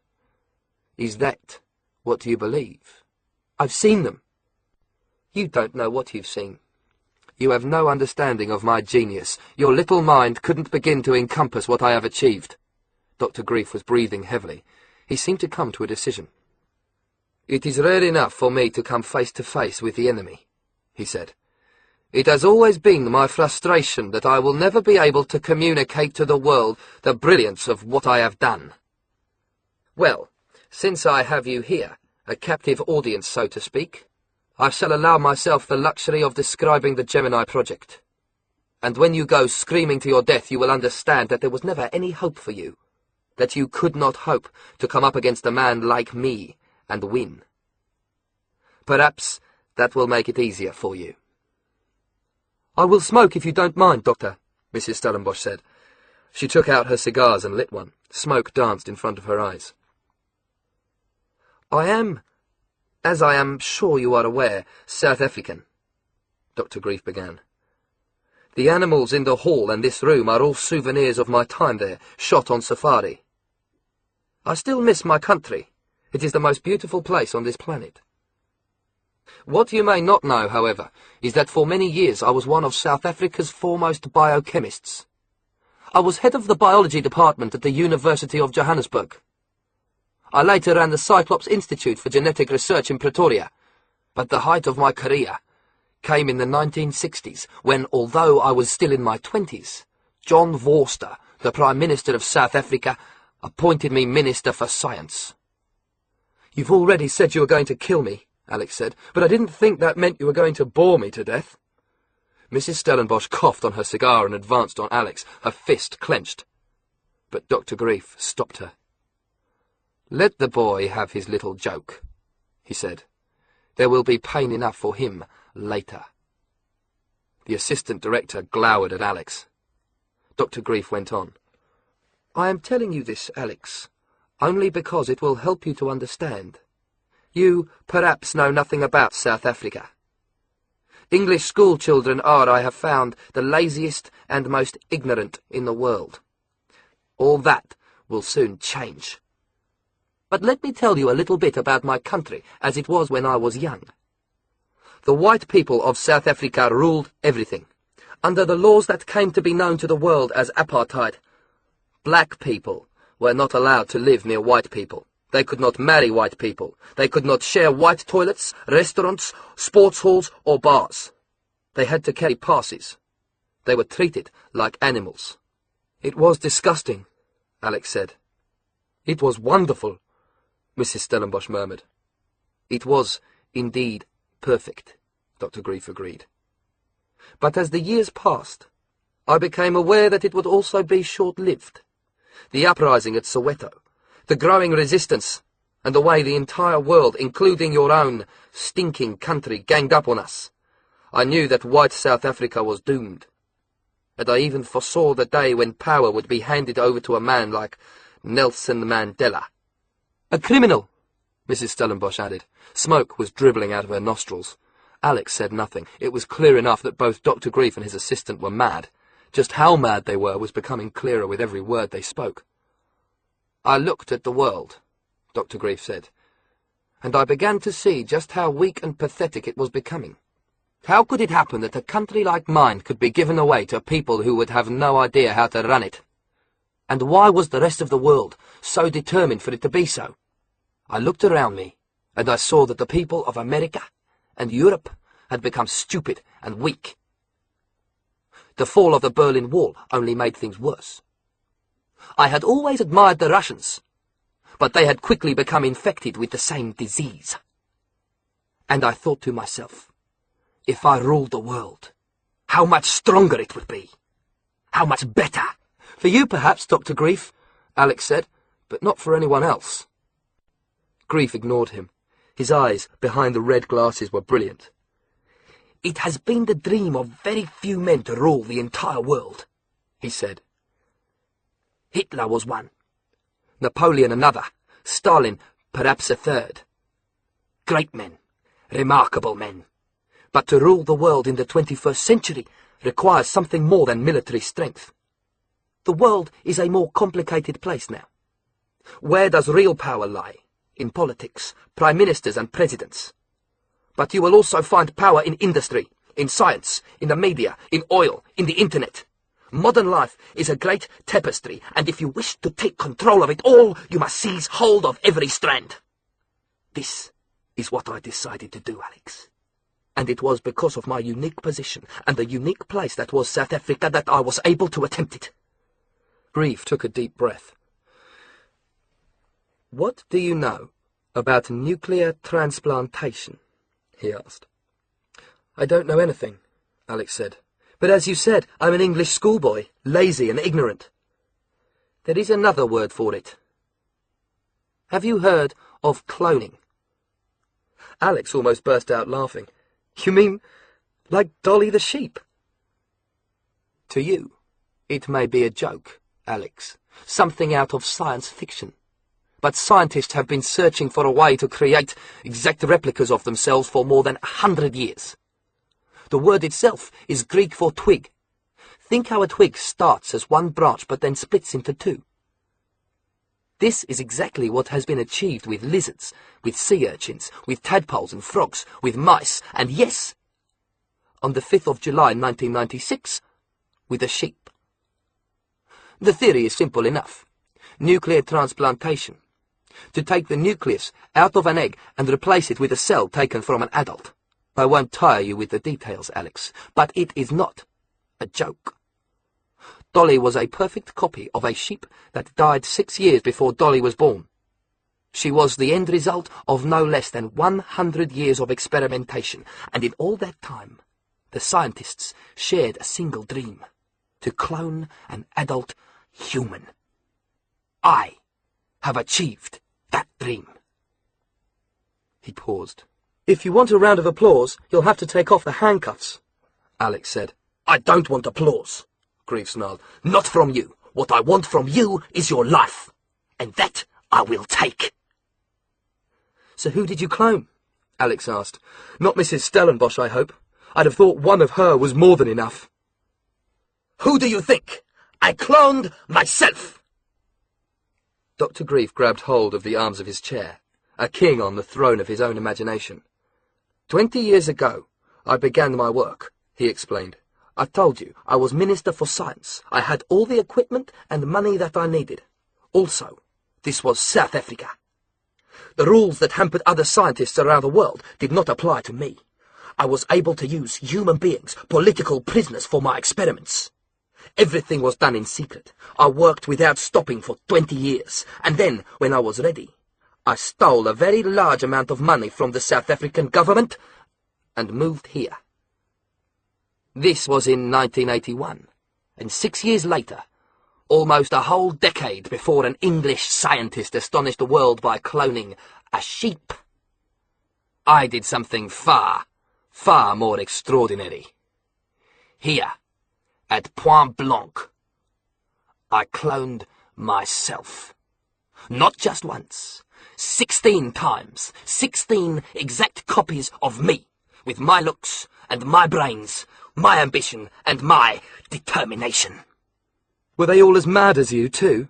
Alex asked, and flinched as Mrs. Stellenbos hit him again, this time in the stomach. But he wanted to make them angry. If they were angry, they might make mistakes. To begin with, they were babies, Dr. Grief said. 16 babies from 16 mothers who were themselves biologically irrelevant. They would grow up to become replicas of myself. I have had to wait 14 years for the babies to become boys, and the boys to become teenagers. Eva here has looked after all of them. You have met them, some of them. Tom, Cassian, Nicholas, Hugo, Joe, and James. Now Alex understood why they had somehow all looked the same. Do you see, Alex? Do you have any idea what I have done? I will never die, because even when this body is finished with, I will live on in them. I am them, and they are me. We are one and the same. He smiled again. I was helped in all this by Eva Stellenbos, who had worked with me in the South African government. She had worked in the SAS, our own secret service. She was one of their principal interrogators. Happy days. Mrs. Stellenbos smiled. Together, we set up the academy. Because, you see, that was the second part of my plan. I was creating 16 copies of myself, but that wasn't enough. You remember what I said about the strands of the tapestry? I had to bring them here, to draw them together. To replace them with copies of yourself. Suddenly, Alex saw it all. It was totally insane, but it was the only way to make sense of everything that he had seen. Dr. Grief nodded. It was my observation that families with wealth and power frequently had children who were troubled. Parents with no time for their sons, sons with no love for their parents. These children became my targets, Alex. Because, you see, I wanted what these children had. Take a boy like Hugo Vries. One day his father will leave him with a 50% stake in the world's diamond market. Or Tom McMorrin, his mother has newspapers all over the world. Or Joe Canterbury, his father at the Pentagon, his mother a senator. What better start for a life in politics? What better start for a future president of the United States, even? 15 of the most promising children who have been sent here to Point Blanc I have replaced with copies of myself. Surgically altered, of course, to look exactly like the originals. Baxter, the man you shot. You have been busy, Alex. For the first time, Dr. Grief looked surprised. The late Mr. Baxter was a plastic surgeon. I found him working in Harley Street, London. He had gambling debts. It was easy to bring him under my control, and it was his job to operate on my family, to change their faces, their skin colour, and where necessary their bodies, so that they would exactly resemble the teenagers they replaced. From the moment the real teenagers arrived here at Point Blanc, they were kept under observation. With identical rooms on the second and third floors? Yes. My doubles were able to watch their targets on television monitors, to copy their every movement, to learn their mannerisms, to eat like them, to speak like them, in short, to become them. It would never have worked. Alex twisted in his chair, trying to find some leverage in the handcuffs. But the metal was too tight. He couldn't move. Parents would know that the children you sent back were fakes, he insisted. Any mother would know it wasn't her son, even if he looked the same. Mrs. Stellenbos giggled. She had finished her cigar. Now she lit another. You are quite wrong, Alex, Dr. Grief said. In the first place, you are talking about busy, hard-working parents who had little or no time for their children. And you forget that the very reason why these people sent their sons here was because they wanted them to change. It is the reason why all parents send their sons to private schools. Ah, yes, they think the schools will make their children better, more clever, more competent. They would actually be disappointed if those children came back the same. And nature, too, is on our side. A boy of 14 leaves home for 6 or 7 weeks. By the time he gets back, nature will have made its mark. The boy will be taller, he will be fatter or thinner. Even his voice will have changed. It's all part of puberty, and the parents, when they see him, will say, "Oh, Tom, you've got so big, and you're so grown up." And they will suspect nothing. In fact, they would be worried if the boy had not changed. But Rosco guessed, didn't he? Alex knew he had arrived at the truth, the reason why he had been sent here in the first place. He knew why Rosco and Ivanov had died. There have been 2 occasions when the parents did not believe what they saw, Dr. Grief admitted. Michael J. Rosco in New York and General Viktor Ivanov in Moscow. Neither man completely guessed what had happened, but they were unhappy. They argued with their sons. They asked too many questions. And the sons told you what had happened. You might say that I had told myself. The sons, after all, are me. But yes, Michael Rosco knew something was wrong and called MI6 in London. I presume that is how you were unlucky enough to become involved. I had to pay to have Rosco killed, just as I paid for the death of Ivanov. But it was to be expected that there would be problems. 2 out of 16 is not so catastrophic, and of course it makes no difference to my plans. In many ways, it even helps me. Michael J. Rosco left his entire fortune to his son, and I understand that the Russian president is taking a personal interest in Dmitry Ivanov following the loss of his father. In short, the Gemini project has been an outstanding success. In a few days' time, the last of the children will leave Point Blanc to take their places in the heart of their families. Once I am satisfied that they have all been accepted, I will, I fear, have to dispose of the originals. They will die painlessly. The same cannot be said for you, Alex Ryder. You have caused me a great deal of annoyance. I propose, therefore, to make an example of you. Dr. Grief reached into his pocket and took out a device that looked like a pager. It had a single button, which he pressed. "What is the first lesson tomorrow morning, Eva?" he asked. "Double biology," Mrs. Stellenbos replied. "As I thought." "You have perhaps been to biology lessons where a frog or a rat has been dissected, Alex," he said. "For some time now, my children have been asking to see a human dissection. This is no surprise to me. At the age of 14, I first attended a human dissection myself. Tomorrow morning at 9:30, their wish will be granted. You will be brought into the laboratory, and we will open you up and have a look at you. We will not be using anesthetic, and it will be interesting to see how long you survive before your heart gives out. And then, of course, we shall dissect your heart." "You're sick!" Alex yelled. And now he was thrashing about in the chair, trying to break the wood, trying to get the handcuffs to come apart, but it was hopeless. The metal cut into him. The chair rocked but stayed in one piece. "You're a madman!" "I am a scientist." Dr. Grief spat the words. "And that is why I'm giving you a scientific death. At least in your last minutes you will have been some use to me." He looked past Alex.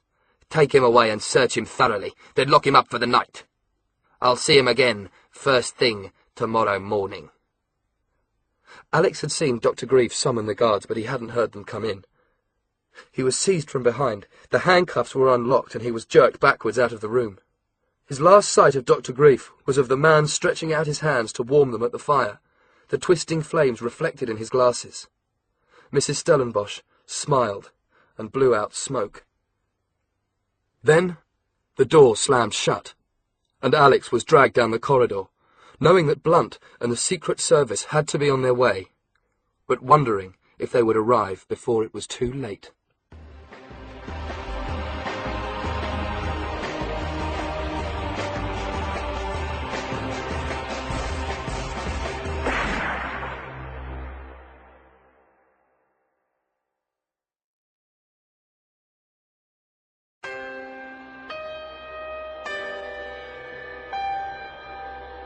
Chapter 14. Black Run. The cell measured 2 meters by 4 meters and contained a bunk bed with no mattress and a chair. The door was solid steel. Alex heard a key turn in the lock after it was closed. He had not been given anything to eat or drink. The cell was cold, but there were no blankets on the bed. At least the guards had left the handcuffs off. They had searched Alex expertly, removing everything they had found in his pockets. They had also removed his belt and the laces of his shoes. Perhaps Dr. Grief had thought he would hang himself. He needed Alex fresh and alive for the biology lesson. It was about 2 o'clock in the morning, but Alex hadn't slept. He had tried to put out of his mind everything Grief had told him. That wasn't important now. He knew that he had to escape before 9:30, because, like it or not, it seemed he was on his own. More than 36 hours had passed since he had pressed the panic button that Smithers had given him, and nothing had happened. Either the machine hadn't worked, or for some reason MI6 had decided not to come. Of course, it was possible that something might happen before breakfast the next day, But Alex wasn't prepared to risk it. He had to get out. Tonight. For the 20th time, he went over to the door and knelt down, listening carefully. The guards had dragged him back down to the basement.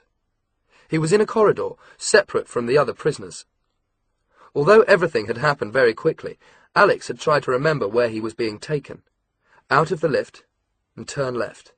Round the corner, and then down a second passageway to a door at the end. He was on his own, and listening through the door, he was fairly sure that they hadn't posted a guard outside. It had to be now, the middle of the night. When they had searched him, the guards hadn't quite taken everything. Neither of them had even noticed the gold stud in his ear. What had Smithers said? It's a small but very powerful explosive. Separating the two pieces activates it. Count to 10, and it'll blow a hole in just about anything. Now was the time to put it to the test. Alex reached up and unscrewed the ear stud. He pulled it out of his ear, slipped the two pieces into the keyhole of the door, stepped back, and counted to 10. Nothing happened. Was the stud broken like the Discman transmitter? Alex was about to give up, when there was a sudden flash, an intense sheet of orange flame. Fortunately, there was no noise. The flare continued for about 5 seconds, then went out. Alex went back to the door.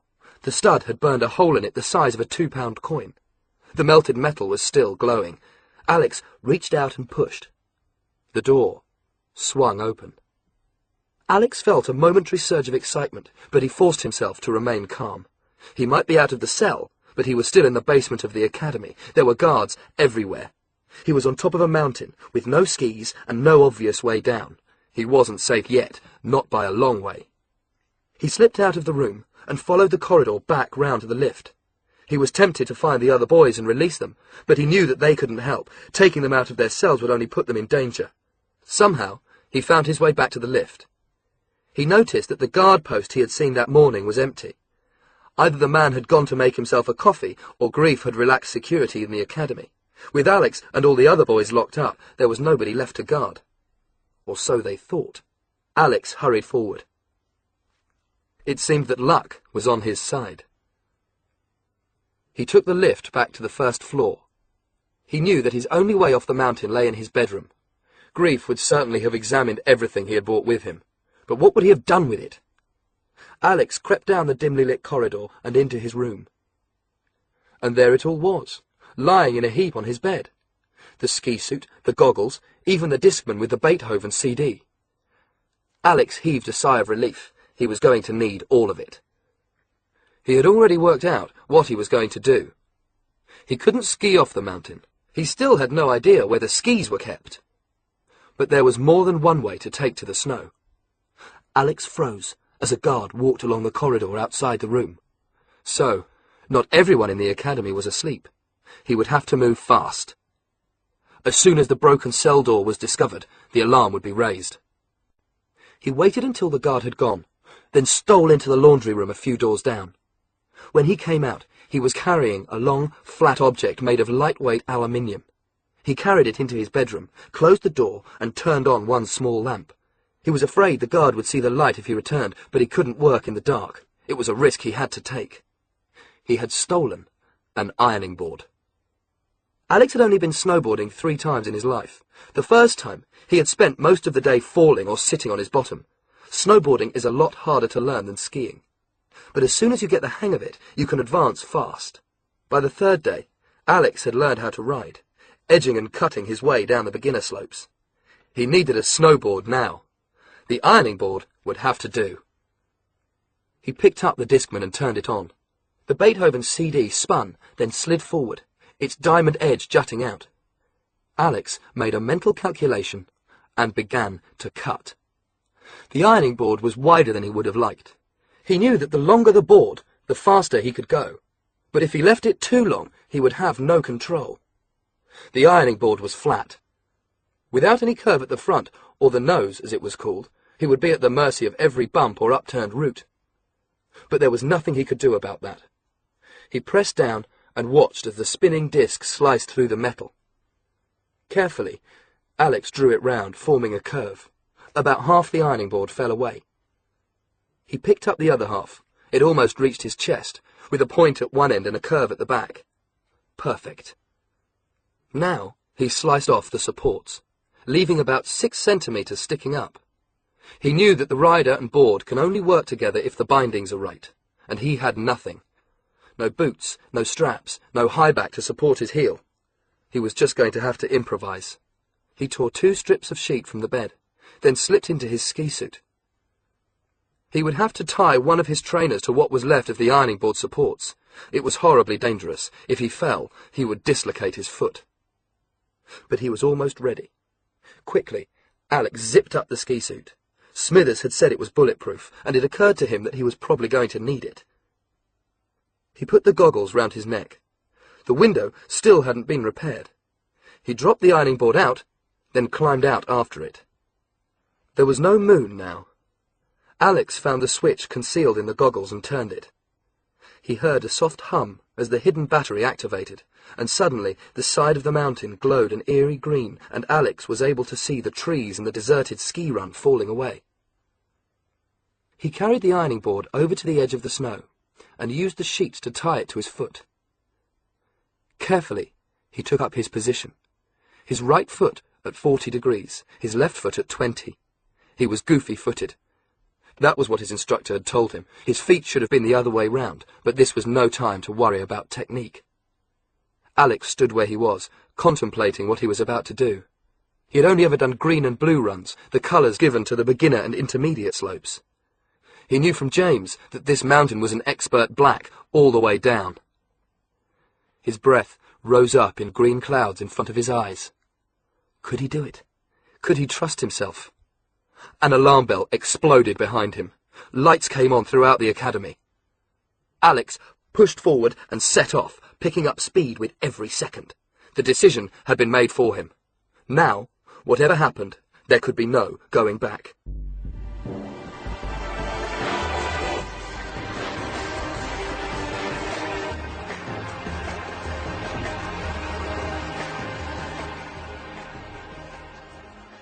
Dr. Grief, wearing a long silver dressing gown, stood beside the open window in Alex's room. Mrs. Stellenbos was also in a robe. Hers was pink silk and looked strangely hideous hanging off her lumpy body. 3 guards stood watching them, waiting for instructions. "Who searched the boy?" Dr. Grief asked. He had already been shown the cell door with the circular hole burnt into the lock. None of the guards answered, but their faces had gone pale. "This is a question to be answered in the morning," Dr. Grief continued. "For now, all that matters is that we find him and kill him." "He must be walking down the mountainside," Mrs. Stellenbos said. "He has no skis. He won't make it. We can wait until morning and pick him up in the helicopter." "I think the boy may be more inventive than we believe." Dr. Grief picked up the remains of the ironing board. "You see, he has improvised some sort of sleigh or toboggan. All right." He had come to a decision. Mrs. Stellenbosch was glad to see the certainty return to his eyes. "I want 2 men on snowmobiles following him down. Now!" One of the guards hurried out of the room. "What about the unit at the foot of the mountain?" Mrs. Stellenbosch said. "Indeed." Dr. Grief smiled. He had always kept a guard and a driver at the end of the last valley, in case anybody ever tried to leave the academy on skis. It was a precaution that was about to pay off. "Alex Ryder will have to arrive in La Vallée de Fer. Whatever he's using to get down, he'll be unable to cross the railway line. We can have a machine gun set up waiting for him. Assuming he does manage to get that far, he'll be a sitting duck." "Excellent," Mrs. Stellenbosch purred. "I would have liked to watch him die. But yes. The Ryder boy has no hope at all, and we can return to bed."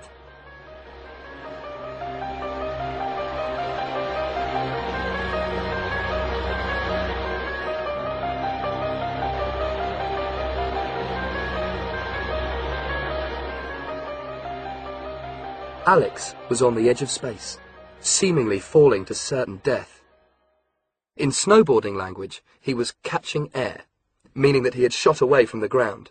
Every 10 meters he went forward, the mountainside disappeared another 5 meters downward.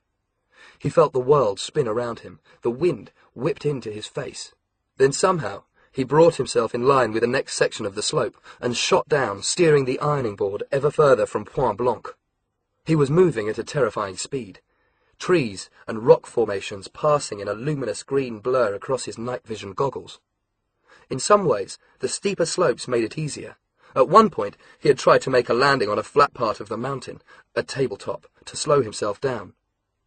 He had hit the ground with such a bone-shattering crash that he had nearly blacked out and had taken the next 20 metres almost totally blind.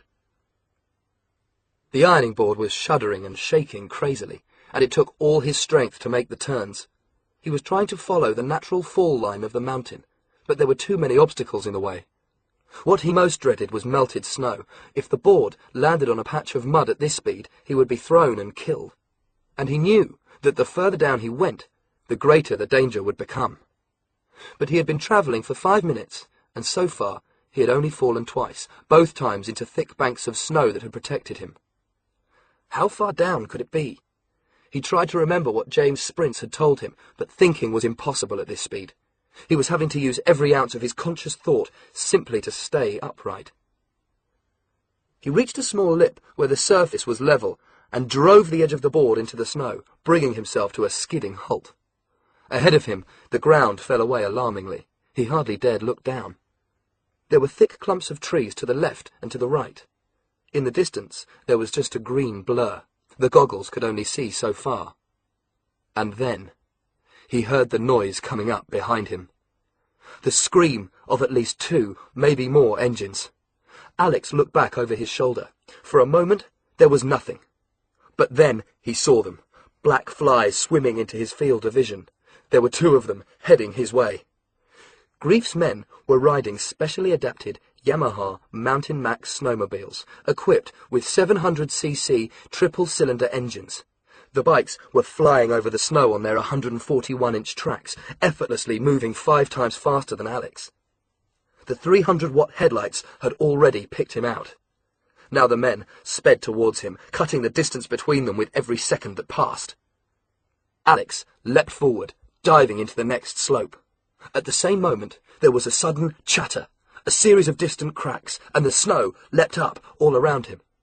Grief's men had machine guns built into their snowmobiles.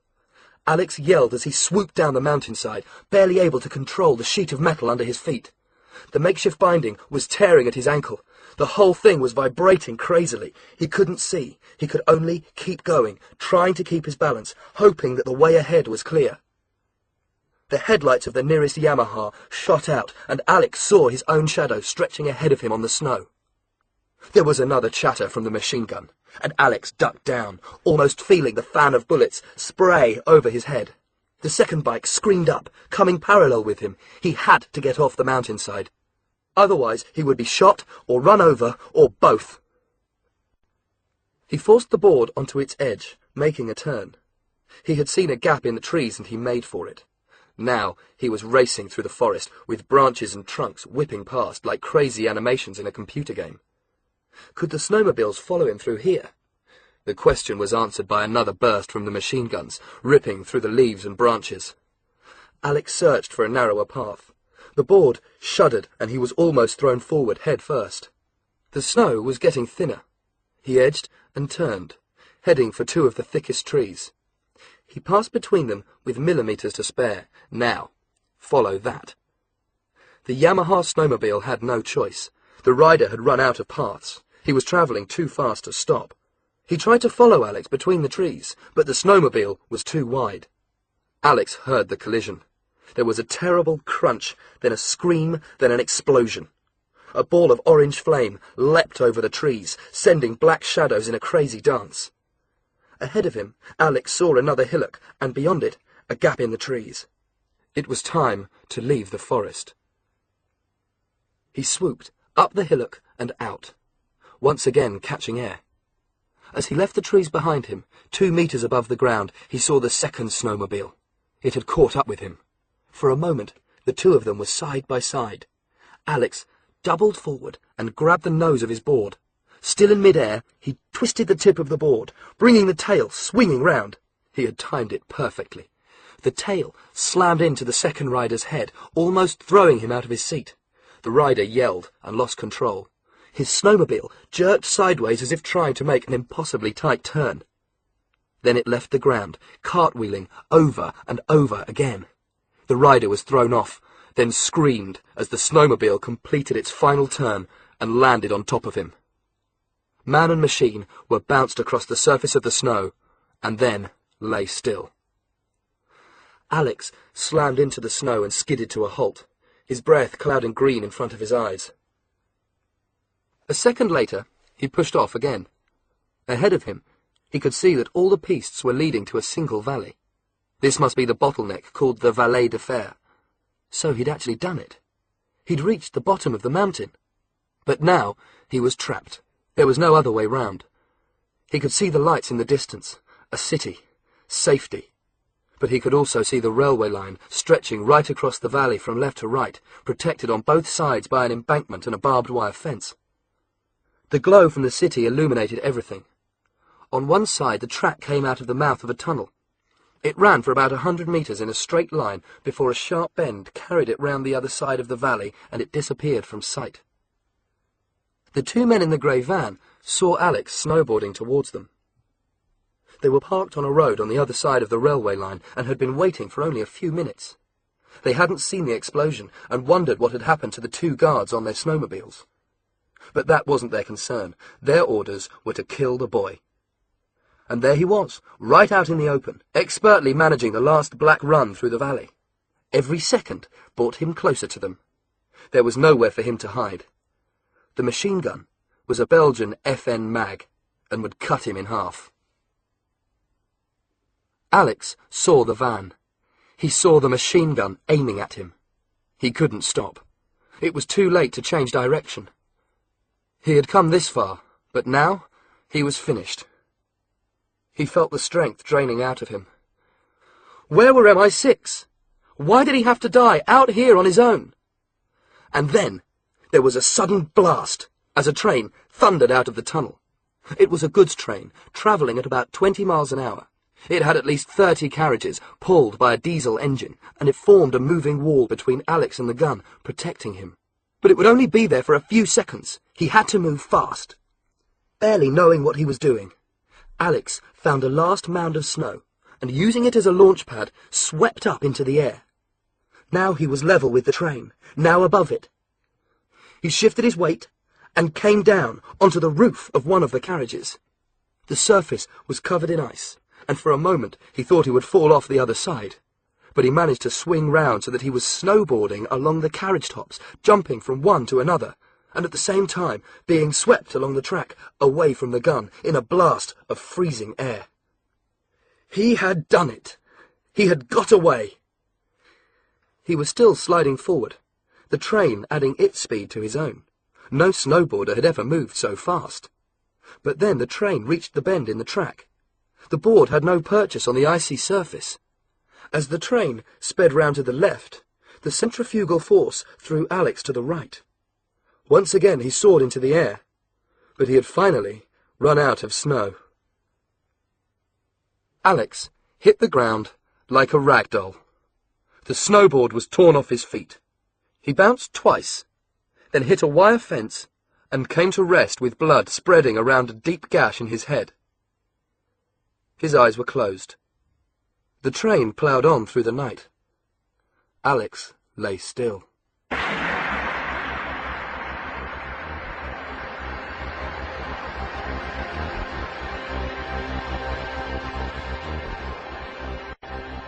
Chapter 15. After the funeral.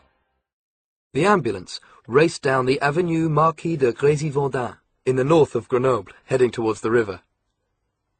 It was 5 o'clock in the morning, and there was no traffic yet, no need for the siren. Just before the river, it turned off into a compound of ugly modern buildings. This was the second biggest hospital in the city.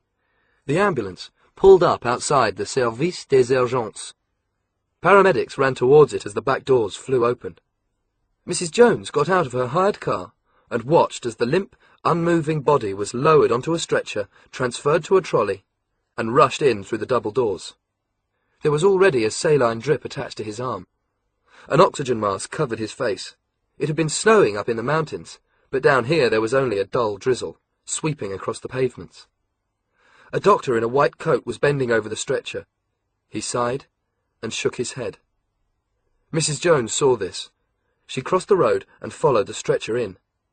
A thin man, with close-cropped hair, wearing a black jersey and padded waistcoat, had also been watching the hospital. He saw Mrs. Jones without knowing who she was. He had also seen Alex. He took out a mobile telephone and made a call. Dr. Grief would want to know. 3 hours later, the sun had risen over the city. Grenoble is largely modern, and even with its perfect mountain setting, it struggles to be attractive. On this damp, cloudy day, it was clearly failing. Outside the hospital, a car drew up, and Eva Stellenbos got out. She was wearing a silver and white chessboard suit, with a hat perched on her ginger hair. She carried a leather handbag, and for once she had put makeup on. She wanted to look elegant. She looked like a man in drag. She walked into the hospital and found the main reception desk. There was a young nurse sitting behind a bank of telephones and computer screens. Mrs. Stellenbos addressed her in fluent French. "Excuse me," she said. "I understand that a young boy was brought here this morning. His name is Alex Friend." "1 moment, please." The nurse entered the name into her computer. She read the information on the screen, and her face became serious. "May I ask who you are?" "I am the assistant director of the academy at Point Blanc. He is one of our students." "Are you aware of the extent of his injuries, madame?" "I was told that he was involved in a snowboarding accident." Mrs. Stellenbos took out a small handkerchief and dabbed at her eyes. "He tried to snowboard down the mountain at night. He was involved in a collision with a train. His injuries are very serious, madame. The doctors are operating on him now." Mrs. Stellenbos nodded, swallowing her tears. "My name is Eva Stellenbos," she said. "May I wait for any news?" "Of course, madame." Mrs. Stellenbos took a seat in the reception area. For the next hour she watched as people came and went, some walking, some in wheelchairs. There were other people waiting for news of other patients. One of them, she noticed, was a serious-looking woman with black hair, badly cut, and very black eyes. She was from England, glancing occasionally at a copy of the London Times. Then a door opened and a doctor came out. Doctors have a certain face when they come to give bad news. This doctor had it now. "Madame Stellenbos?" he asked. "Yes." "You are the director of the school?" "The assistant director, yes." The doctor sat next to her. "I am very sorry, madame. Alex's friend died a few minutes ago." He waited while she absorbed the news. "He had multiple fractures, his arms, his collarbone, his leg. He had also fractured his skull. We operated, but unfortunately there had been massive internal bleeding. He went into shock, and we were unable to bring him round." Mrs. Stellenbos nodded, struggling for words. "I must notify his family," she whispered. "Is he from this country?" "No, he is English. His father, Sir David Friend. I'll have to tell him." Mrs. Stellenbos got to her feet. "Thank you, doctor. I'm sure you did everything you could."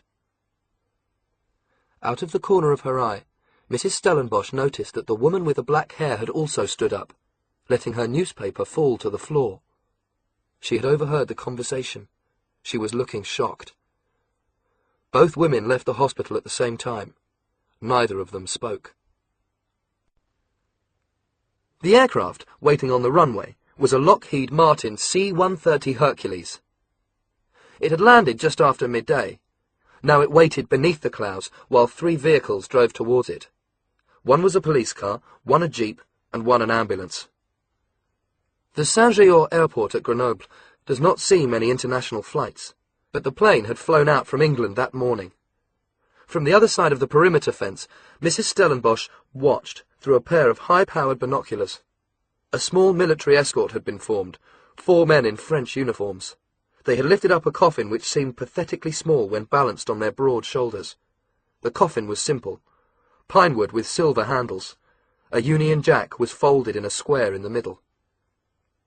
Marching in time, they carried the coffin towards the waiting plane. Mrs. Stellenbos focused the binoculars and saw the woman from the hospital. She had been travelling in the police car. She stood watching as the coffin was loaded onto the plane. then got back into the car and was driven away. By now, Mrs. Stellenbos knew who she was. Dr. Grief kept extensive files and had quickly identified her as Mrs. Jones, deputy to Alan Blunt, head of special operations for MI6. Mrs. Stellenbos stayed until the end. The doors of the plane were closed. The jeep and the ambulance left. The plane's propellers began to turn, and it lumbered forward onto the runway. A few minutes later it took off. As it thundered into the air, the clouds opened as if to receive it, and for a moment its silver wings were bathed in brilliant sunlight. Then the clouds rolled back, and the plane disappeared. Mrs. Stellenbosch took out her mobile. She dialed a number and waited until she was connected. "The little swine has gone," she said. She got back into her car and drove away. After Mrs. Jones had left the airport, she returned to the hospital and took the stairs to the second floor. She came to a pair of doors guarded by a policeman who nodded and let her pass through. On the other side was a corridor leading to a private wing. She walked down to a door, this one also guarded. She didn't knock, she went straight in. Alex Ryder was standing by the window, looking out at the view of Grenoble on the other side of the river Isère. Outside, high above him, 5 steel and glass bubbles moved slowly along a cable, ferrying tourists up to the Fort de la Bastille. He turned round as Mrs. Jones came in. There was a bandage around his head, but otherwise he seemed unhurt. "You're lucky to be alive," she said. "I thought I was dead," Alex replied. "Let's hope Dr. Grief believes as much." Despite herself, Mrs. Jones couldn't keep the worry out of her eyes.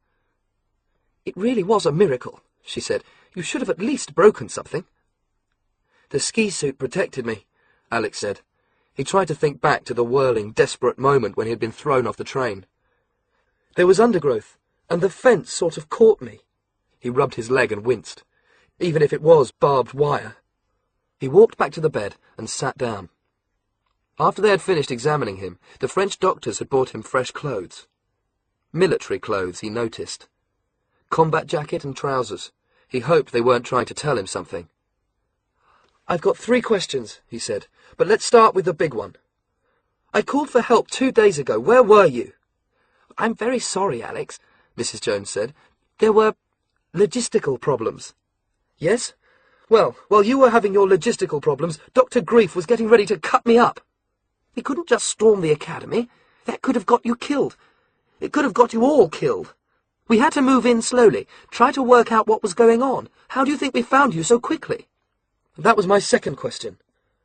Mrs. Jones shrugged. "We've had people in the mountains ever since we got your signal. They've been closing in on the academy. They heard the machine gun fire when the snowmobiles were chasing you and followed you down on skis. They saw what happened with the train and radioed for help." "All right. So why all the business with the funeral? Why do you want Dr. Grief to think I'm dead?" "Well, that's simple, Alex.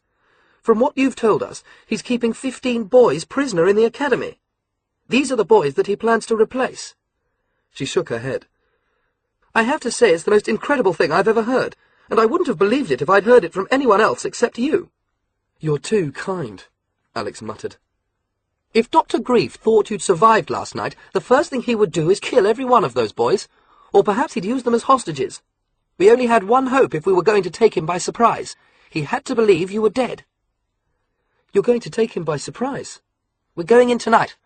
I told you, we've assembled an attack squad here in Grenoble. They were up in the mountains last night. They plan to set off as soon as it's dark. They're armed, and they're experienced." Mrs. Jones hesitated. "There's just one thing they don't have." "And what's that?" Alex asked, feeling a sudden sense of unease. "They need someone who knows the building," Mrs. Jones said. "The library, the secret lift, the placement of guards, the passage with the cells." "No way!" Alex exclaimed. Now he understood the military clothes. "Forget it! I'm not going back up there! I almost got killed trying to get away! Do you think I'm mad?" "Alex, you'll be looked after. You'll be completely safe." "No!" Mrs. Jones nodded. "All right. I can understand your feelings, but there's someone I want you to meet." As if on cue, there was a knock on the door and it opened to reveal a young man, also in combat dress. The man was well built, with black hair, square shoulders, and a dark, watchful face. He was in his late 20s. He saw Alex and shook his head. "Well, well, well. There's a turn-up for the books," he said. "How's it going, cub?" Alex recognized him at once. It was the soldier he had known as Wolf. When MI6 had sent him for 11 days SAS training in Wales, Wolf had been in charge of his unit. If training had been hell, Wolf had only made it worse, picking on Alex from the start and almost getting him thrown out. In the end, though, it had been Wolf who had nearly lost his place with the SAS, and Alex who had saved him. But Alex still wasn't sure where that left him, and the other man was giving nothing away. "Wolf," Alex said. "I heard you got busted up." Wolf shrugged. "I'm sorry. I forgot the flowers and the bunch of grapes." "What are you doing here?" Alex asked. "They called me in to clear up the mess you left behind you." "So where were you when I was being chased down the mountain?" "It seems you were doing fine on your own." Mrs. Jones took over. "Alex has done a very good job up to now," she said. "But the fact is, there are 15 young prisoners up at Point Blanc, and our first priority must be to save them. From what Alex has told us, we know there are about 30 guards in and around the school. The only chance those boys have is for an SAS unit to break in. It's happening tonight." She turned to Alex. "The unit will be commanded by Wolf." The SAS never use rank when they're on active service. Mrs. Jones was careful only to use Wolf's code name. "Where does the boy come into this?" Wolf demanded. "He knows the school. He knows the position of the guards and the location of the prison cells. He can lead you to the lift." "He can tell us everything we need to know here and now," Wolf interrupted. He turned to Mrs. Jones. "We don't need a kid," he said. "He's just going to be baggage. We're going in on skis. Maybe there'll be blood. I can't waste one of my men holding his hand." "I don't need to have my hand held," Alex retorted angrily. "She's right. I know more about Point Blanc than any of you. I've been up there, and I got out of there, no thanks to you. Also, I've met some of those boys. One of them is a friend of mine. I promised I'd help him, and I will." "Not if you get killed." "I can look after myself." "But it's agreed," Mrs. Jones said. "Alex will lead you in there, but then will take no further part in the operation. And as for his safety, Wolf, I hold you personally responsible." "Personally responsible. Right," Wolf growled. Alex couldn't resist a smile. He'd held his ground, and he'd be going back in with the SAS. Then he realized. A few moments ago, he'd been arguing violently against doing just that. He glanced at Mrs. Jones. She'd manipulated him, of course, bringing Wolf into the room, and she knew it. Wolf nodded. "All right, cub," he said. "Looks like you're in. Let's go play." "Sure, Wolf," Alex sighed. "Let's go play."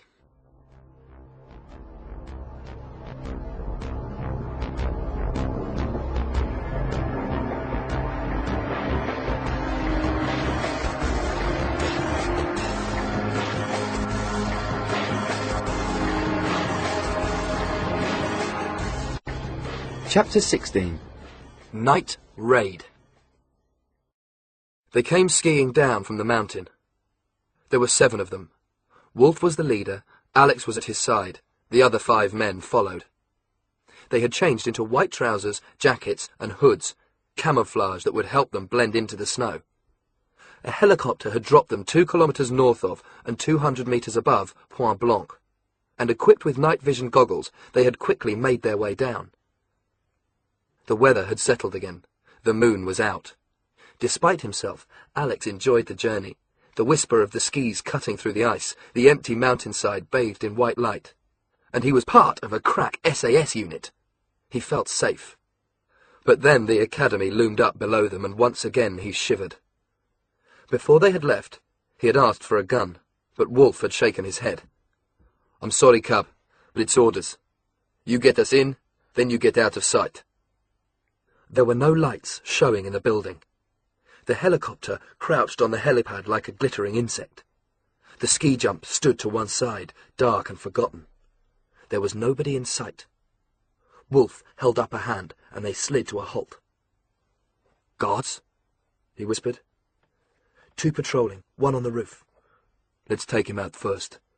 Mrs. Jones had made her instructions clear. There was to be no bloodshed unless absolutely necessary. The mission was to get the boys out. The SAS could take care of Dr. Grief, Mrs. Stellenbos and the guards at a later date. Now, Wolf held out a hand, and one of the other men passed him something. It was a crossbow. Not the medieval sort, but a sophisticated, high-tech weapon with a microflight aluminium barrel and laser scope. He loaded it with an anesthetic dart, lifted it up, and took aim. Alex saw him smile to himself. Then his finger curled, and the dart flashed across the night, travelling at 100 meters a second. There was a faint sound from the roof of the academy. It was as if someone had coughed. Wolf lowered the crossbow. "One down," he said. "Sure," Alex muttered, "and about 29 to go." Wolf signalled, and they continued down more slowly now. They were about 20 meters from the school when they saw the main door open. 2 men walked out, machine guns hanging from their shoulders. As one, the SAS men veered to the right, disappearing round the side of the school. They stopped within reach of the wall, dropping down to lie flat on their stomachs. 2 of the men had moved slightly ahead. Alex noticed that they kicked off their skis at the very same moment they had come to a halt. The 2 guards approached. One of them was talking quietly in German. Alex's face was half buried in the snow. He knew that the combat clothes would make them invisible. He half lifted his head just in time to see 2 figures rise out of the ground like ghosts from the grave. 2 Koshes swung in the moonlight, the guards crumpled.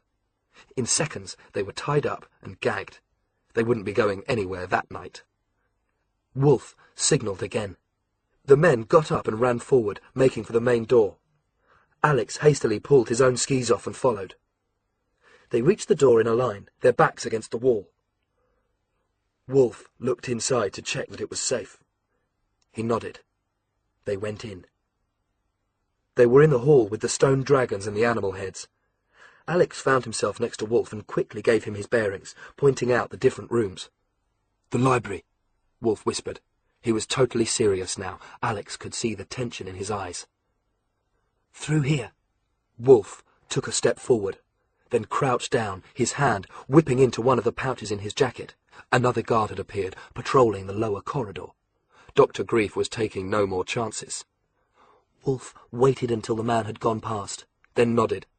One of the other SAS men went after him. Alex heard a thud, and the clatter of a gun dropping. "So far so good," Wolf whispered. They went into the library. Alex showed Wolf how to summon the lift, and Wolf whistled softly as the suit of armour smoothly divided into 2 parts. "This is quite a place," he muttered. "Are you going up or down?" "Down. Let's make sure the kids are all right." There was just room for all 7 of them in the lift. Alex had warned Wolf about the guard at the table within sight of the lift, and Wolf took no chances. He came out firing. In fact, there were 2 guards there. One of them was holding a mug of coffee, the other lighting a cigarette. Wolf fired twice. 2 more anesthetic darts travelled the short distance along the corridor and found their targets. Again it had all happened in almost total silence. The 2 guards collapsed and lay still. The SAS men stepped out into the corridor. Suddenly Alex remembered. He was angry with himself for not mentioning it before. "You can't go into the cells," he whispered. "They're wired up for sound." Wolf nodded. "Show me." Alex showed Wolf the passage with the steel doors. Wolf pointed to one of the men. "I want you to stay here. If we're found, this is the first place Grief will come." The man nodded. He understood. The rest of them went back to the lift, up to the library, and out into the hall. Wolf turned to Alex. "We're going to have to deactivate the alarm," he explained. "Do you have any idea?" "This way. Grief's private rooms are on the other side." But before he could finish, 3 more guards appeared, walking down the passageway. Wolf shot one of them, another anesthetic dart, and one of his men took out the other 2, but this time they were a fraction of a second too slow. Alex saw one of the guards bring his gun round. He was probably unconscious before he managed to fire, but at the last moment his finger tightened on the trigger. Bullets sprayed upwards, smashing into the ceiling, bringing plaster and wood splinters showering down. Nobody had been hit, but the damage had been done. The lights flashed on, an alarm began to ring. 20 meters away, a door opened and more guards poured through. "Down!" Wolf shouted. He had produced a grenade.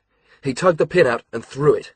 Alex hit the ground, and a second later there was a soft explosion, as a great cloud of tear gas filled the far end of the passage. The guards staggered, blind and helpless.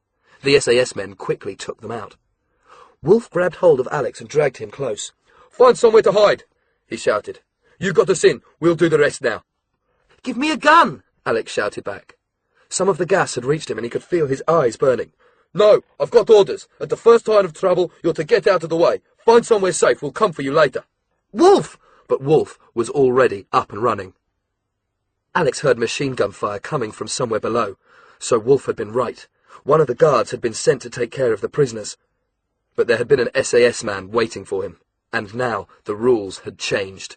The SAS couldn't afford to risk the lives of the prisoners. There was going to be bloodshed. Alex could only imagine the battle that must be taking place, but he was to be no part of it. His job was to hide. More explosions, more gunfire. There was a bitter taste in Alex's mouth as he made his way back to the stairs. It was typical of MI6. Half the time they would happily get him killed, the other half they treated him like a child. Suddenly, a guard appeared, running towards the sound of the fighting. Alex's eyes were still smarting from the gas, and now he made use of it.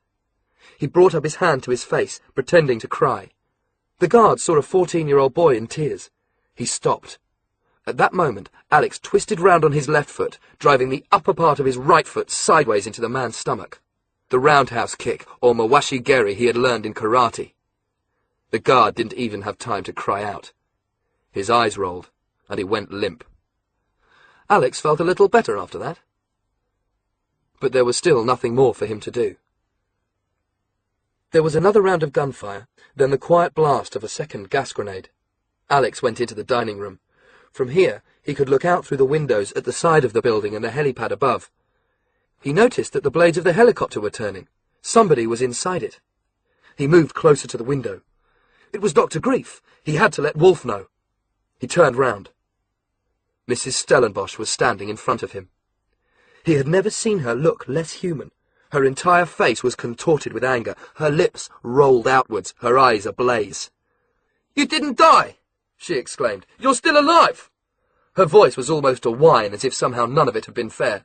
"You brought them here! You ruined everything!" "That's my job," Alex said. "What was it that made me look in here?" Mrs. Stellenbosch giggled to herself. Alex could see what little sanity she had left was slipping away.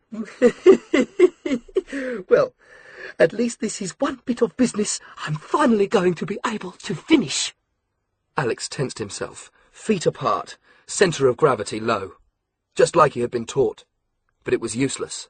Mrs. Stellenbosch lurched into him, moving with frightening speed. It was like being run over by a bus. Alex felt the full impact of her body weight, then cried out as two massive hands seized hold of him and threw him head first across the room. He crashed into a table, knocking it over, then rolled out of the way as Mrs. Stellenbosch followed up her first attack, lashing out with a kick that would have taken his head off his shoulders if it hadn't missed by less than a centimetre. He scrambled to his feet and stood there, panting for breath. For a moment his vision was blurred. Blood trickled out of the corner of his mouth. Mrs. Stellenbosch charged again. Alex threw himself forward, using another of the tables for leverage. His feet swung round, siding through the air, both his heels catching her on the back of the head. Anyone else would have been knocked out by the blow, but although Alex felt the jolt of it running all the way up his body, Mrs. Stellenbosch hardly faltered. As Alex left the table, her hands swung down, smashing through the thick wood. The table fell apart, and she walked through it, grabbing him again, this time by the neck. Alex felt his feet leave the floor. With a grunt, she hurled him against the wall. Alex yelled, wondering if his back had been broken. He slid to the floor. He couldn't move.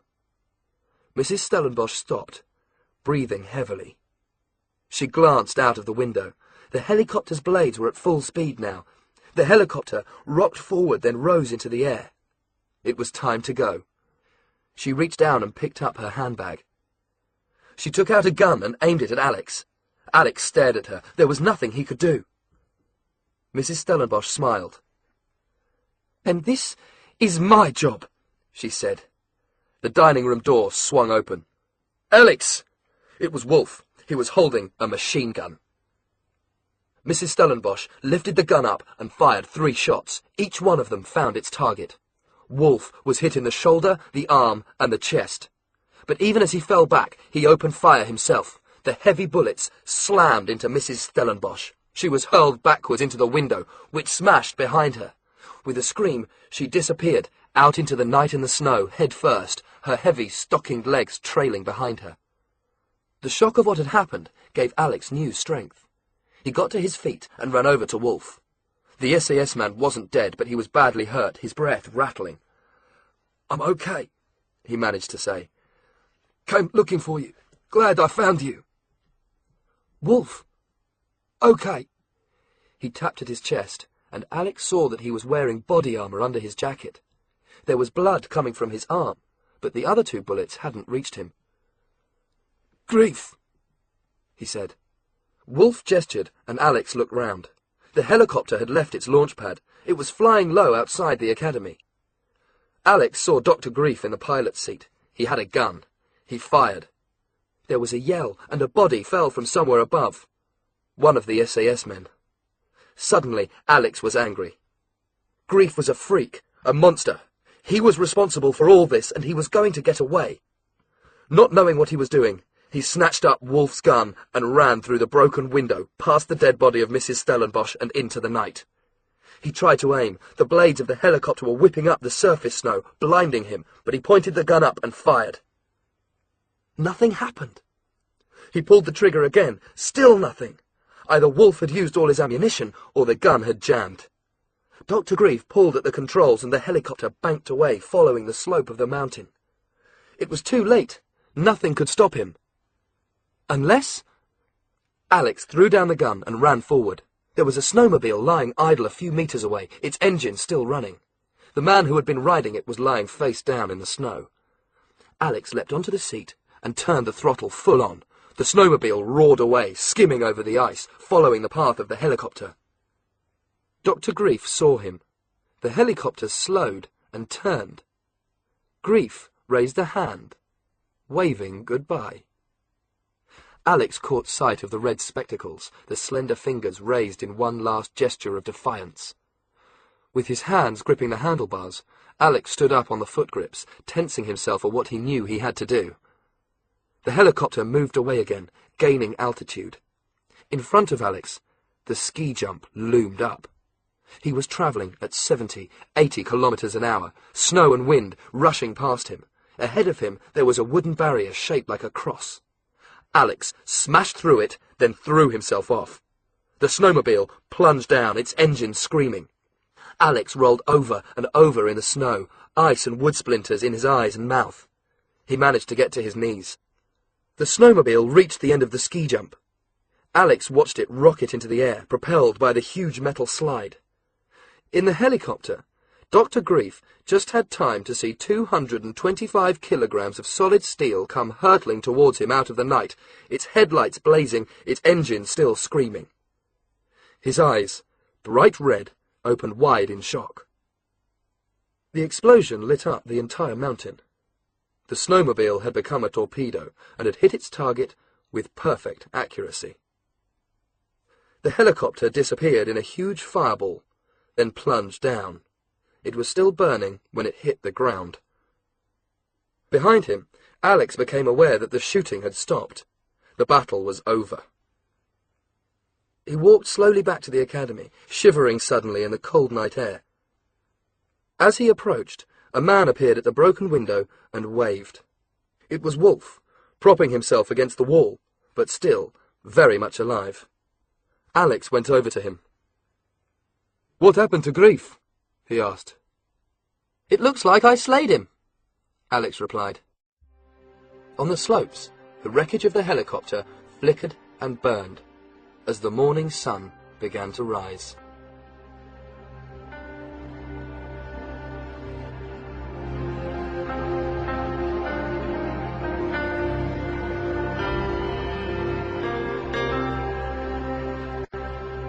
Chapter 17. Dead Ringer. A few days later, Alex found himself sitting opposite Alan Blunt in the faceless office in Liverpool Street, with Mrs. Jones twisting another sweet between her fingers. It was the 1st of May, a bank holiday in England, but somehow he knew that holidays never came to the building that called itself the Royal and General Bank. Even the spring seemed to have stopped at the window. Outside the sun was shining. Inside there were only shadows. "It seems that once again we owe you a debt of thanks," Blunt was saying. "You don't owe me anything," Alex said. Blunt looked genuinely puzzled. "You have quite possibly changed the future of this planet," he said. "Of course, Grief's plan was monstrous, crazy, but the fact remains that his—" He searched for a word to describe the test tube creations that had been sent out of Point Blanc. "His offspring could have caused a great many problems. At the very least, they would have had money. God knows what they would have got up to had they remained undiscovered." "What's happened to them?" Alex asked. "We've traced all 15 of them, and we have them under lock and key," Mrs. Jones answered. "They were quietly arrested by the intelligence services of each country where they lived. We'll take care of them." Alex shivered. He had a feeling he knew what Mrs. Jones meant by those last words, and he was certain that nobody would ever see the 15 Grief replicas again. "Once again we've had to hush this up," Blunt continued. "This whole business of cloning. It causes a great deal of public disquiet. Sheep are one thing, but human beings—" He coughed. "The families involved in this business have no desire for publicity, so they won't be talking. They're just glad to have their real sons returned to them. The same, of course, goes for you, Alex. You've already signed the Official Secrets Act. I'm sure we can trust you to be discreet." There was a moment's pause. Mrs. Jones looked carefully at Alex. She had to admit that she was worried about him. She knew everything that had happened at Point Blanc, how close he had come to a horrible death, only to be sent back into the academy for a second time. The boy who had come back from the French Alps was different to the boy who had left. There was a coldness about him as tangible as the mountain snow. "You did very well, Alex," she said. "How is Wolf?" Alex asked. "He's fine. He's still in hospital, but the doctors say he'll make a complete recovery. We hope to have him back on operations in a few weeks." "That's good." "We only had one fatality on the raid on Point Blanc. That was the man you saw falling from the roof. Wolf and another man were injured. Otherwise it was a complete success." She paused. "Is there anything else you want to know?" "No." Alex shook his head. He stood up. "You left me in there," he said. "I called for help and you didn't come. Grief was going to kill me, but you didn't care." "That's not true, Alex." Mrs. Jones looked at Blunt for support, but he didn't meet her eyes. "There were difficulties. It doesn't matter. I just want you to know that I've had enough. I don't want to be a spy anymore, and if you ask me again, I'll refuse. I know you think you can blackmail me, but I know too much about you now, so that won't work anymore." He walked over to the door. "I used to think that being a spy would be exciting and special, like in the films. But you just used me. In a way, the two of you are as bad as Grief. You'll do anything to get what you want. Well, I want to go back to school. Next time, you can do it without me." There was a long silence after Alex had left. At last, Blunt spoke. "He'll be back," he said. Mrs. Jones raised an eyebrow. "You really think so?"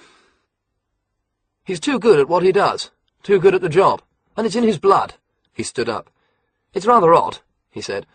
"Most schoolboys dream of being spies. With Alex, we have a spy who dreams of being a schoolboy." "Will you really use him again?" Mrs. Jones asked. "Of course. There was a file that came in only this morning. An interesting situation in the Zagros Mountains of Iraq. Alex may be the only answer." He smiled at his number two. "We'll give him a while to settle down, and then we'll call him. He won't answer." "We'll see," Blunt said. Alex walked home from the bus stop and let himself into the elegant Chelsea house that he shared with his housekeeper and closest friend, Jack Starbright. Alex had already told Jack where he had been and what he had been doing, but the two of them had made an agreement never to discuss his involvement with MI6. She didn't like it and she worried about him. But at the end of the day, they both knew there was nothing more to be said. She seemed surprised to see him. "I thought you'd just gone out," she said. "No? Did you get the message by the phone?" "What message?" "Mr. Bray wants to see you this afternoon, 3 o'clock at the school." Henry Bray was the head teacher at Brookland. Alex wasn't surprised by the summons. Bray was the sort of head who managed to run a busy comprehensive and still find time to take a personal interest in every pupil who went there. He had been worried by Alex's long absences, so he had called a meeting. "Do you want lunch?" Jack asked. "No, thanks." Alex knew that he would have to pretend he'd been ill again. Doubtless MI6 would produce another doctor's note in due course. But the thought of lying to his head teacher spoiled his appetite. He set off an hour later, taking his bicycle, which had been returned to the house by the Putney police. He cycled slowly. It was good to be back in London, to be surrounded by normal life. He turned off the King's Road and pedalled down the side road where, it felt like a month ago, he had followed the man in the white Skoda. The school loomed up ahead of him. It was empty now, and would remain so until the summer term. But as Alex arrived, he saw a figure walking across the yard to the school gates and recognised Mr. Lee, the elderly school caretaker. "You again?" "Hello, Bernie," Alex said. That was what everyone called him. "On your way to see Mr. Bray?" "Yeah." The caretaker shook his head. He never told me he was going to be here today. But he never tells me anything. I'm just going down the shops. I'll be back at 5 to log up, so make sure you're out by then." "Right, Bernie." There was nobody in the playground. It felt strange, walking across the tarmac on his own. The school seemed bigger with nobody there, the yard stretching out too far between the red brick buildings, with the sun beating down, reflecting off the windows. Alex was dazzled. He had never seen the place so empty and so quiet. The grass on the playing fields looked almost too green. Any school without school children has its own particular atmosphere, and Brookland was no exception. Mr. Bray had an office in D Block, which was next to the science building. Alex reached the swing doors and opened them. The walls here would normally be covered in posters, but they had all been taken down at the end of the term. Everything was blank, off-white. There was another door open to one side. Bernie had been cleaning the main laboratory. He had rested his mop and bucket to one side when he'd gone to the shops, to pick up 20 cigarettes, Alex presumed. The man had been a chain smoker all his life, and Alex knew he'd die with a cigarette between his lips. Alex climbed up the stairs, his heels rapping against the stone surface. He reached a corridor, left for biology, right for physics, and continued straight ahead. A second corridor, with full-length windows on both sides, led to D Block. Bray's study was directly ahead of him. He stopped at the door, vaguely wondering if he should have smartened up for the meeting. Bray was always snapping at boys with their shirts hanging out or ties crooked. Alex was wearing a denim jacket, t-shirt, jeans, and Nike trainers, the same clothes he had worn that morning at MI6. His hair was still a little too short for his liking, although it had begun to grow back. All in all, he still looked like a juvenile delinquent, but it was too late now. And anyway, Bray didn't want to see him to discuss his appearance. His non-appearance at school was more to the point. He knocked on the door. "Come in," a voice called. Alex opened the door and walked into the head teacher's study, a cluttered room with views over the playground. There was a desk, piled high with papers, and a black leather chair with its back towards the door. A cabinet full of trophies stood against one wall. The others were mainly lined with books. "You wanted to see me?" Alex said. The chair turned slowly round. Alex froze. It wasn't Henry Bray sitting behind the desk. It was himself. He was looking at a 14-year-old boy with fair hair cut very short, brown eyes, and a slim, pale face. The boy was even dressed identically to him. It took Alex what felt like an eternity to accept what he was seeing. He was standing in a room, looking at himself sitting in a chair. The boy was him. With just one difference. The boy was holding a gun. "Sit down," he said. Alex didn't move. He knew what he was facing, and he was angry with himself for not having expected it. When he had been handcuffed at the academy, Dr. Grief had boasted to him that he had cloned himself 16 times. But that morning, Mrs. Jones had traced all 15 of them. That left one spare. One boy waiting to take his place in the family of Sir David Friend. Alex had glimpsed him while he was at the academy. Now he remembered the figure with the white mask, watching him from a window as he walked over to the ski jump. The white mask had been bandages. The new Alex had been spying on him as he recovered from the plastic surgery that had made the two of them identical. And even today there had been clues. Perhaps it had been the heat of the sun, or the fallout from his visit to MI6, but he had been too wrapped up in his own thoughts to see them. Jack, when he got home. I thought you'd just gone out. Bernie at the gate. You again. They had both thought they'd just seen him. And in a sense, they had. They had seen the boy sitting opposite him now. The boy who was aiming a gun at his heart. "I've been looking forward to this," the other boy said. Despite the hatred in his voice, Alex couldn't help marvelling. The voice wasn't the same as his. The boy hadn't had enough time to get it right, but otherwise he was a dead ringer. "What are you doing here?" Alex said. "It's all over. The Gemini project is finished. You might as well turn yourself in. You need help." "I need just one thing," the second Alex sneered. "I need to see you dead. And I'm going to shoot you. I'm going to do it now. You killed my father." "Your father was a test tube," Alex said. "You never had a mother or a father. You're a freak, handmade in the Alps, like a cuckoo clock. What are you going to do when you've killed me? Take my place? You wouldn't last a week. You may look like me, but too many people know what grief was trying to do, and I'm sorry, but you've got fake written all over you." "We would have had everything. We would have had the whole world." The replica Alex almost screamed the words, and for a moment Alex thought he heard Dr. Grief somewhere in there, blaming him from beyond the grave. But then the creature in front of him was Dr. Grief, or part of him. "I don't care what happens to me," he went on, "just so long as you're dead."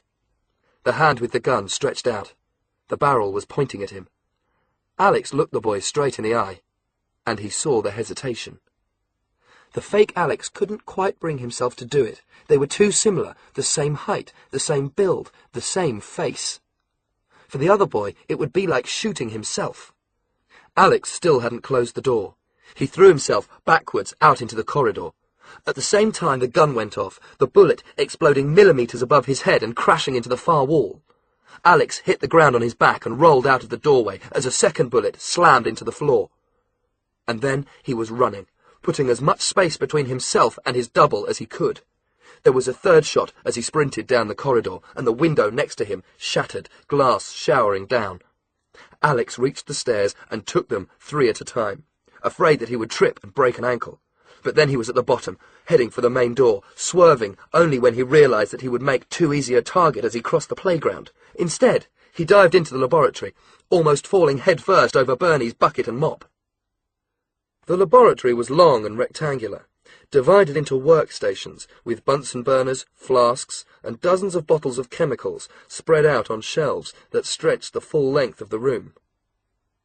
There was another door at the far end. Alex dived behind the furthest desk. Would his double have seen him come in? Might he be looking for him even now out in the yard?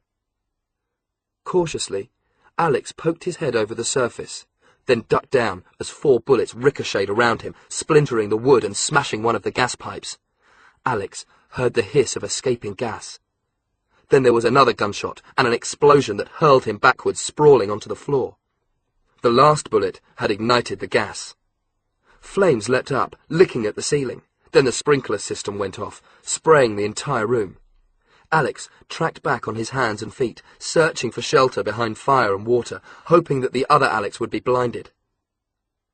His shoulders hit the far door. He scrambled to his feet. There was another shot, but then he was through, with another corridor and a second flight of stairs straight ahead. The stairs led nowhere. He was halfway up before he remembered.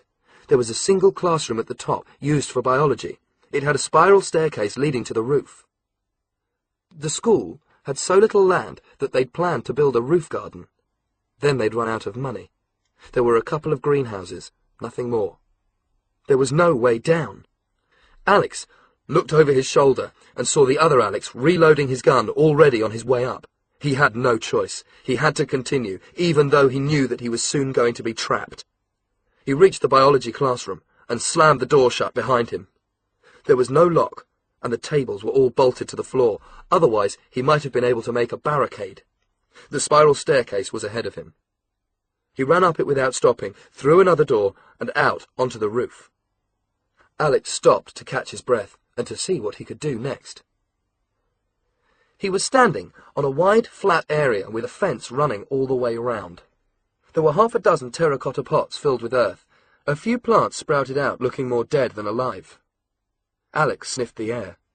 Smoke was curling up from the windows 2 floors below, and he realized that the sprinkler system had failed to put out the fire. He thought of the gas pouring into the room and the chemicals stacked up on the shelves. He could be standing on a time bomb. He had to find a way down. But then he heard feet on metal and realized that his double had reached the top of the spiral staircase. Alex ducked behind one of the greenhouses. The door crashed open. Smoke followed the fake Alex out onto the roof. He took a step forward. Now Alex was behind him. "Where are you?" shouted the double. His hair was soaked and his face contorted with anger. Alex knew his moment had come. He would never have a better chance. He ran forward. The other Alex twisted round and fired. The bullet creased his shoulder, a molten sword drawn across his flesh. But then he had reached his replica, grabbing him round the neck with one hand, seizing hold of his wrist with the other, forcing the gun away. There was a huge explosion in the laboratory below, and the entire building shook, but neither of the boys seemed to notice it. They were locked in an embrace, 2 reflections that had become tangled up in the mirror, the gun over their heads, fighting for control. The flames were tearing through the building. Fed by a variety of chemicals, they burst through the roof, melting the asphalt. In the far distance, the scream of fire engines penetrated the sun-filled air.